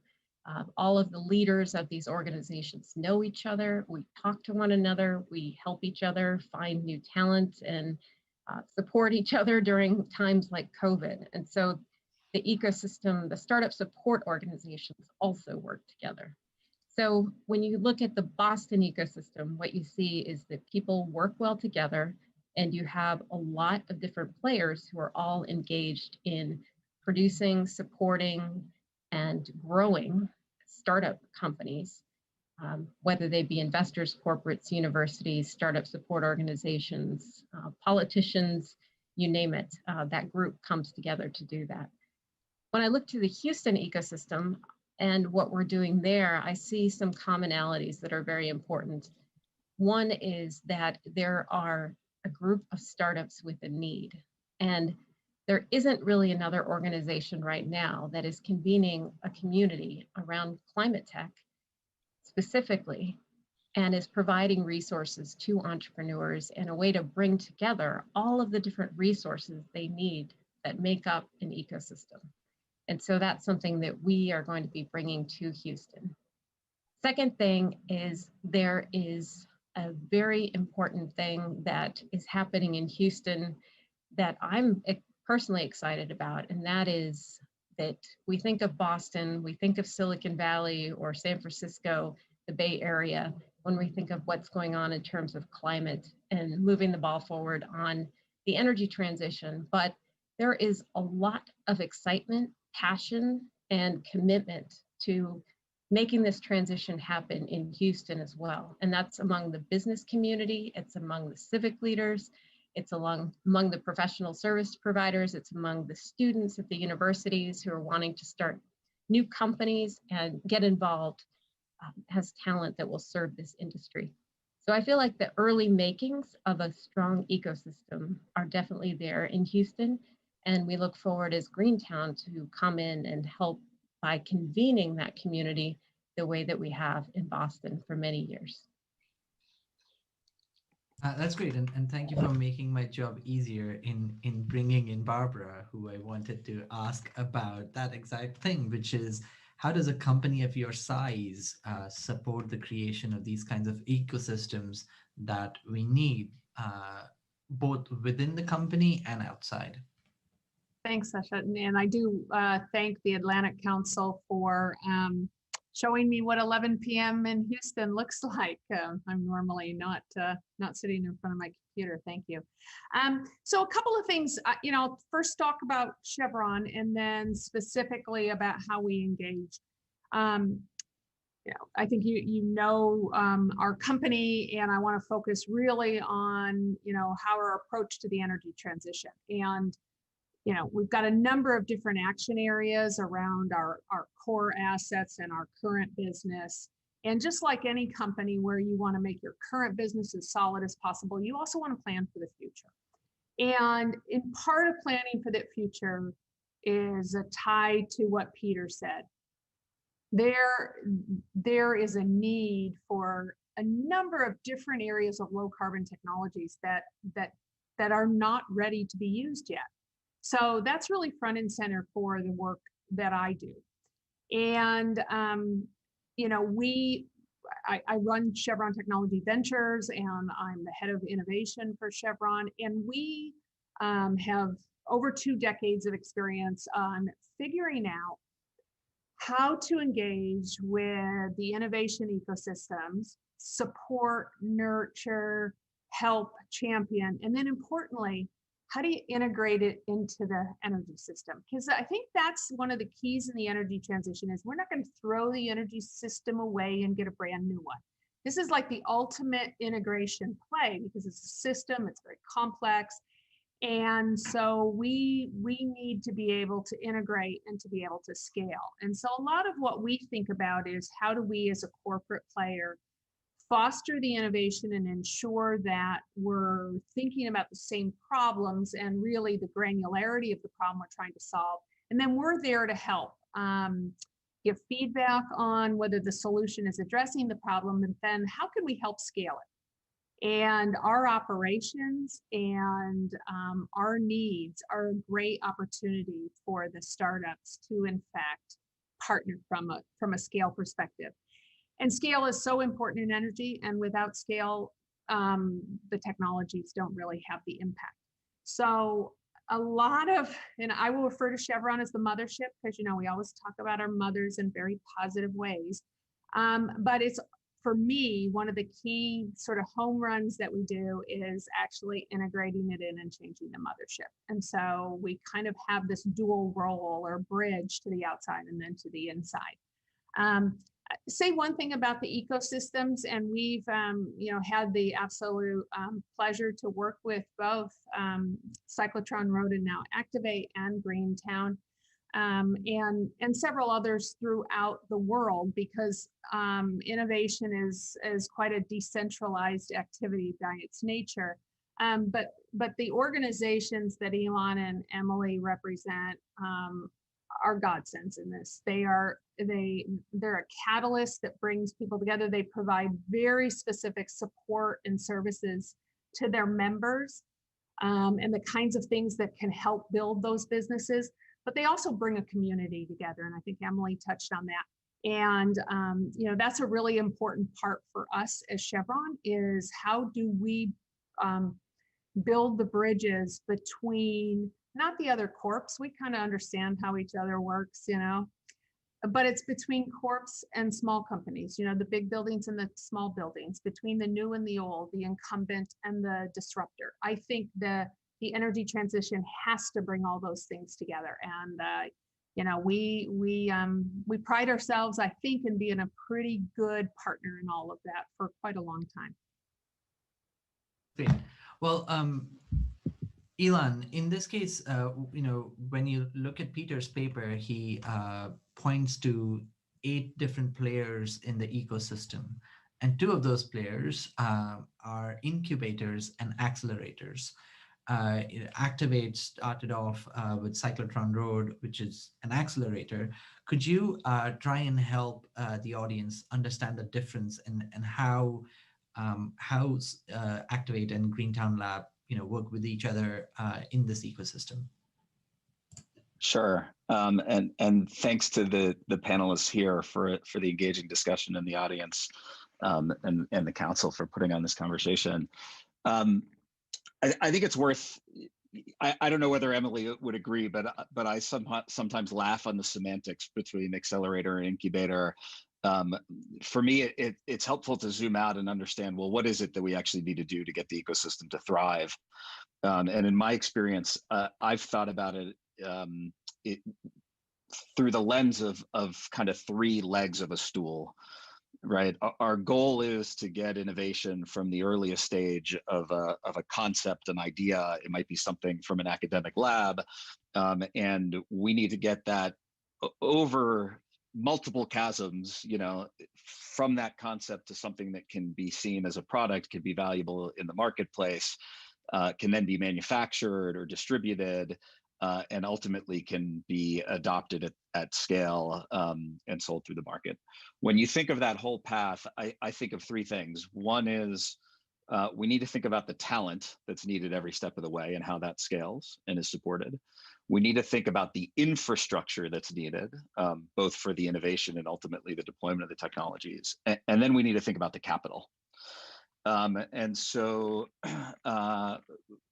you can think, whether it's incubators or accelerators, you can always think about, well, what are they providing here? Is it about talent and community? Is it about infrastructure? Is it about capital? And fundamentally, we need all the pieces to come together. The organization that I run, Activate, which has its origins in a program called Cyclotron Road, which we created in Berkeley, really focuses on the talent piece, very uniquely, not exclusively, but very uniquely on the talent piece. And the framing for us is as follows. You know, we know that addressing climate change is going to require us to reimagine and reinvent the physical world and global economies at a scale we've never seen before.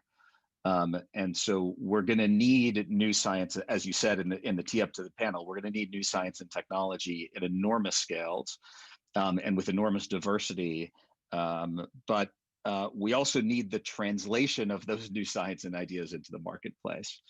One of the things that was a motivating factor for us in creating Activate was the understanding that entrepreneurship is such a powerful force for taking ideas and getting them to scale in the marketplace. But entrepreneurship plays a very undersized role in driving new scientific discoveries to market, especially the hard science discoveries that we need to think about physical systems.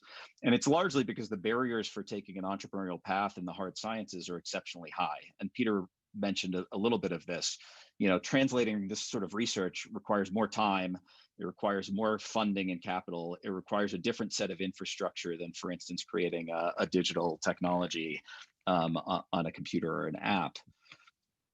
Meanwhile, if you look at the system from a talent standpoint and you think about the bottlenecks, you know, we have an enormous pool globally of scientific talent and ideas that could lead to transformational solutions to climate. Just to give you an example, in the US alone, we graduate 40,000 science and engineering PhDs every year.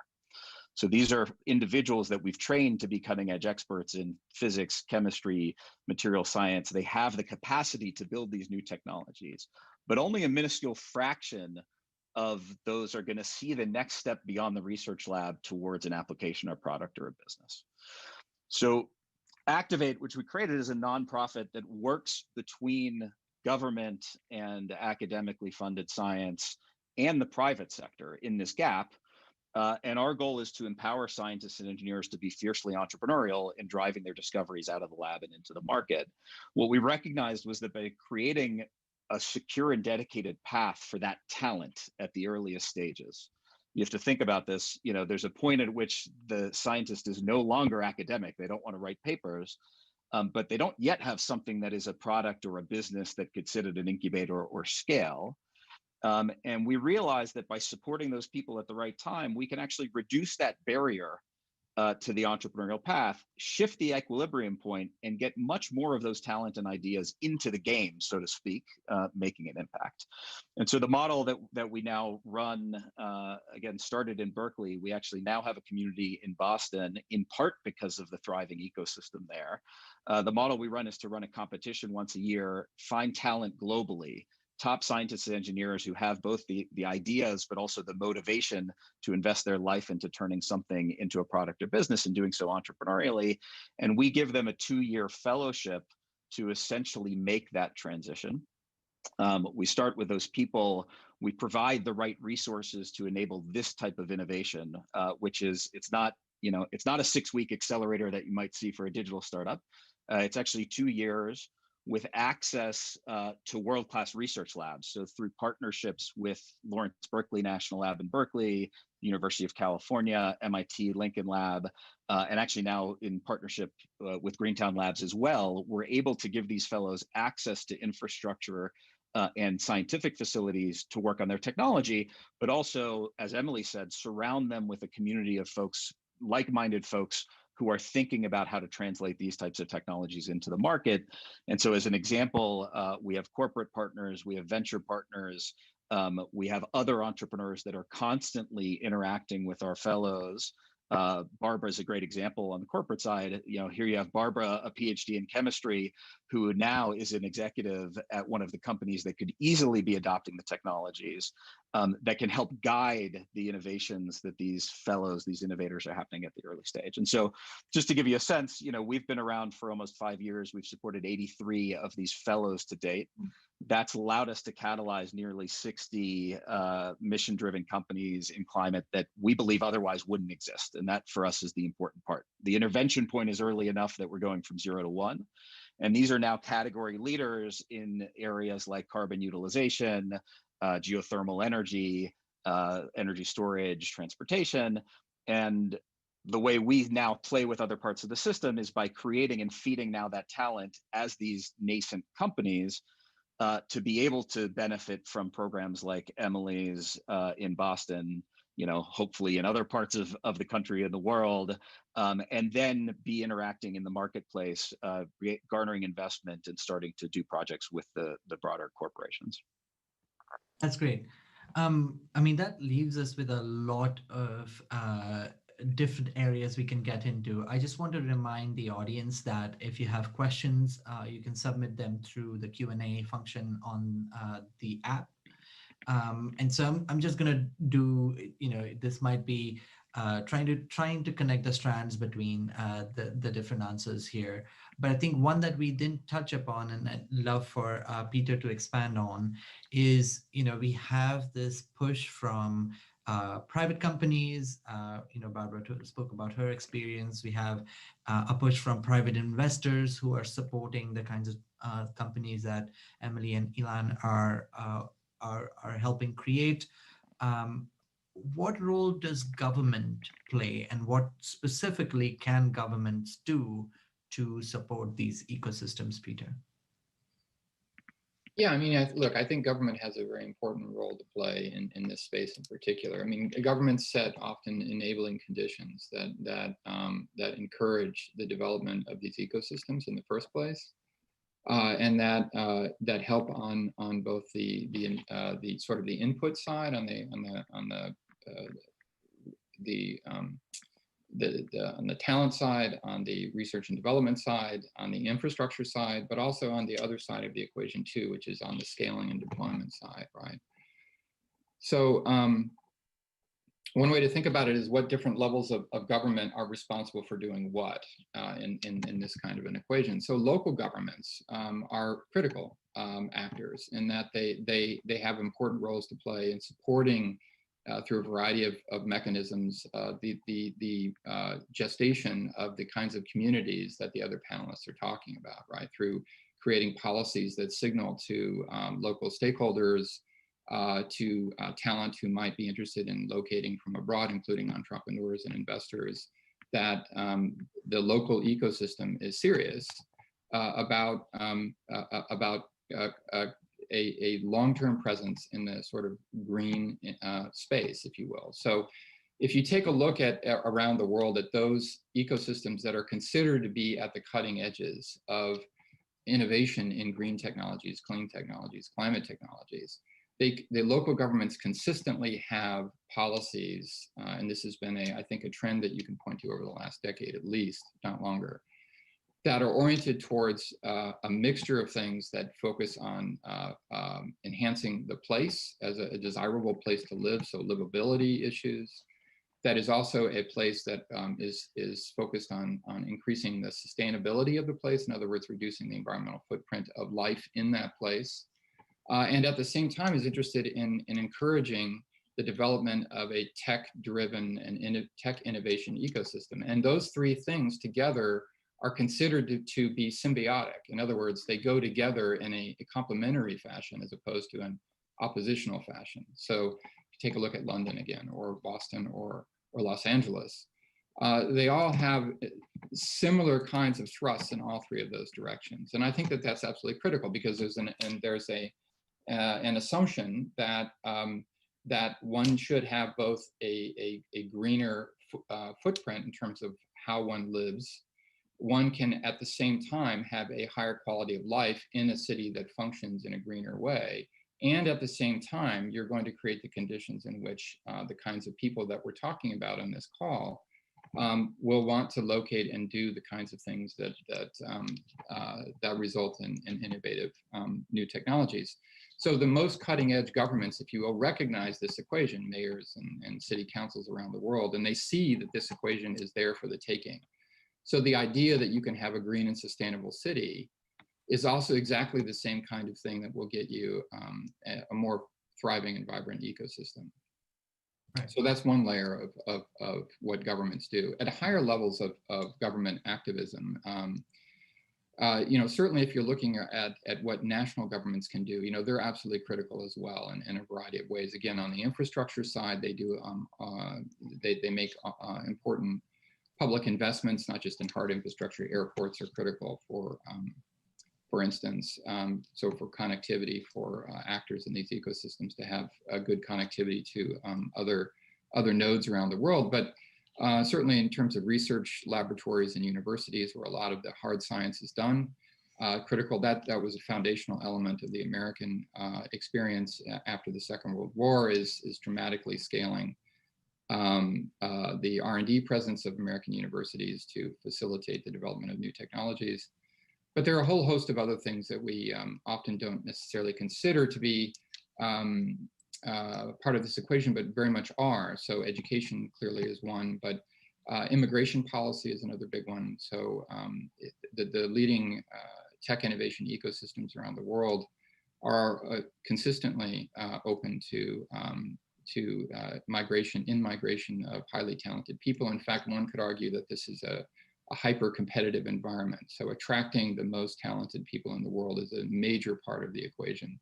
And that has a lot to do with a country's immigration policies, not just whether or not you can get a visa and the terms under which one can get a visa, but also whether or not you're encouraged, if you're successful at, for example, creating a technology company, whether or not you can be granted citizenship, which is not something that we can take for granted in all places around the world.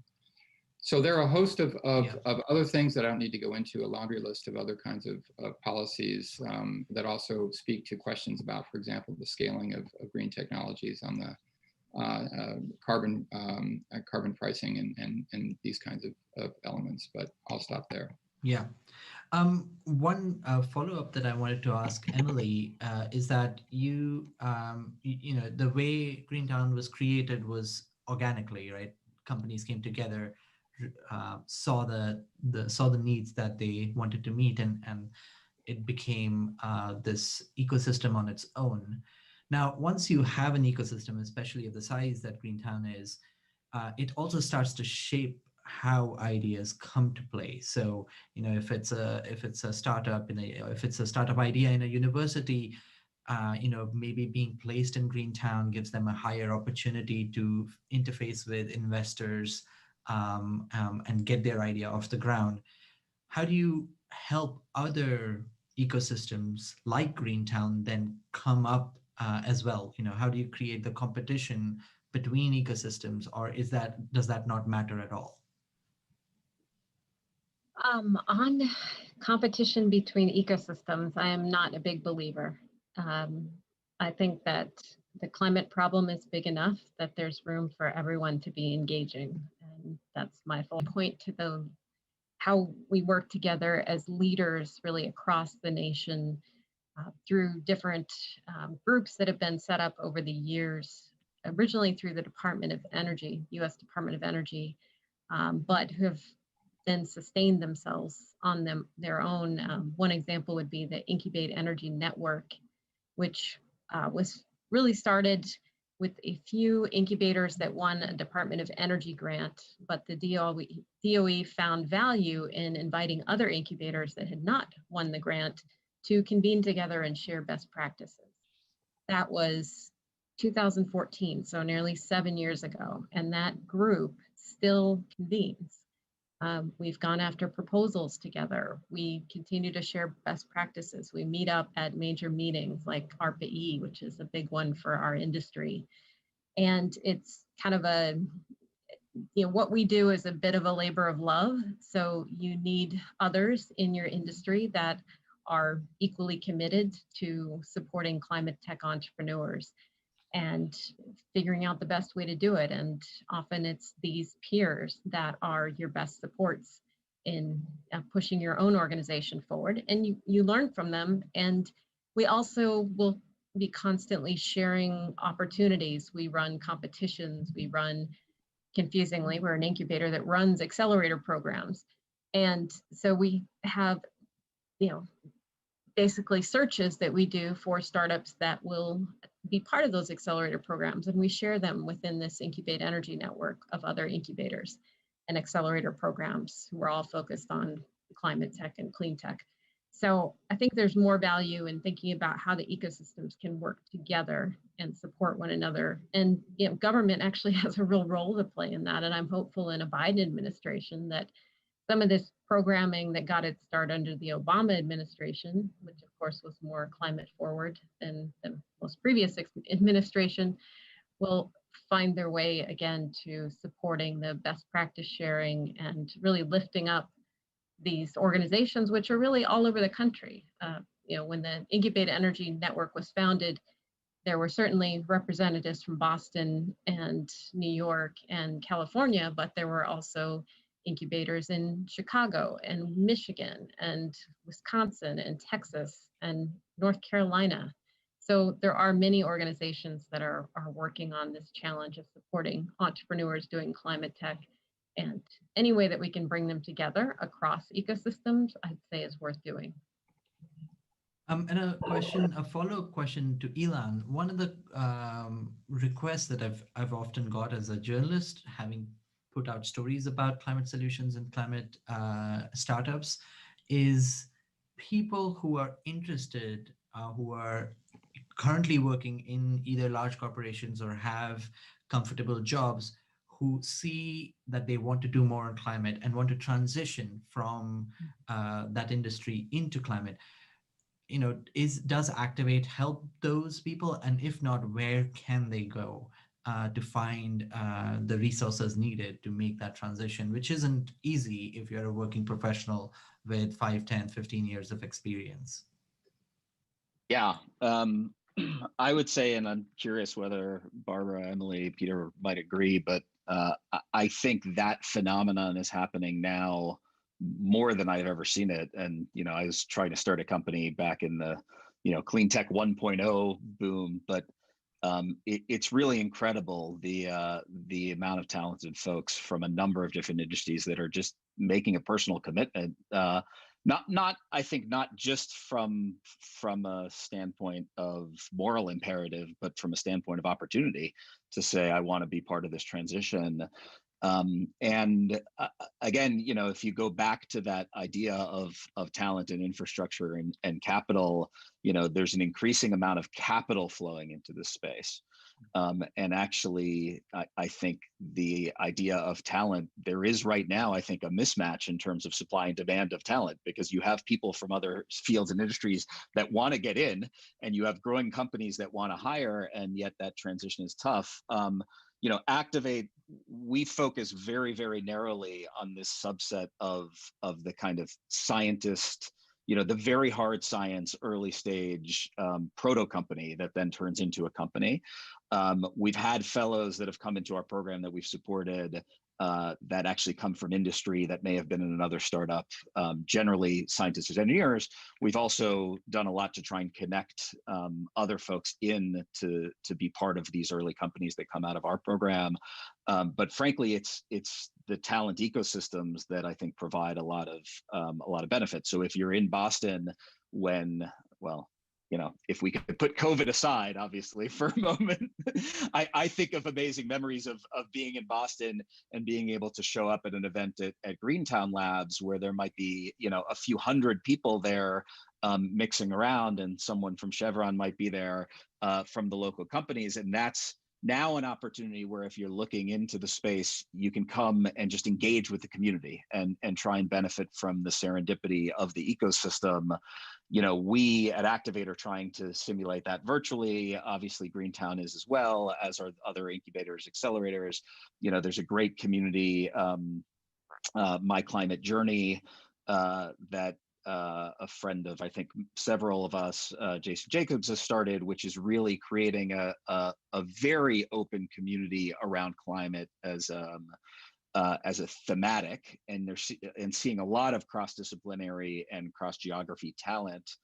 But I'd say that, you know, I think there are actually opportunities there too, and I think frankly, over the next year, we're going to start seeing much more dedicated programs to support talent in that transition. There are a number that are popping up. Actually, can I weigh in on that one? Yes, please. The one thing I would say is that, you know, we maybe have this mindset that things are binary. You know, you work in a big company, or you work in a startup, or you're an investor. And the fact of the matter is, when you think about this ecosystem, there are a lot of shades of gray. And so, you know, there are partners in law firm that are doing additional work to help in the ecosystem. There are corporates that also are advising, mentoring. There are ones that have, you know, stuff on the side and they're bootlegging at this point. There are startup people that are working in startups, but also doing a bunch of other things. So I just think, the roles are very multidimensional and varied in terms of what is needed and what is possible. And Elon, you reminded us that at one point we had, these serendipitous encounters. But I think, the connections and the exploration of different roles is something that does happen in these communities. And so I don't think it's just very, you're either here or here. I think there's a lot of different opportunities and ways to contribute. Yeah, no, that's a good point. If I could just add to that, I think I just wanted to repeat what Elon said about my climate journey as being a wonderful entry point. You can find that online. It's a podcast series, but increasingly a community where folks can go and learn about all the different challenges related to climate and really what the opportunities are.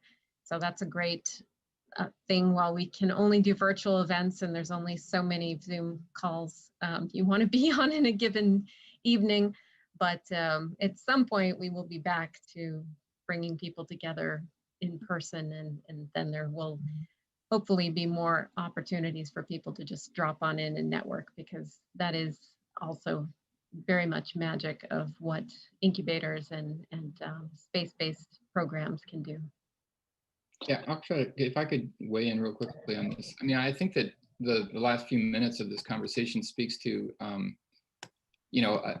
think that the more optimistic trend line, really. Yes, this is a hard problem that we're dealing with right at the end of the day, which is how, as all of us have said in various ways, how do we more rapidly identify and scale technologies that can really solve these environmental problems and do it fast enough, right? And that's the hard problem. And I mean, Elon and Emily and Barbara have all spoken in various ways to, some of the difficulties of getting past these barriers that we've discussed. But the optimistic side is also what we've been talking about here, which is that the idea of becoming an entrepreneur, of doing something that's entrepreneurial in this space is, I think, an expansive one to an increasing number of people and an increasing number of places. And to something I'm certain that you want to talk about at some point is that this is not limited, of course, to the United States. The geography of innovation, the economic geography of innovation is very much an international phenomenon.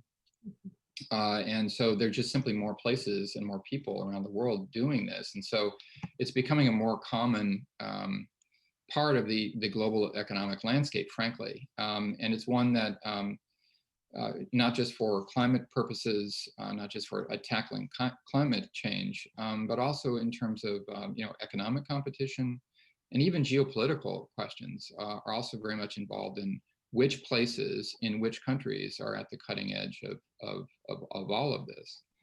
But more narrowly to the point I think we've been talking about here is that you just get there is a larger pie, I think, in terms of the number of people and number of institutions that are doing this kind of work. And that's the really good news, I think, in this equation. Yeah, no, I was going to bring this up, and thank you for bringing it up on your own, which is in your paper where you come up with at least an analysis based on the number of startups being created in countries, clean tech startups. It was a little bit surprising to me that India ranked 5th. We've talked a lot about the innovation ecosystem in the US, and for very good reasons, we know that the US has been a leader in spending on R&D, and it helps that sort of base investment helps you create innovative startups. India doesn't have that kind of R&D budget, and yet to see India ranked 5th, no surprise that the US is top, but India being 5th was surprising to me. So I know we are coming up towards the end of the hour, and one thing that I wanted to touch upon right from the start, sort of Peter made the point, if we look at where we need to be, we are not there because we are not cutting emissions fast enough. We are not getting enough companies and innovations scaling up to be able to cut emissions fast enough. So that's an indictment of where we are. But also we've got to start, right? We've got places like Greentown Labs and Activate and corporations like Chevron involved in this ecosystem now. So I want to get right into the middle of that. What are the limitations you feel right now, having had the creation of these ecosystems and yet not being able to solve this problem? What are, maybe one or two limitations that or challenges that you want this ecosystem that you are part of to overcome in the next 2 to 3 years? And we'll just go around the table and maybe we can start with Barbara. So as I mentioned, scale, right? So, I think that's what one of the things we bring is where we can see an opportunity to take something beyond the prototype or beyond the lab into a field operation. There's business models, there's infrastructure and stuff, but just having the leadership to take it to the next level. We need to do a lot more of that on a number of different technologies, whether you're talking about carbon capture, you're talking about hydrogen and so forth, is that piece. There are good partnerships in that space, and I've seen an acceleration counterintuitively during COVID.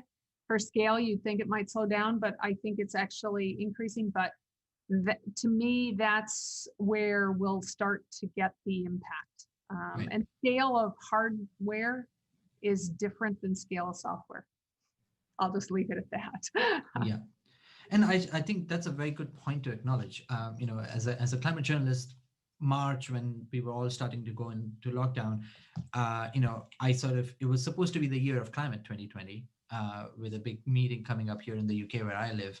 And I was worried that in what is clearly a bigger crisis right in front of our eyes, the world will take a step back and not care about climate. But exactly the opposite happened.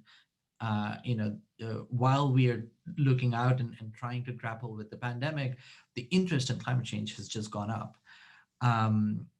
So back to the conversation, Emily, one or two things that you'd like to, take up as challenges to overcome in the next couple of years in this space you are?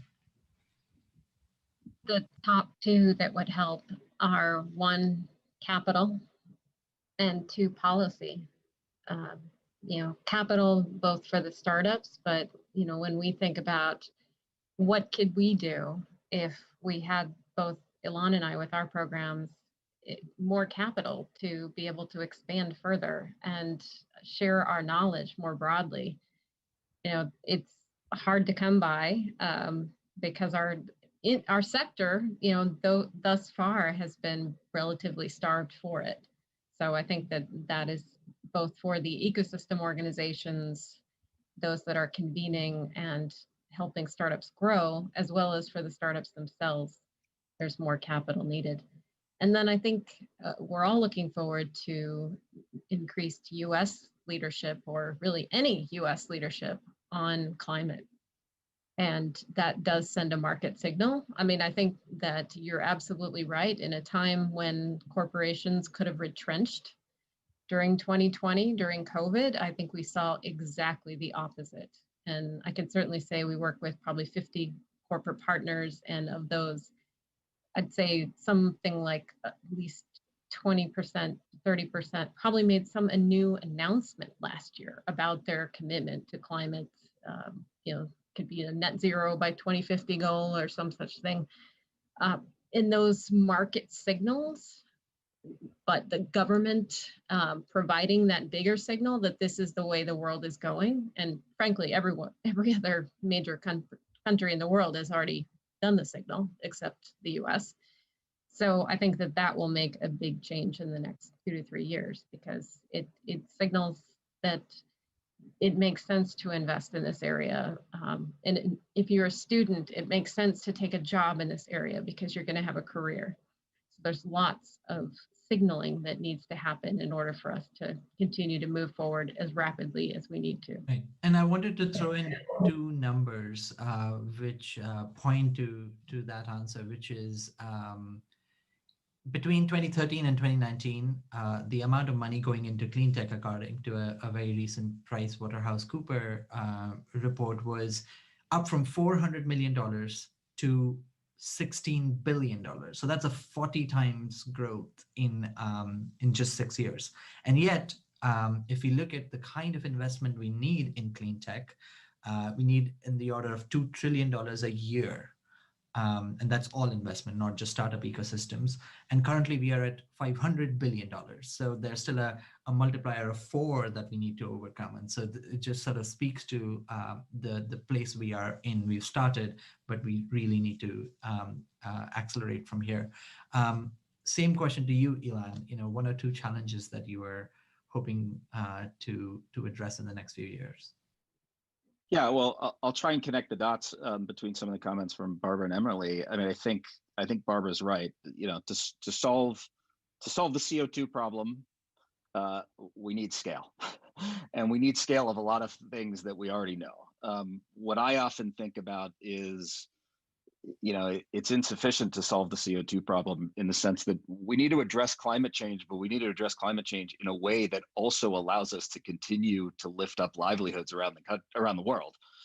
And so when you think about that coupled goal and that coupled objective, from my perspective, the early stage innovations are going to be the accelerants and the boosters that allow us to you know, meet those couple of objectives, right? This is not, as Barbara said earlier, this is not a binary thing. It's not a yes or no. It's going to be a yes and for a long time. And so for me, you know, I get a lot of inspiration and hope in what we're doing and what I see happening at Koreatown Labs and other places around the enormous opportunity to empower talent. Again, through the talent themselves, the infrastructure and the capital to be entrepreneurial and driving solutions. And what I would say is, you know, we're orders of magnitude away from either meeting the demand of innovation that we need or meeting the supply of talented individuals. One of the things we're thinking very deeply about at Activate as we think about expanding, you know, we've started in Berkeley and Boston, places that have thriving innovation ecosystems. If our goal is to empower people to go what we think of as from 0 to 1, you know, to take someone with an idea that otherwise wouldn't see the light of day and enable them to do that, the biggest opportunities there are going to be outside the centers of the current centers of talent and infrastructure and capital. And so I think, you know, whether it's around policy or otherwise, figuring out how we create more of these ecosystems and create more of these opportunities in more places, I just think is an enormous opportunity. So looking forward to it. That's great. And same question to you, Peter. 1 or 2 things. Yeah, I think Ilan stole my thunder there at the final couple of sentences. I mean, I guess I'm the one panelist here who's not you know, in an ecosystem, you know, doing this every single day. Having said that, of course, I'm an enormous fan of their work and acknowledge its critical importance. I do sit in the Atlantic Council, which has a function in the world, and that function is to raise these kinds of issues, to raise, as I said at the outset, to frame why this matters for a global audience, not just an American audience, but a global audience. That this does in fact matter a lot. It's critical to all of our futures, and therefore to do a couple of things. And one is to begin building a stakeholder community around the world, to have this kind of a conversation, have it more routinized, to embed this conversation amongst other groups that the Atlantic Council engages, policymakers, for example, in the US and elsewhere in the world, and to do the kinds of things that Ilan just said, to basically, in the immortal words of George W. Bush, you know, build the pie higher. You know, to do more and better of what all of the other panelists are doing every day. So to you know, to build, for example, better measurement systems for understanding how these ecosystems work and which ones work well, to figure out best practices so that we can transfer learning across ecosystems more rapidly. And then ultimately, of course, to influence the policy conversation so that we can get the best policies applied. You know, that to me is the function that the Atlantic Council should have going forward. All right, so we have about 90 seconds left, and I'm going to do this very rapidly, and you only get to answer in a couple of words. You all look at technology as the in area where there are lots of different technologies that need to address the climate problem. What is the one technology that you think isn't yet getting as much talent or interest or startups that you would like? So just one technology area that you think is a place where more people should be paying attention. Barbara. Hard to abate sectors. All right, Emily. Carbon capture and what you do with that carbon once captured.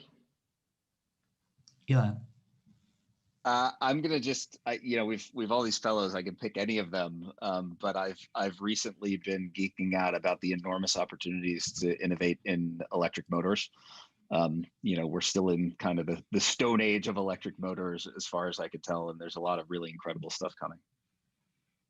Yep, and Peter? Well, I really know nothing about it, but it seems to me doing something about ocean acidification seems to me really important. Well, that's on cue. Thank you very much. We are out of time. Thank you so much for the thoughts. As Barbara said, there are lots of shades of gray in this space, and we could talk forever. But thanks again for all your time and for the audience for listening in. Now I'd like to bring in Jennifer Gordon, who's the managing editor and senior fellow at Atlantic Council's Global Energy Center. Take it from here, Jennifer. Thank you so much, Akshat. It's great to see you again. And I truly enjoyed listening in on that last panel. So I want to say good morning to our audience in Abu Dhabi. And also thank you to our audience in North America who is still awake, and our audience in Europe who may have woken up just to listen. My name is Jennifer Gordon. I'm the managing editor of the Atlantic Council Global Energy Center, and I'm also the senior fellow for nuclear energy policy. Over the last 2 years, the Global Energy Center has worked to become one of the leading centers of thought on the intersections between nuclear energy, national security, and international cooperation. Our belief in the diplomatic ties that are forged through civil nuclear energy cooperation is exemplified by the friendship between the US and the UAE. Last year, we celebrated from afar as the UAE brought the first of 4 reactors at the Baraka nuclear power plant online, and I am delighted to welcome our friend, His Excellency Mohammed Al Hamadi, back to the Atlantic Council. And I look forward to hearing his insights into the UAE's nuclear energy program. But first, I am delighted to introduce the moderator of this panel, Dr. Shannon Bragg-Sitton, who is the lead for integrated energy systems at Idaho National Lab. Shannon is at the cutting edge of research into applications on nuclear reactors beyond electricity and into the production of hydrogen, industrial heat, and desalination. We cannot wait to hear from you and this panel of experts. Shannon, the floor is yours. Thank you so much, Jennifer, for that kind introduction. And welcome to everyone to this Atlantic Council Global Energy Forum, and specifically to this session on nuclear beyond power. As we all know, nuclear energy currently provides a significant fraction of our non-emitting electricity in the developed world. In this session, we will discuss the critical roles for nuclear energy in meeting demands for non-grid applications as well, such as industry and even transportation, sectors that are more difficult to abate. We'll focus today on opportunities for nuclear energy, utilizing both light water cooled as well as high temperature advanced reactor designs to support the heat and electricity demands in industrial processes, production of hydrogen without emission of carbon dioxide, as well as desalination for potable water production. The 2015 Paris Agreement established a goal to limit global temperature rise to less than 2 degrees Celsius. This aggressive goal demands immediate as well as aggressive action if we are going to be successful. A variety of low or zero carbon technologies can be employed in a variety of combinations to meet the growing energy demand, but several recent studies conducted by the International Energy Agency, academia, national laboratories, and nonprofit organizations as well indicate that without contribution from nuclear energy, the cost associated with achieving deep decarbonization targets increases significantly. And in each of these studies, the least cost portfolios consistently point to an important share for nuclear energy, and the magnitude of that share significantly grows as the cost for nuclear energy drops. Further, meeting decarbonization goals requires that we consider the full range of energy demands, not just electricity, and the array of energy generation technologies that we might call upon to meet these demands. Nuclear plants generate energy without co-production of carbon dioxide or other greenhouse gases. And the primary output from a nuclear plant is heat. And that heat is traditionally converted to electricity to provide reliable, affordable baseload electricity to the grid. However, we can also use that primary heat to directly support industrial demand or to produce process intermediates, such as hydrogen, that can be used to produce an array of consumer products, such as transportation fuels and other products, and can provide a greater operational efficiency by doing so, and more efficient utilization of the capital that's invested to build these plants, while also reducing emissions from these hard to decarbonize sectors of the economy. Using this heat directly and leveraging energy that may not be needed at all times to support grid demand also provides an additional revenue source to nuclear plants to support their long-term economic viability.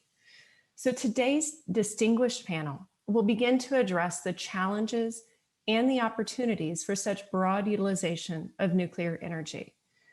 I want to thank my fellow panelists here for joining me today, and I'm looking forward to hearing each of your perspectives on this extremely important topic area. So as I've introduced, nuclear energy plays a key role in providing a large proportion of clean electricity across many countries in the world. As Jennifer mentioned, just last year, the United Arab Emirates became the latest country to generate clean electricity to power its grid using nuclear energy. Therefore, before we look to the future of nuclear energy, I would first like to ask His Excellency Mohammed Al Hamadi, CEO of Emirates Nuclear Energy Corporation, to provide his perspective on how the UAE achieved this successful milestone. Your Excellency, what does this mean for the UAE as well as to the global nuclear industry as a whole? Thank you, Shannon, and thank you, Jennifer. Also, it's a pleasure to join you here today from Abu Dhabi, the capital of the United Arab Emirates. And firstly, I would like to thank the Atlantic Council for this the energy team for arranging this important panel on a very important subject. And also, I would like to thank the viewers and my colleagues, fellow panelists, for joining this debate today. As a nuclear professional, I would like to start with a safety moment, if I may, and invite everyone to follow the guidelines of the local and national health authorities to be safe from COVID, and available also to vaccinate so we can get over this pandemic as soon as possible. As you mentioned, Shannon, 2020 has a real game-changing year for the UAE. The nations took a giant leap in its efforts to generate clean baseload electricity, simultaneously reducing its carbon emissions. So if I may, Unit 1 was a landmark achievement for UAE. It's entered a new phase of a clean and abundant electricity, and also the greatest contribution to curb greenhouse emissions for the UAE's history. It is a giant leap for the UAE and the UAE electricity sector to drive electrification. So in March 2020 was the start of operation.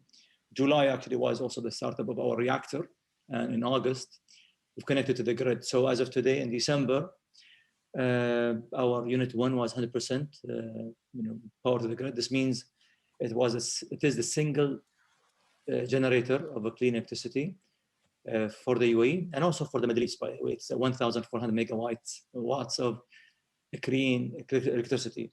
So now looking forward, we are on the right path of success to meet climate change targets and the Paris Agreement targets. The third phase will be to continue developing the other units, Unit 2, 3, and 4, which is our all dovetailing Unit 1, 1 year apart. And once we are fully operational and its subsidiaries, we'll have the full power of our power plants, which will be equivalent to around 5,600 megawatts of electricity that will drive the UAE electrification toward the cleaner, greener sources of energy. That also will save us around 21 million tons of CO2 emissions on an annual basis. And that's the giant leap I think the UAE will have from now until the 4 units are operational. Thank you so much for that great overview. And that's really exciting to think about how much CO2 is abated by these new additions. And I think we're all excited to see how aggressively the UAE is moving forward with nuclear energy to support growing energy demands in a way that is non-emitting and sustainable. Next, I'd like to turn to Kirsty Gogan. Kirsty is managing partner of Lucid Catalyst, which is a specialized international consultancy that focuses on accelerating deployment of zero carbon technology options.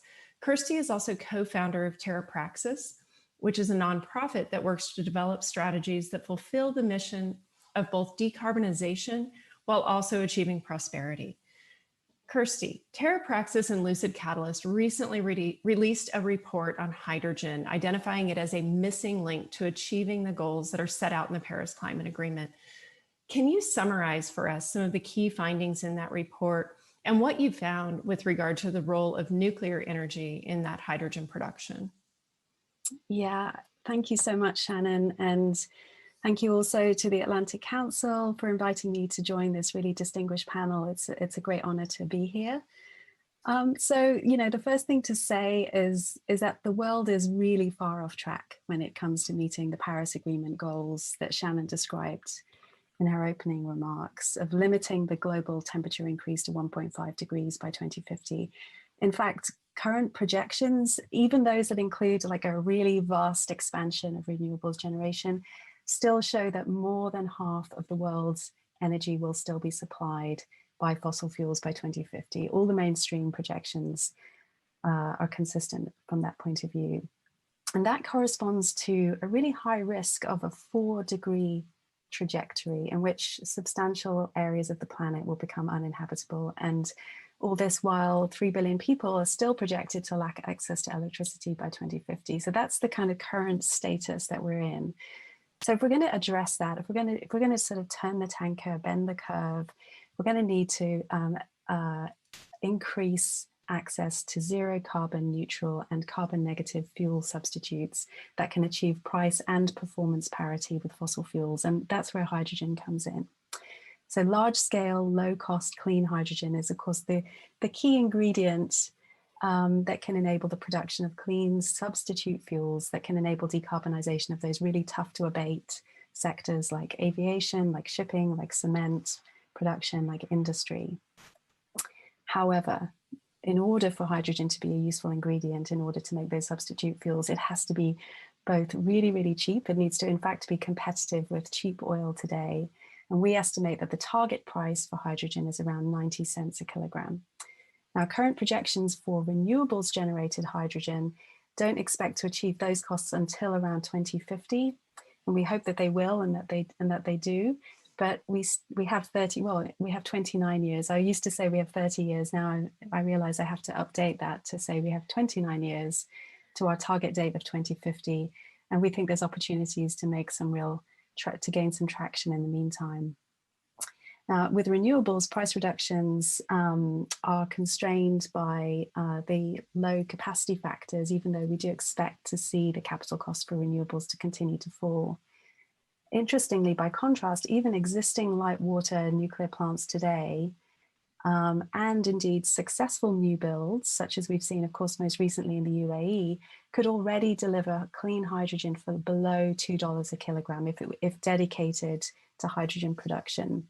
And a new generation of advanced modular reactors could achieve that target price of 90 cents a kilogram, potentially by 2030.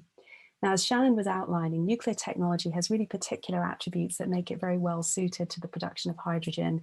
the combination of low-cost power, the production of heat and potentially high-temperature heat, as Shannon was describing, combined with the high capacity factors and a tiny land use footprint, that power density enable not only highly efficient and low-cost production of hydrogen, but also at a large enough scale to be relevant to global oil supplies, which is currently around 100 million barrels of oil per day, just to give you a sense.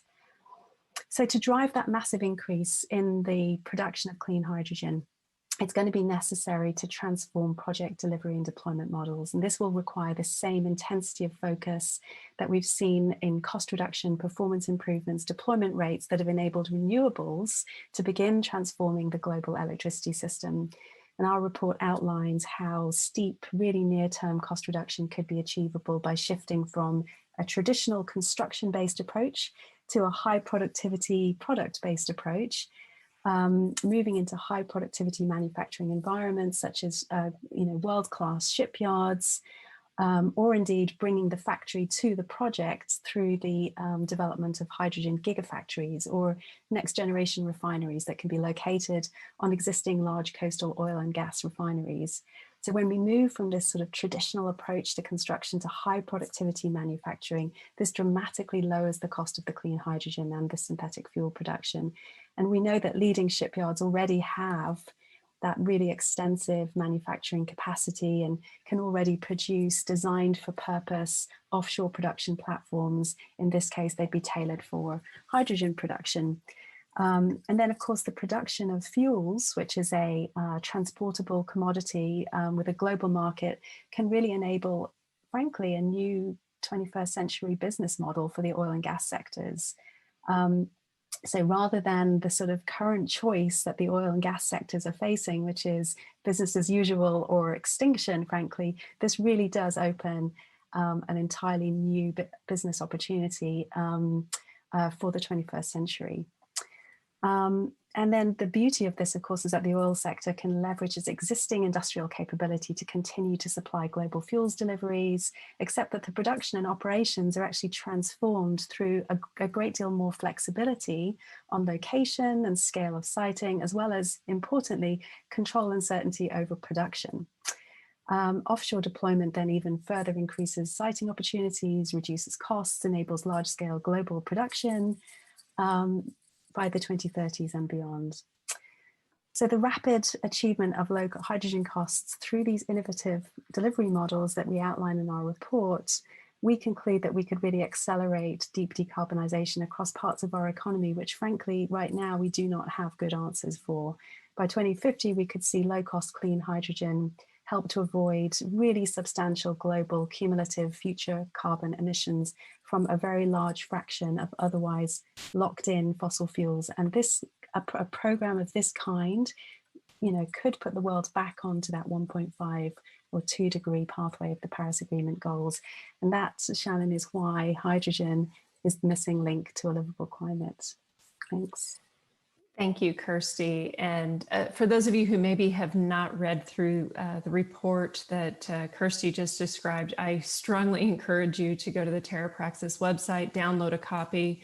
It is rich with information on this new approach to hydrogen production, new approach to manufacturing and deployment of these systems. I do want to encourage the audience to submit questions in the Q&A portion of the app for the meeting. We will get to those after we've gone through some of these openings, but I did want to place that reminder. We really want to hear what your questions are. Next in the program here, we will turn to Seth Gray. Seth is the president and CEO of Lightbridge Corporation. Lightbridge is developing advanced nuclear fuels and also authored the strategic plan for nuclear power for the UAE. Seth, Kirsty has done an excellent job clarifying the role of hydrogen as a part of our transition to cleaner energy systems. From your perspective, and with a particular focus on the UAE, how do you think light water reactors might contribute to meeting this need? Will we need new technologies such as advanced nuclear fuels? for LWRs to really diversify their output to also include these important non-electric products, considering technical constraints as well as economics? It's a pleasure to participate in this Atlantic Council event in Abu Dhabi, albeit virtually. The United Arab Emirates takes on and succeeds in bold projects. One example is the great success of ENAC under Mohammed's leadership in deploying the 4 reactors at Baraka, that I understand that when all 4 units are operating, will result in the UAE reducing its carbon footprint per capita by more than any other nation has ever achieved. The UAE has many of the key components necessary to become a regional and global leader in decarbonizing large, difficult to decarbonize sectors, as Kirsty said, by producing hydrogen for non-carbon fuels and fuel cells that can decarbonize areas such as aviation, ships at sea, heavy trucks, trains, and industrial processes, including cement and steel production. The resources in the UAE include ENAC's successful deployment of a nuclear power program, an excellent nuclear regulatory authority, and a national oil company with infrastructure that is already also needed and usable to deploy liquid fuels regionally and globally, some of which can be repurposed for no carbon liquid synthetic fuels. Kirsty has described a system needed to produce large quantities of hydrogen economically. A key will ultimately be producing the high temperatures needed to most effectively produce hydrogen.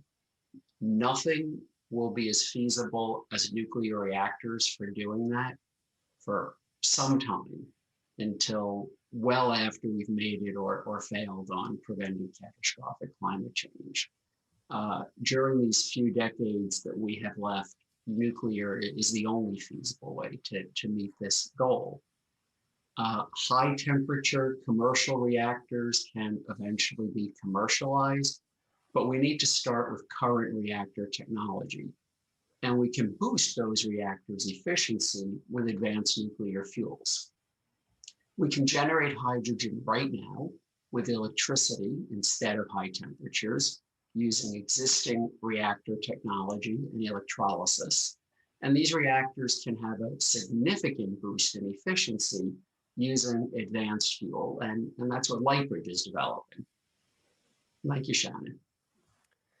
Thank you very much, Seth. I agree with you. I think there's a lot that we can do with light water reactors, both current fleet as well as those that are just coming online to begin tackling this challenge. And it is truly remarkable how we can better utilize some of these systems. At this point, let's move to the role of emerging nuclear technologies that you did briefly refer to, Seth, as we look to meeting a broader array of energy demands. Simon Irish joins us today as the CEO of Terrestrial Energy, one of several companies that is working to develop advanced nuclear reactor concepts for what we all hope will be a near-term commercial deployment. Simon, how can advanced nuclear plant designs further expand the range of applications that nuclear can support? And what are the key elements to making these operations economically viable for Generation 4 reactors?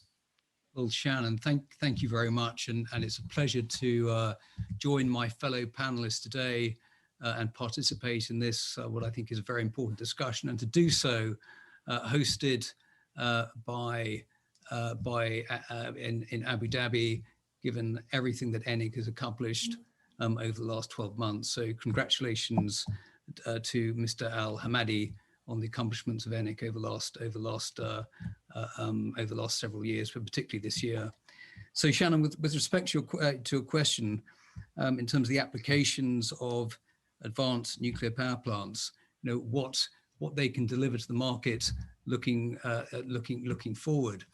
I think they deliver with respect to 3 critical factors, which are important for non-traditional applications of nuclear power. The first one is to be right-sized. Conventional reactor technologies benefit and can benefit from the tremendous economies of scale that exist with all nuclear technologies, but particularly generation 3 technologies, because those economies of scale are permitted at a grid level where a grid can supply a tremendous amount of power over a wide area. With respect to industrial applications that need hybrid applications, and those hybrid applications require thermal power and heat. Thermal power is not, cannot be transported by grid. Thermal power has to be supplied in situ or close to an industrial park that requires a substantial thermal load. And when you're looking even at some of the largest industrial applications that have a thermal load, for example, some of the largest petrochemical plants, you find very few, if any, above 500 to 1,000 megawatt thermal. So to have a small reactor, one that is somewhere from a thermal power that can generate thermal power between, let's say, 200, and 400, you're in the right spot for hybrid applications. You're in the right spot to provide a significant source of both heat and power to industrial facility. And so right sizing is important, and advanced nuclear power plants having different economics, have different sizing criteria and sizing drivers, are capable of sizing to meet that market demand. The second factor, which is critically important, is cost. The industrial sector that produces products for a global market operates under a fearsome competitive environment. The supply of grids of power into a grid at a national level is a function of domestic policy. It's a function of political choices being made by the ratepayers on those grids. In Germany, the average German ratepayer has accepted the cost consequences of the energy choices it has made. But by the same token, the German government has shielded German industry from the cost of those energy choices. German power to the household is twice that of France, but German industry does not pay that cost penalty. So advanced nuclear technologies have the ability to deliver heat and power at a price point that has the ability to economically service industry. And those technologies are able to deliver on that point because if you classify these advanced technologies as generation 4, while they're all very different technically, they share pretty much one thing in common. They operate at much higher temperatures. And operating at much higher temperature has two consequences that are so important, Shannon, with respect to the question you just answered. That, the first one is operating at a much higher temperature, you have the means of generating power at much higher thermal efficiency, 44% thermal efficiency. And by extension, with an increase in thermal efficiency, you have a commensurate increase in capital efficiency as well, and the ability to deliver power to industry, to that industrial facility that is cost competitive. And secondly, operating at much higher temperature, you have a heat quality that now becomes relevant to the thermal load for the industrial facility. Whilst it's difficult to get aggregated data, and Shannon, I think, given the research that you and your team have undertaken at Idaho, I'm sure you've got probably better data than I have on this, but the data point I have is that if you can supply a heat quality of greater than 550 degrees C, you cover pretty much just about the majority of thermal requirements at the industrial level. So these advanced reactor technologies, they involve very different technology choices, and then if you look at across the market, many different design choices as well. It's both technology and design choices. With those technology and design choices, you have the ability to deliver on those, what I believe are the three critical factors: right sizing, cost, and both heat and power. So I think that is the exciting opportunity for advanced nuclear, and why it gives it the ability to cover a much greater range of industrial applications and not just on-grid power provision, although that will, I think, be a very, very important application of nuclear power going forward. So perhaps I'll pause there, Shannon, and turn it back to you. Thank you. Great. Thank you, Simon. I, for one, am anxiously awaiting deployment of these advanced reactors so that we can prove these cost points and demonstrate the production and utilization of both heat and power.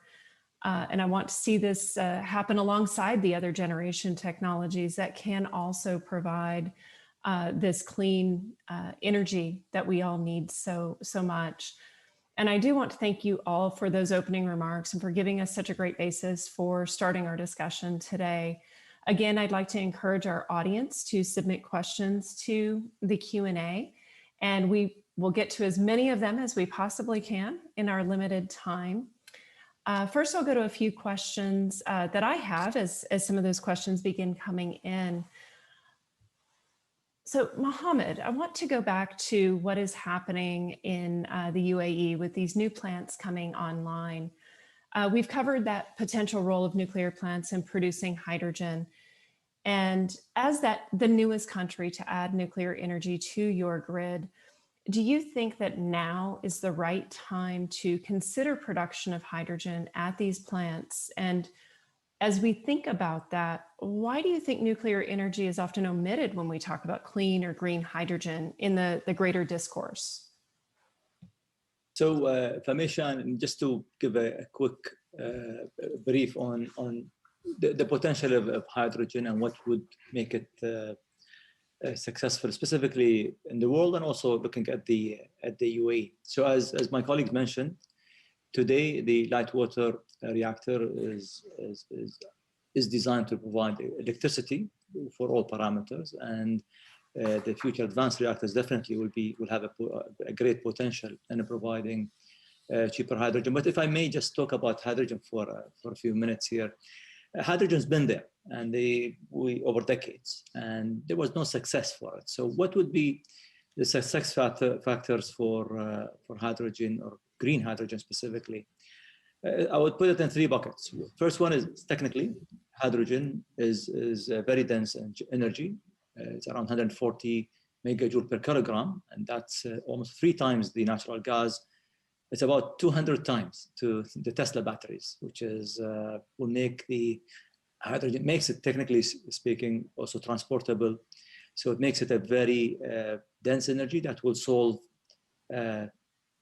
big problem that we have today with the energy storage. So it is viable, technically speaking, and very, very,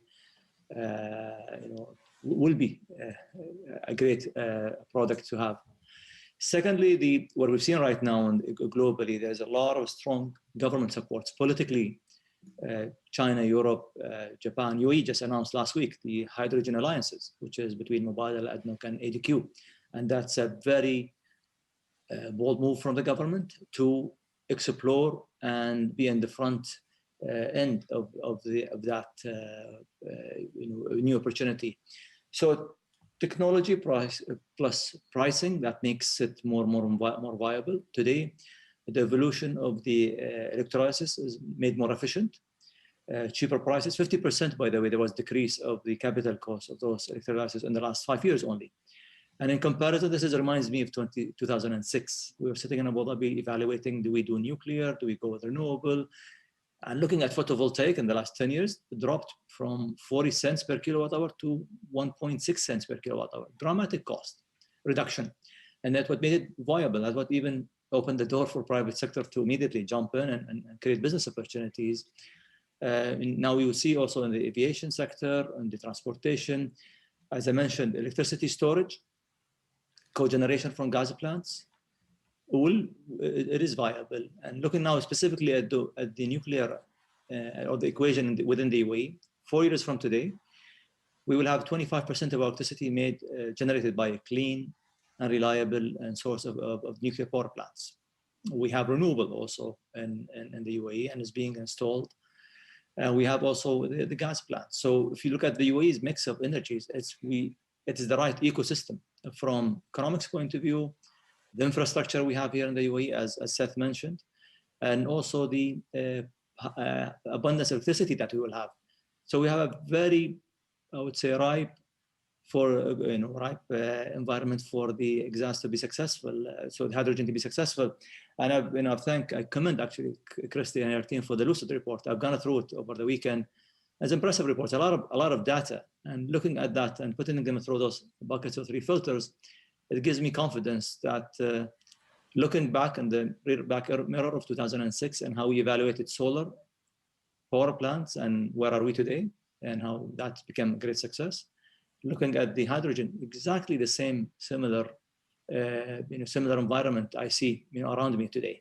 But we have to be realistic in our approach, and we have to take the short and medium and long-term approach in such development. And we look at the long-term planning. UAE has been very bullish when it comes to energy mix. Nuclear is a good example. Renewable is a great example, and hydrogen also will be a great example down the road, taking it with the right steps, with the right approaches. Over to Shannon. Thank you so much for that comprehensive answer. And I think you're right that the stars are aligning for hydrogen to truly grow in market share, and for green hydrogen produced by nuclear, produced by renewables using non-emitting processes is the way to go with that. I think there's a lot of opportunity space there, and cost reductions in the technologies will further accelerate that progress. Now, we do talk about hydrogen a lot because it is such a versatile energy carrier. It can be used for storage. It can be used for electricity production, to support transportation via fuel cells or synthetic fuels.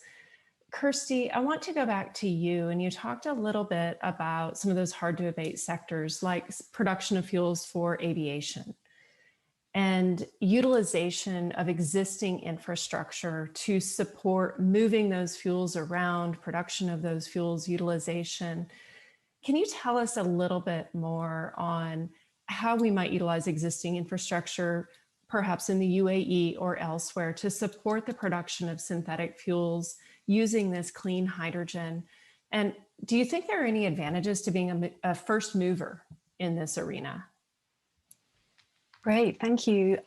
Yeah, I think it's really important, given the scale and the timescales that we're dealing with to achieve the clean energy transition, that we de-risk our pathways as much as possible. And so the more that we can repurpose and use existing infrastructure, both in terms of engines in airplanes and ships, as well as our transport, distribution and production infrastructure, the better, frankly, because that will ultimately mean that there's a lower amount of investment that's required to enable the clean energy transition, but it also de-risks the sequencing that would be required to achieve that scale of change. And that's one of the reasons that we really focus on targeting very low-cost hydrogen as an ingredient for drop-in substitute fuels, such as ammonia that could be used in marine applications, and indeed synthetic hydrocarbons that could be used in aviation, two really tough to abate sectors. And I think, as we've been hearing, there really is a tremendous opportunity to initiate this effort in the UAE. Actually, a kind of a unique opportunity, one might argue. We have the sort of established world-class nuclear organizational infrastructure, culture, skills, supply chain to license, build, maintain, and operate nuclear plants. And I would like to add my congratulations to Mr. Al-Hamadi. We've really actually studied the success at Barakah extremely closely, and we're doing our best to transfer the learnings from every aspect of that program into Europe and the United States. So we're really big fans. But interestingly, in the UAE, the technology configurations, the industrial scale, and the commodities-based delivery and deployment models that will be required to deliver hydrogen and hydrogen-based fuels at scale are actually more akin to the oil and gas industry than to today's nuclear industry. So we're really talking about moving from electricity to commodities based markets. And so the fact that the UAE also already is a world-class supplier in the production, processing, storage, transport and distribution of liquid fuels for global markets is highly relevant. And then I think one of the kind of key features, if I may, that I perceive here is a strategic intent, which I think is almost unparalleled actually in the world. So if we think about the gigafactory, the refinery scale delivery model, which has its highly integrated, high productivity on-site manufacture, assembly and installation of key components with a compact layout that can deliver very low cost hydrogen, the UAE appears to be almost uniquely placed actually to develop that kind of refinery scale facility, because that would really require assembling the capability in terms of nuclear capability, perhaps shipbuilding and manufacturing capability, chemicals, oil and gas, to operate, design, and then deliver those assets, combined with financing capability. This really represents just huge potential to establish world-leading domestic supply chain capability with the competitive export of synthetic fuels, and the decarbonization that's required to sustain really important domestic as well as global parts of our economy, like aviation, construction, and shipping. So we see like an opportunity to really leverage these capabilities to gain very considerable first mover advantage that will enable, you know, the transformation of domestic industries, like becoming the world's first carbon negative airline, for example. I would book a flight, whilst also, you know, meeting the rising global demand that Shannon is highlighting for very, very low cost hydrogen on global markets. Thank you so much, Kirsty. I think being a first mover in something like this could be a really exciting opportunity. And I think you're right that a lot of that, the capability is there. There's the right pieces of the puzzle that can come together and really provide an excellent example for other implementations globally. Seth, I know you've spent time in the UAE. What are your thoughts? Do you want to add to this? If the UAE were to become a global synthetic fuel provider, what technologies might be available for achieving this? Well, I was very glad to hear everything that Mohammed said, and he's the real leader in these areas. And you know, as you know, the UAE currently utilizes light water reactor technology. And I think the UAE should start exploring light water technology to generate electricity to produce hydrogen through electrolysis. This light water reactor technology is also what the UAE's nuclear regulator is best prepared to license in the near term. Producing hydrogen with nuclear power could, as Mohammed said, perhaps start ultimately with one of the units at Baraka, perhaps to be used for demonstration purposes, but that power is already needed. As Mohammed said, it will provide about 25% of all of the electricity for the nation. I don't really see the units at Baraka as being ultimately used to generate a great amount of hydrogen. That electricity is spoken for in a sense. So new light water small modular reactors could be deployed as dedicated units to generate electricity needed to produce hydrogen. In time, these small light water reactors could potentially be replaced with advanced reactors that produce higher temperature heat, even better suited for hydrogen generation, such as reactors that Simon's company is developing. In the meantime, I feel heartened that I think the UAE is seriously starting to consider looking into producing hydrogen with current light water reactor technology. And I think a next step would be to boost that with advanced fuels. At Lightbridge, we're working toward proving that our fuel can provide a 30% power uprate in new build reactors, large and small. And we're trying to position Lightbridge to be an essential company to prevent catastrophic climate change. We think the increased power from reactors using this type of fuel can make it feasible to produce synthetic no carbon fuels using the existing reactor technology as a key step toward leading to the use of advanced reactors ultimately. So, thank you, Seth. And I want to go back and comment on part of your answer in looking at focused small modular reactors to potentially produce electricity for low temperature electrolysis. I think that's a great path. We're beginning to demonstrate that technology at some of the existing current fleet light water reactors in the US. But I'll also note that we are working to utilize lower temperature light water reactors for high temperature electrolysis through heat augmentation. So thermally integrating those reactors, those plants with high temperature steam electrolysis and augmenting those temperatures so that we can get to the temperatures necessary for the more efficient steam electrolysis. So I like that plan. I'll push it to even get to higher efficiencies while we then push to get those advanced high temperature reactors into the marketplace as well. And on that note, I want to turn to Simon because Simon's trying to get some of those high temperature advanced reactors commercially available. And a question came in from the audience that I thought was very interesting. So we've seen as we go through COVID-19, and we're all experiencing this globally, we have seen coordination and rapid development, regulatory approval and deployment of COVID vaccines. So from that context, when we're thinking about new nuclear technology and getting to the final stages of certification and all the critical issues associated with that, is there any prospect to accelerating the certification and the rollout of advanced nuclear technologies, bringing into that mindset some of what we've learned this last year about how rapidly we can come together and move things forward? Simon.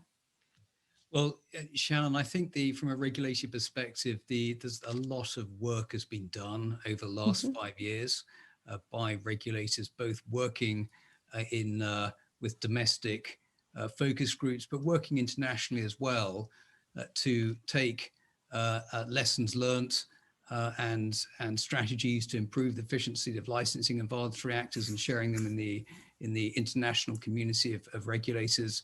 There's a program that the US NRC and the Canadian Nuclear Safety Commission put in place last year to focus on advanced reactors and focus on specific designs. This is not a program dealing with a hypothetical advanced reactor. The regulators wanted to work specifically on an actual design that was being deployed. So a lot of work is in play at the moment to ensure that those licensing frameworks and those licensing protocols are appropriate for advanced reactor designs. If you go back 5 years, I think maybe 6 years, as a developer, you could be perhaps concerned that the licensing strategy was not sufficiently clear in cost and time to support the commercial activities of a private developer of an advanced reactor. But the last 5 years, you've seen very, very encouraging development. And if you look at the market today, the proof point here is if you look at the number of advanced reactor developers that are now engaged in pre-application discussions with the US NRC and also in the vendor design review process with the Canadian Nuclear Safety Commission. There's at last count, I think there were 12 advanced reactor developers that were now engaged with the Canadian Nuclear Safety Commission. So this point, I think, that's very significant and quite impressive progress has been made already in the regulatory community to support the timely deployment of these important nuclear innovations. So given that that regulatory process and your good explanation of what is going on there and some really encouraging prospects, what do you think is the biggest obstacle at this point to commercial deployment of these innovative technologies? Well, innovation in any industrial sector is a challenge. I just returned to a comment that Mr. Al-Hamadi made perhaps 15 minutes ago, referring to where the solar sector was in 2004. It would be quite interesting and is interesting to review what the common sentiment in the business press was over the commercial feasibility of solar in 2004, 2005. Many people did not appreciate that the first data points from the first solar plants were not indicative of the capabilities of broad deployment of those technologies. So solar today is benefiting from true innovation, where that innovation was laid down by those that had disruptive business models, disruptive technologies, and that innovation was laid down in 2003, 2004. But I don't think there are many people today that would question that the nuclear industry, that the solar industry has done very well in today on delivering on its innovation promise. And that's true. That's true with respect to innovation in the nuclear industry. Yes, you know, there are those that say that you know, innovation in the nuclear sector is not needed. Innovation in every sector is needed. The nuclear industry does not operate in a you know, outside of the commercial pressures of delivering industrial heat and power in a globally competitive market. It exists very much in that market, and it is subject very much to those pressures. You know, the nuclear industry today is competing against the natural gas industry that has done very well again. Another industry that has embraced in the last 20 years, embraced innovation and delivered really a transformative product. Natural gas, certainly in North America, natural gas, whilst it may still be a volatile commodity, it has its equilibrium price point is materially lower, a lot lower than it was in the last compared to 10 years ago. So that the nuclear industry, you know, has the capability of delivering true transformative nuclear innovation, and those true transformative nuclear innovations will be associated with different technology choices. I argue that those technology choices, one critical technology choice, will be from a generation 4 reactor system, one that operates hot, achieving high thermal efficiency, 44% thermal efficiency, and one that expands considerably the industrial capabilities of nuclear power plant. So that is the innovation opportunity for nuclear today. I think you're absolutely correct that any of these sectors, no matter what the sector is, there's always room for innovation and advancement. If we sit still and don't continue to innovate, we will miss so many opportunities. I always like to talk about if we look at an existing fleet light water reactor, from the outside, it may not look like it has changed much, but it has changed dramatically on the inside, whether that be improvements on the fuel performance or upgrading of the control systems to digital control rooms. We continuously innovate, and we need to do so on a grander scale to achieve these grand missions and goals that we have set out in front of us. Kirsty, do you have a comment?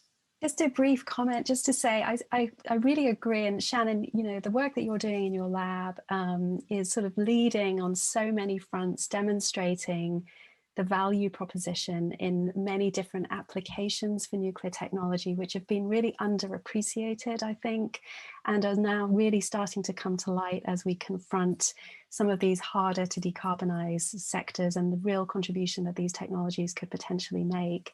So that's incredibly important for sort of mobilizing effort and resources around commercializing and realizing that potential. So that value proposition is absolutely critical. But I also think that innovation in business models and delivery and deployment models is really important if we're going to achieve the scale and the costs that are required. And, you know, we haven't, as Simon said, applied our sort of creativity and intent to achieving those innovations as we have seen successfully applied in other sectors, like in the renewables industry. So it's ripe, and you know, it's really there for the taking. Thank you, Kirsty. And you led perfectly into the next question I wanted to answer, or to ask the panel. And this goes to anyone. So yes, disruptive business models are a part of it, disruptive technologies. What about the policy landscape as we shift from the predominant thinking of nuclear to support electricity?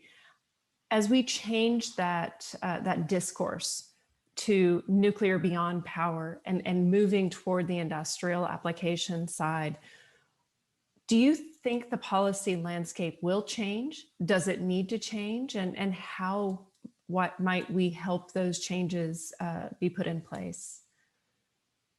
Put that out there for anyone. Yes, please, Mohammed. Yeah, thank you, Shannon.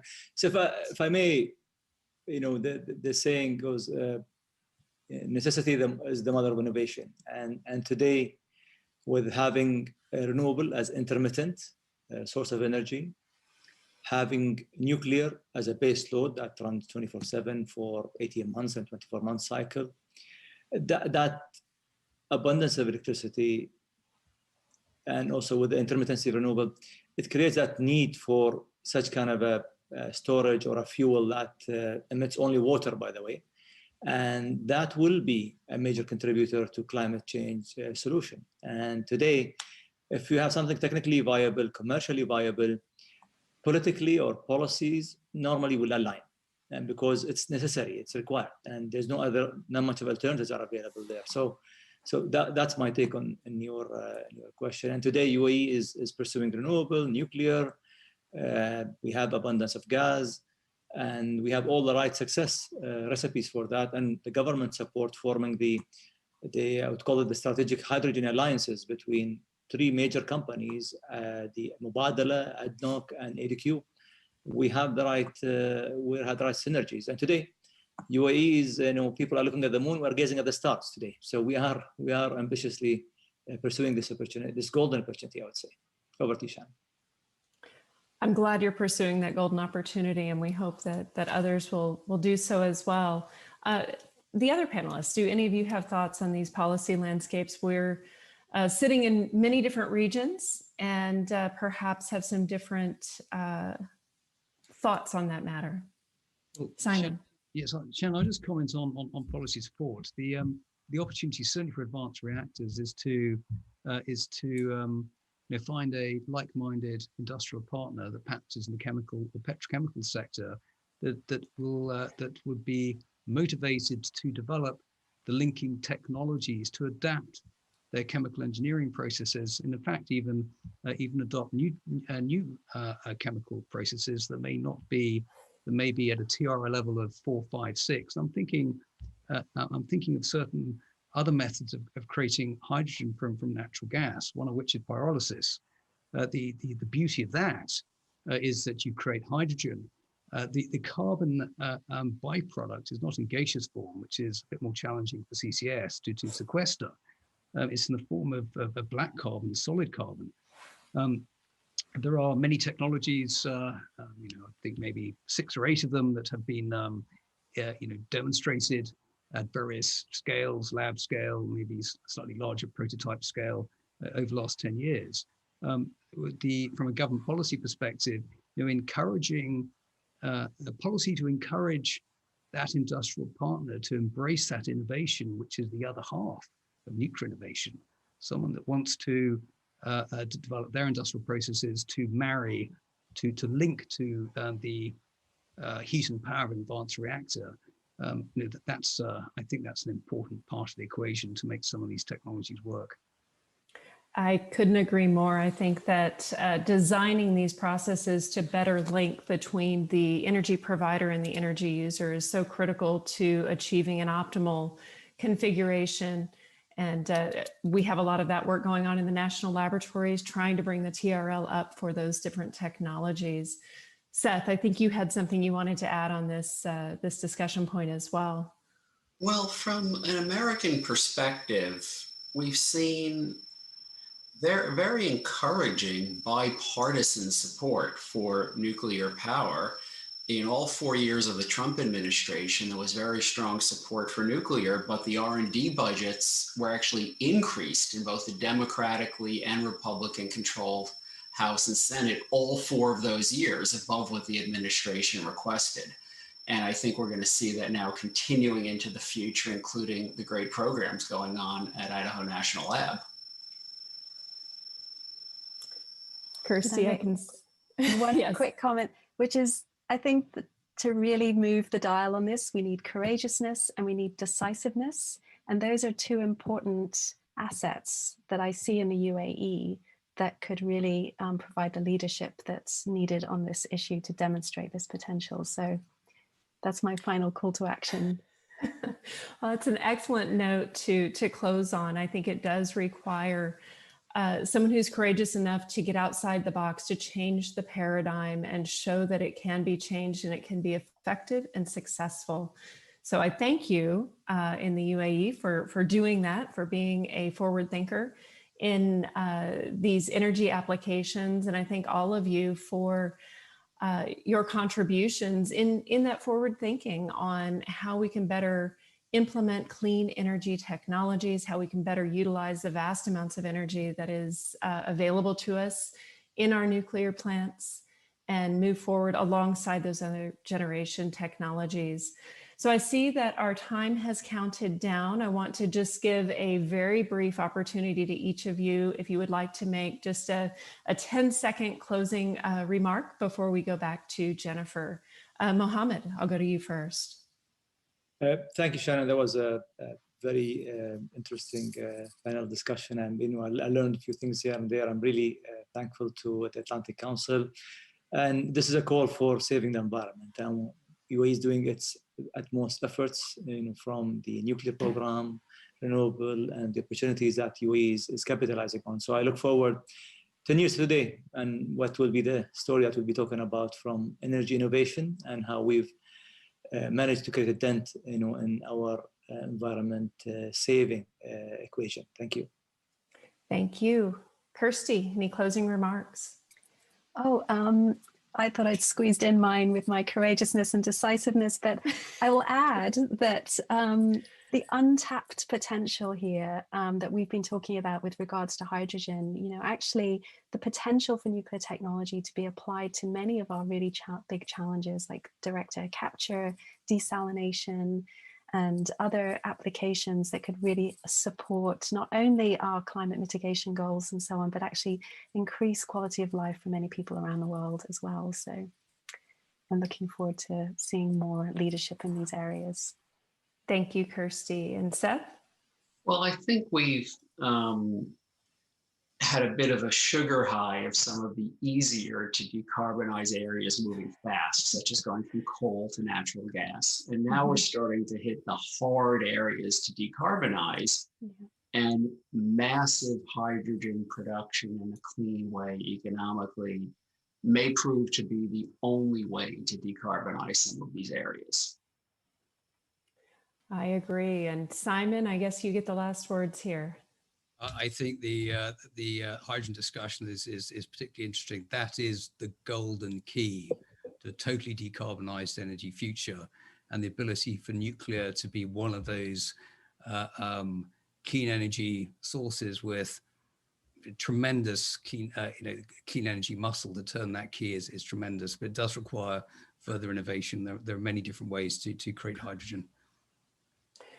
Thank you. And I think this discussion really has clarified some of the significant potential for nuclear energy to contribute to meeting both our current as well as our future energy demands in a manner that is reliable, sustainable, affordable, and also helps us to reduce our climate impacts. I do think we have an exciting future, and I'm happy to be working with people like you that are out there and moving things forward. So thank you to all of you for your time today and your insightful remarks. And at this time, I'd like to hand it back to Jennifer Gordon of the Atlantic Council to make some remarks on the sessions that will be coming later. Great. Thank you so much, Shannon. Just a fantastic, wonderful panel. Really appreciated it. It was fascinating to listen to. So again, I want to thank Dr. Shannon Bragg-Sitton for moderating, and our panelists, Kirsty Goggin, Seth Gray, Simon Irish, and His Excellency Mohammed Al-Hamadi. This was really, truly outstanding. And, it's what I believe the future of nuclear energy panels are going to look like as we start to succeed in our efforts to decarbonize the power system, and we become more ambitious as we move into decarbonizing the harder to abate sectors. So I'd like to thank you all for attending the first day of the Atlantic Council Global Energy Forum. We'll be back in just a few hours to end the day in East Asia with our next panel at 4 a.m. Eastern Standard Time, Asia's role in the energy transition, co-hosted with Singapore International Energy Week. We will then, starting in the morning in DC, we will offer a full slate of programming to put the inauguration of President-elect Joe Biden into context. Our first inauguration panel, America and the World, Energy and Security, starts at 10 a.m. Eastern, and it features a conversation with Halima Croft, Managing Director and Global Head of Commodity Strategy at RBC Capital Markets, Megan O'Sullivan of the Harvard Kennedy School and former Deputy National Security Advisor on Iraq and Afghanistan, and General David Petraeus, Chairman of KKR Global Institute and former Director of the Central Intelligence Agency. This panel will be moderated by Andrew Solinger, publisher of Foreign Policy. We will then be live streaming a feed of the inauguration itself starting at 11 a.m. Eastern Standard Time. The Atlantic Council President and CEO, Fred Kemp, and Capricia Marshall, who is the Atlantic Council's Ambassador in Residence and Senior Advisor to the Adrian Arsht Latin America Center Advisory Council, will both provide commentary as we watch the inauguration. I cannot wait to hear insights from both Fred and Capricia as we watch what is sure to be an inauguration unlike anything we've ever seen before at this unprecedented time. Finally, we'll host a panel starting at 1:30 p.m. Eastern called Fast Thinking: Views of the Inauguration from Around the World. This panel will feature rapid responses to the inauguration from former Prime Minister Carl Bildt of Sweden, Atlantic Council Vice Chair Stephen Hadley, former Secretary of Energy Ernest Moniz, former Minister of Foreign Affairs of Spain, Ana Palacio, and the retired Honorable Lord George Robertson. This panel will also be moderated by Fred Kemp. Then we'll have another full day of programming, and I hope that you can join us. So again, thank you to our audience and to everyone who played such a great part in making day one of the Atlantic Council Global Energy Forum a fantastic success.